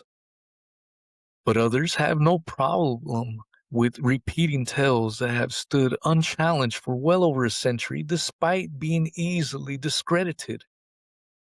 Because the reality, dear readers, is that there is no rational explanation for how two horses and all the gear accompanying them could have just vanished into thin air. Only in some fantasy world would it be possible for one man, working alone in fairly primitive conditions and with no tools at his disposal, to dig graves deep enough to completely conceal two very large animal carcasses without even leaving mounds for searchers to find. And even if he could somehow dig the holes, how would one man get those very heavy carcasses into those miraculously excavated graves? And wouldn't shooting them be a very risky maneuver since gunshots tend to attract attention? It seems rather unlikely then that Harold shot the horses and then buried them both with his bare hands. Equally preposterous is the claim that Harold led the horses into quicksand and let them sink to their deaths. Horses can be rather obedient creatures, to be sure, but they certainly aren't stupid, and they won't willingly walk into what they would surely perceive as a death trap. And how exactly would someone go about leading them into quicksand?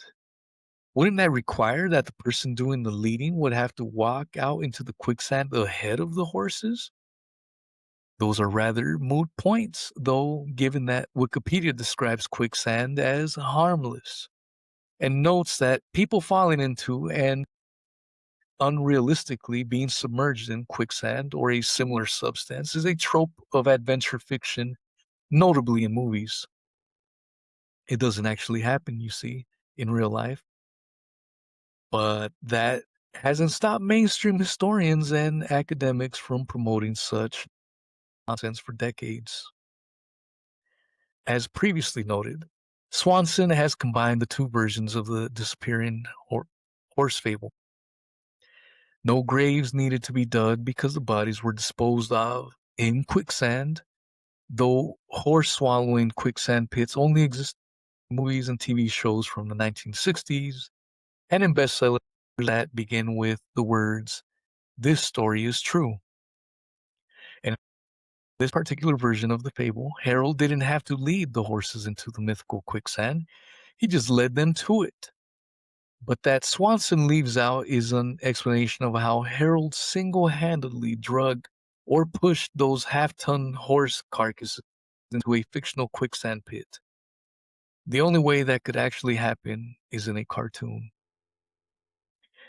In any event, after allegedly spending 5 long days lounging in a Maryland pine thicket, Our anti-hero supposedly emerged to attempt a crossing of the Potomac River in a boat supplied by local fisherman Henry Rowland. Their first attempt, though, failed when the pair that couldn't row straight supposedly paddled the wrong direction and ended up in a Nanjemoy Creek, still on the Maryland side of the Potomac. Not to worry, though, they went to a farm owned by Peregrine Davis and operated by his son-in-law, John Hughes, who happily put his life on the line by feeding and sheltering the fugitives. The next night, April 21st, Booth and Harold chose not to attempt a second crossing of the Potomac, for reasons never explained by historians. It had been a full week since the assassination, and the most wanted men in America had failed to put much distance at all between themselves and Washington, but they apparently weren't in any hurry.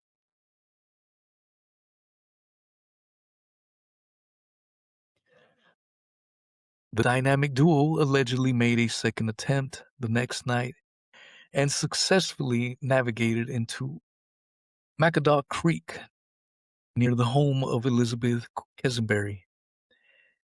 They arrived at Quisenberry's home at around 1 p.m. on April 23rd. The lady of the house promptly sent for Thomas Harbin, who was reportedly Thomas Jones's brother-in-law. Harbin arrived at about 3 p.m. with horses and two associates, William Bryant and Joseph Baden. The five men then rode to the home of Dr. Richard Stewart, who was apparently related in some way to General Robert E. Lee.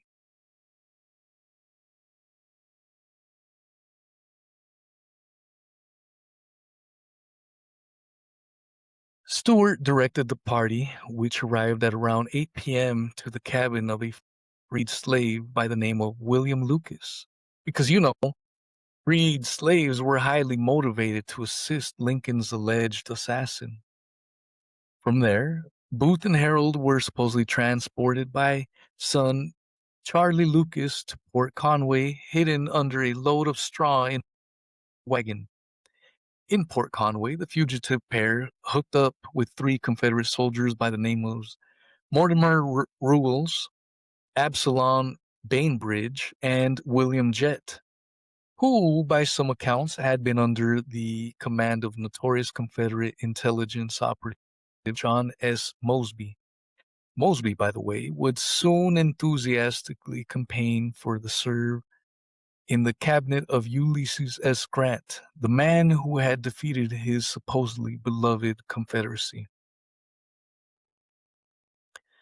Booth, Harold, Ruggles, Chet, and Bainbridge, along with a few horses, purportedly took a ferry across the Rappahannock River. At approximately 3 p.m. on April 24th, 1865, they arrived at the Garrett home. The gravely injured, or not so gravely injured, John Wilkes Booth stayed at the home while Harold rode on to Bowling Green with his new friends.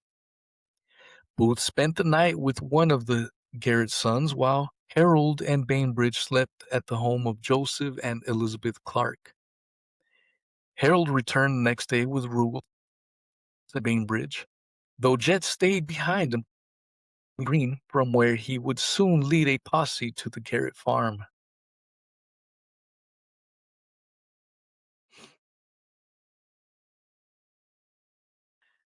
Booth and Harold spent the next night, April 25th, supposedly locked in the Garrett tobacco barn, making them easy prey for the posse that would soon arrive.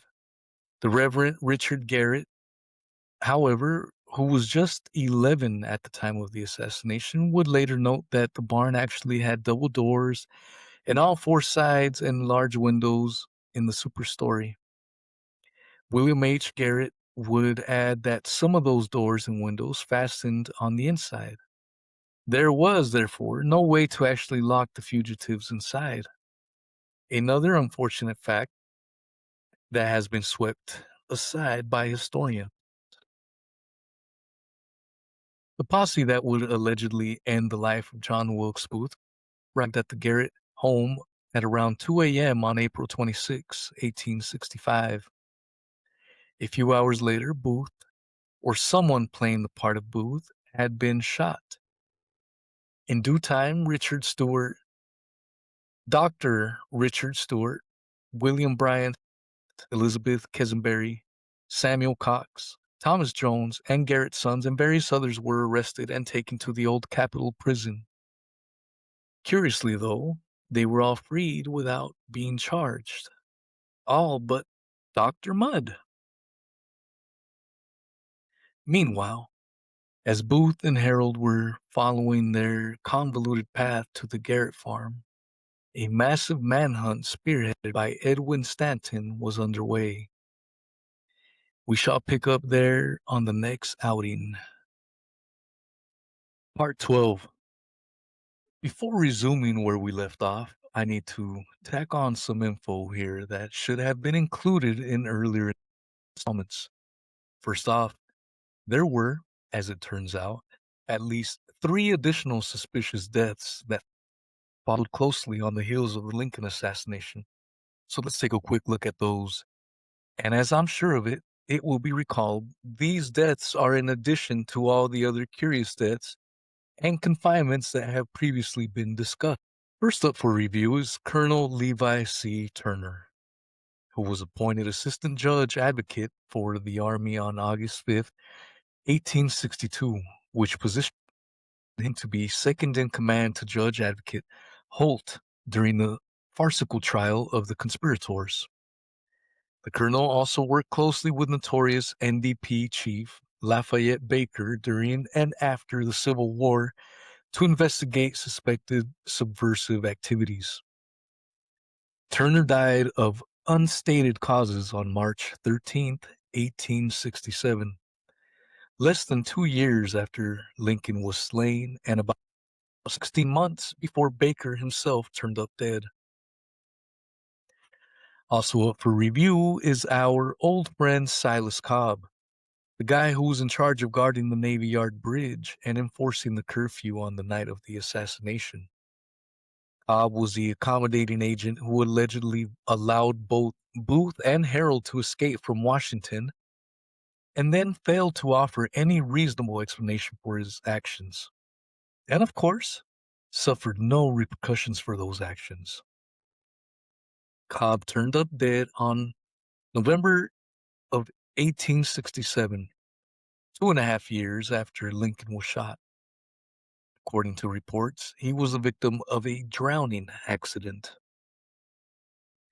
Finally, we have Henry Beaumont de Saint Marie, the chap who was credited with tipping off authorities to the whereabouts of John Surratt, ultimately leading to Surratt's arrest, extradition, and failed prosecution. De Saint Marie died at the relatively young age of 41 while still awaiting a claims court decision on the hefty reward promised for information leading to Surratt's capture. I also discussed in a previous post the fact that former British First Lady Sherry Blair is a descendant of the Booth clan, thereby demonstrating that the Booth family has continued to wield political power in the modern era. What I didn't know at the time was that another member of the Booth dynasty wielded considerable power on this side of the Atlantic right up until her death at the infamous Watergate Apartments on October 9th, 1987. She was hiding right in plain sight, disguised only by the E that her branch of the family had added to the Booth name to mask the association. That wielder of power was none other than Claire Booth Luce, who, along with her husband Henry Luce, a skull and bones man who became a publishing magnate, launching such influential magazines as Time, Life, Fortune, and Sports Illustrated, was a longtime asset of the Central Intelligence Agency. Booth was born on March 10, 1903, to unmarried parents who lived a shadowy life and moved around a lot. Her mother was known to use at least 3 aliases, and her father used at least 2. Claire briefly flirted with being an actress before embarking on a career as a journalist, war correspondent, politician, and diplomat. Curiously, another woman born in 1903 and also known as Claire Lutte also became an actress, creating a good deal of confusion after Claire Booth became Claire Lucé. Claire Booth Lucé had the distinction of being the first American woman named to a key diplomatic post, serving as a U.S. ambassador to Italy from 1953 to 1956. In 1959, she very briefly served as a U.S. ambassador to Brazil before resigning. From 1943 to 1947, she had served in the House of Representatives representing Connecticut. During that time, she served on the House Military Affairs Committee because she naturally knew a lot about military affairs. During the 1960s, her and her husband busied themselves with sponsoring anti-Castro groups seeking to return Cuba to its former status as a U.S. puppet state. In 1973, she was appointed to the President's Foreign Intelligence Advisory Board because she obviously knew a lot about foreign intelligence. In 1983, she was awarded the Presidential Medal of Freedom. Booth Luce was also a Dame of Malta.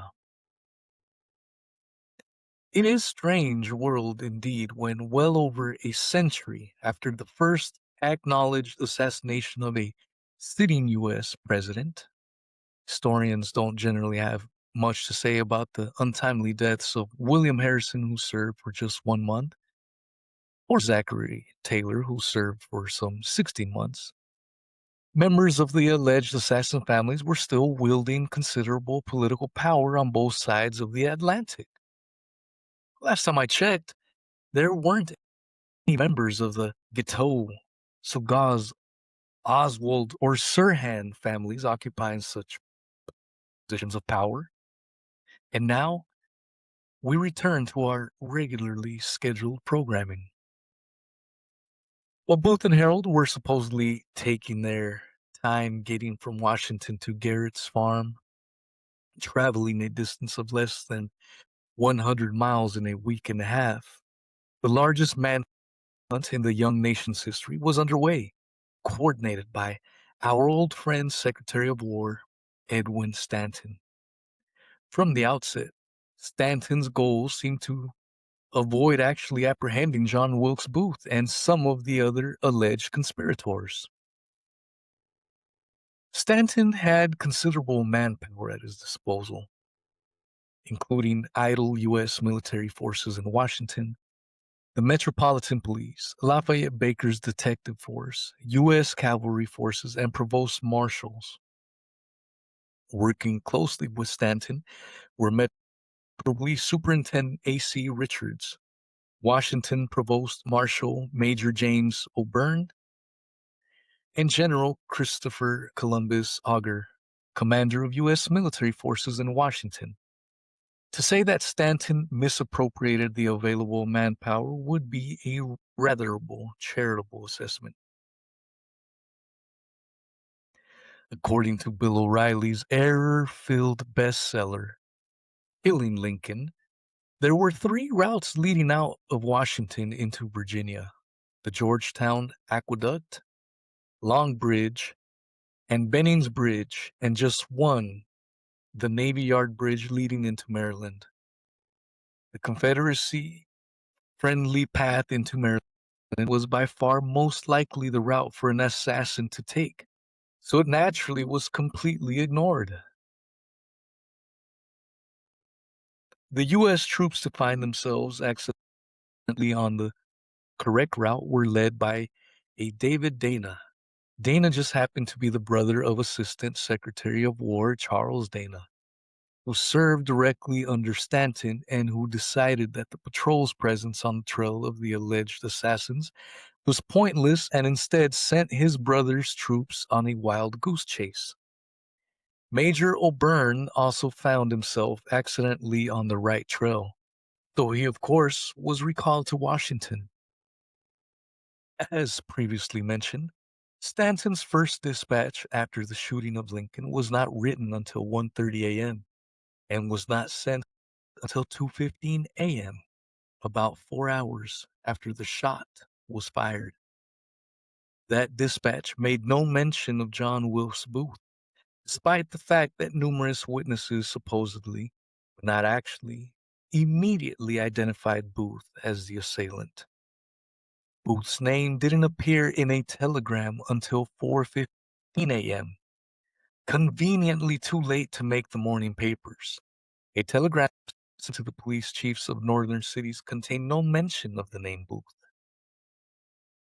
Initial press reports, based on information leaked by Stanton himself, identified John Surratt as the perpetrator of the fictional attack on the Seward family. When it later became known that Surratt was nowhere near Washington at the time of the attack, Lewis Powell Payne, who bore no physical resemblance whatsoever to John Surratt, was substituted in as a perpetrator of the alleged assassination attempt.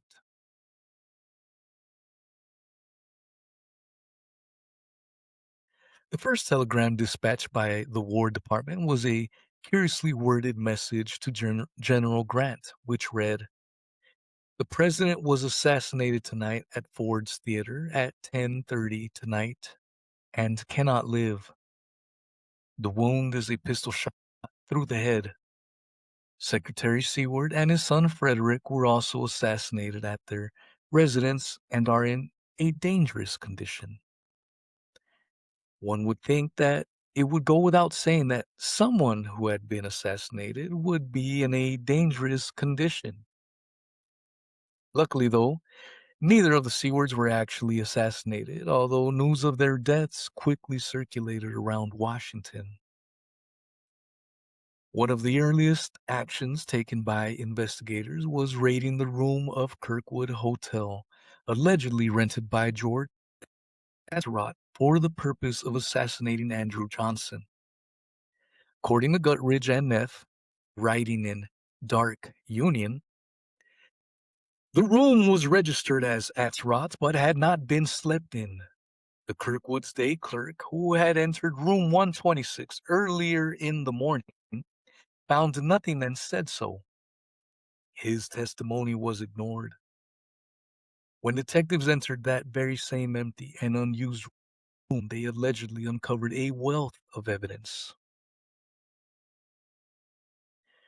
Supposedly recovered from the room were a bank book issued to John Wilkes Booth, a loaded revolver, 3 boxes of pistol cartridges, a map of the southern states, a Bowie knife, and a handkerchief with Booth's mother's name embroidered on it.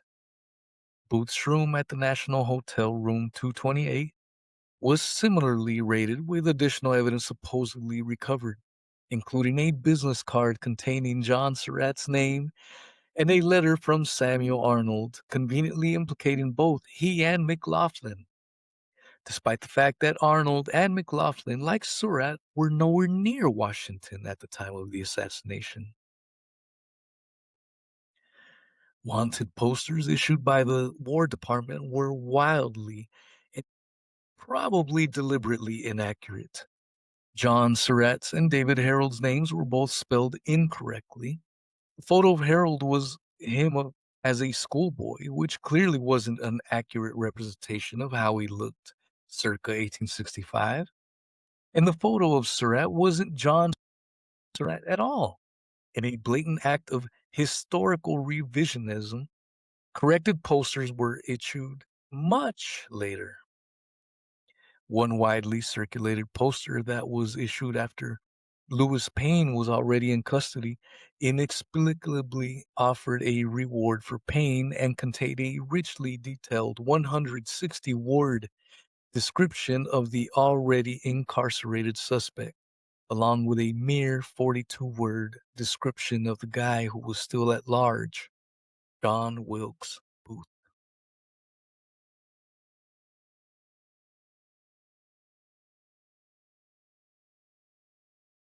The first alleged conspirator to be arrested was the hapless Ned Spangler, who was taken into custody at Ford's Theater at the night of the assassination. Samuel Arnold and Michael McLaughlin, implicated through what appears to have been planted evidence, were arrested on April 17, 1865, the former at Fort Monroe and the latter in Baltimore. Later that night, Mary Surratt and Lewis Powell were both arrested at Surratt's boarding house. George Atzerodt was taken into custody in the early morning hours of April the 20th in Maryland, following, by one account, a tip from his police detective brother. Dr. Mudd was arrested on April 24, 4 days after Captain William Wood, a close associate of Stanton and the warden of the old Capitol prison, had begun watching his home.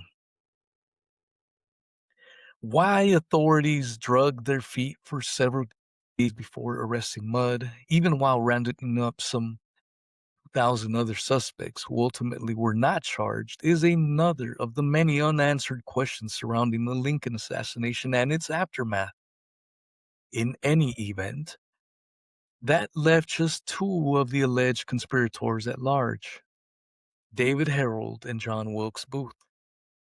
Finding them was going to require a specially assembled team, a team that would uncannily know just where to go.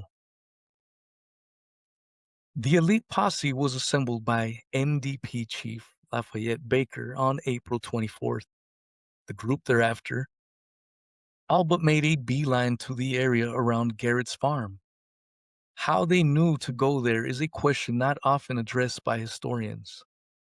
For the record, Baker claimed that he was tipped off by an old Negro, but said person was never identified. He or she never stepped forward to collect the substantial reward offered. A House committee noted that, upon what information Colonel Baker proceeded in sending out the expedition, is in no manner disclosed or intimated by his official report. An 1867 minority report of the Judiciary Committee of the House of Representatives offered what were, by today's standards, shockingly frank assessment of Baker's character, such as, although examined on oath, time and again, and on various occasions, it is doubtful whether he, Baker, has in any one thing told the truth even by accident. And there can be no doubt that of his many previous outrages, entitling him to unenviable immortality, he has added that of willful and deliberate perjury. And we are glad to know that no one member of the committee deems any statement made by him as worthy of the slightest credit. What a blush of shame will tinge the cheek of the American student in future ages when he reads that his miserable wretch for years held, as it were, in the hollow of his hand the liberties of the American people. The posse assembled by Baker was led by his cousin, Lieutenant Luther Baker, and Lieutenant Colonel Everton Conger, who had served as an aide to Lafayette Baker. Both had returned to civilian life and were recruited specifically to lead the mission. They were joined by Lieutenant Edward Doherty and detachment of 25 soldiers. After completing the mission, all involved signed quitclaims and collected a substantial amount of reward money. One of the troopers, as fate would have it, had met Booth previously, some 33 years later, on April 20th, 1898. He issued the following published statement. It was not Booth, nor did it resemble him. Many Americans had reached that conclusion years earlier. At the Garrett home, the guy later identified as John Wilkes Booth introduced himself as John W. Boyd. Harold was introduced as his cousin, David Boyd. During the standoff in the barn with the pair's would-be captors, the name Booth was never spoken. When Harold surrendered and exited the barn, leaving his companion behind, he insisted that he did not know the other man, who he claimed was named Boyd. Boyd Booth was wearing a rebel uniform and did not have on a ring that Booth reportedly always wore. It was not until he had been shot and lay dying that the suspected assassin was addressed by Luther Baker as Booth. According to Baker's account, the mortally wounded man seemed surprised, opened his eyes wide, and looked about as if he too was looking for the elusive John Wilkes Booth. At 7:15 a.m. on the morning of April 26, 1865, Booth Boyd drew his last breath some 2.5 hours after being shot, allegedly by Boston Corbett. Mainstream authors and historians have labored long and hard to convince readers that Booth's body was positively identified, leaving no doubt in the public mind that justice had been served. James Swanson, for example, has written in Manhunt that on Montauk, several men who knew Booth in life, including his doctor and dentist, were summoned aboard the Ironclad to witness him in death. It was all very official. The War Department even issued an elaborate receipt to the notary who witnessed the testimony. During a careful autopsy, the same James Swanson has also written in Lincoln's Assassins that when the assassin's body was brought back to Washington, the government took rigorous steps to confirm the identity of the man killed at Garrett's farm. Witnesses who knew Booth in life were summoned to identify him in death.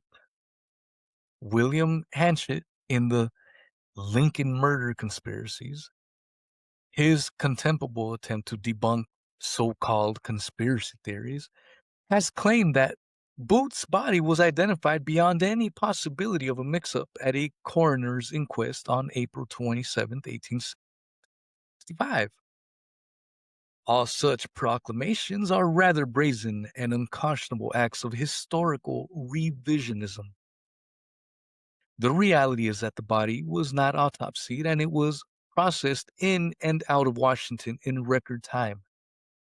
A mere 40 hours passed between the death of the man at Garrett's farm and the secret late-night disposal of his body, and that included the time needed to transport the corpse back to Washington.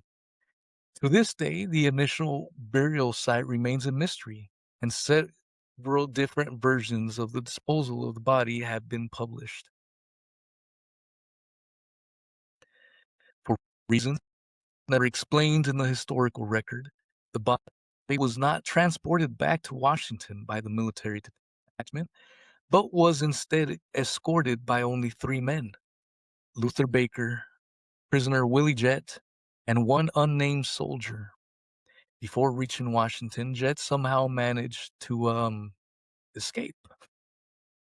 The body was carried by steamer up the Potomac River, then transported by tugboat to the Washington Navy Yard and placed aboard the ironclad Montauk in the dead of night at 1:45 a.m. on April 27, 1865, bypassing normal procedures. Before the day was done, the body would be covertly disposed of. The captain of the Montauk would later say that he was not present at either time, arrival or disposal, or I should have put a stop to it. Commandant of the Navy Yard would add that the removal of the body was entirely without my knowledge, an unusual transaction. Dispatched to the Montauk to oversee the identification of the body were such disreputable characters as Surgeon General Barnes, Judge Advocate Joseph Holt, Prosecutor John Bingham, Stanton underlings Thomas Eckert and Lafayette Baker, and two of Baker's most trusted men, Luther Baker and Everton Conger. Edwin Stanton had ordered Lafayette Baker and Thomas Eckert to personally intercept the boat carrying the body and clandestinely get it aboard the Montauk. During the alleged inquest, none of Booth's peers in the theater community, many of whom were present in Washington at the time, were brought on board to ID the body. No members of the Booth family were enlisted to view the body. None of Booth's alleged co-conspirators, many of whom were being held on the very same ship, were allowed to ID the body. According to Dark Union, 13 people were permitted to view the body, all but the war photographer Alexander Gardner, his assistant, and a hotel clerk were connected with the War Department. If we're being honest here, that should read all but possibly the hotel clerk were connected with the War Department. Even within the government's hand-picked and limited cast of witnesses, there was disagreement as to whether the body was that of Booth. Dr. John Frederick May, who had previously seen Booth as a patient, noted that there is no resemblance in that corpse to Booth, nor can I believe it to be him. May added that the corpse looks to me much older and in appearance much more freckled than he was. I do not recollect that he was at all freckled. Dr. May would later write that on the corpse's right limb was greatly contused and perfectly black from a fracture of one of the long bones. Surgeon General Barnes' report to Stanton, however, held that it was the left leg and foot that were injured and encased in an appliance of splints and bandages, thus clouding the waters even on such straightforward issues as which of the corpse's legs was injured.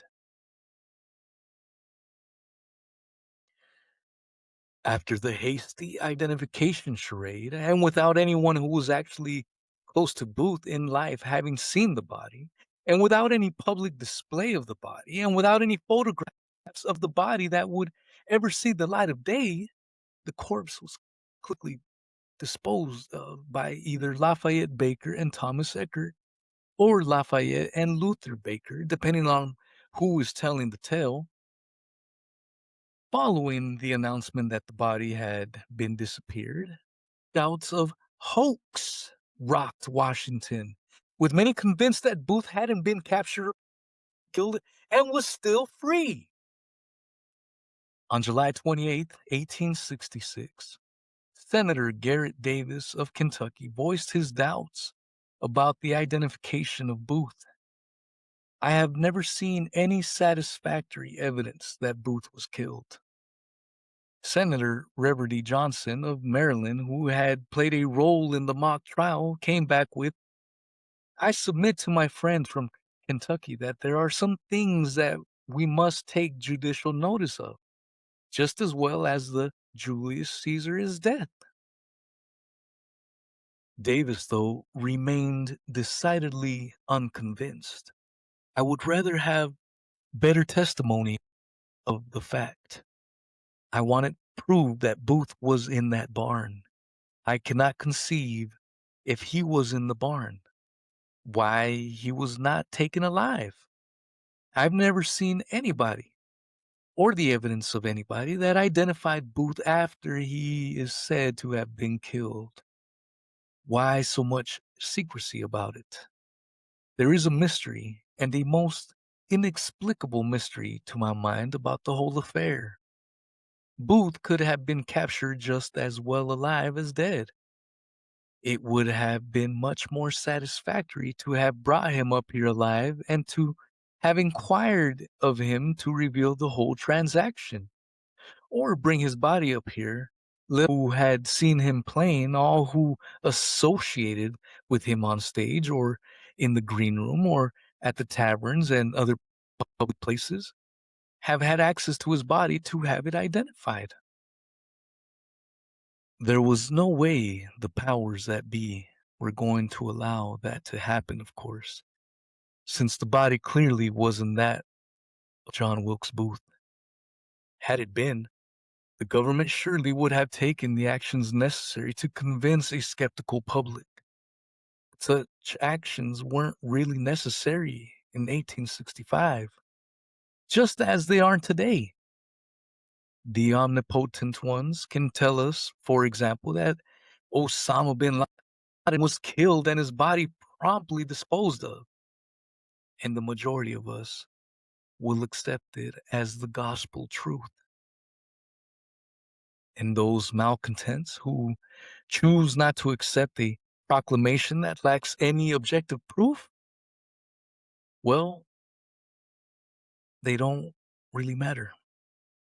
Just as the voices of reason didn't really matter 150 years ago. That was Why Everything You Think You Know About the Lincoln Assassination Is Wrong, written by David McGowan, March 13th, 2015. This was read by Weezy of the What is True podcast. David McGowan has been a massive influence for me over the years, and much of my thoughts are inspired by his work.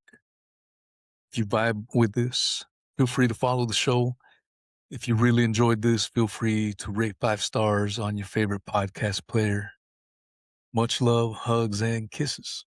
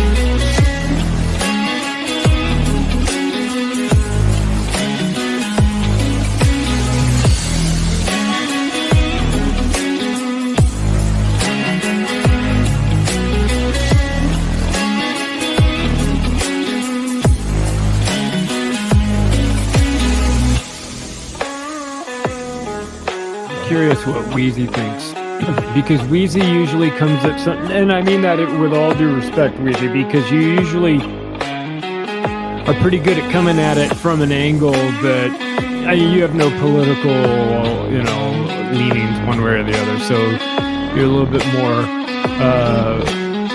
able to come at this from different angles.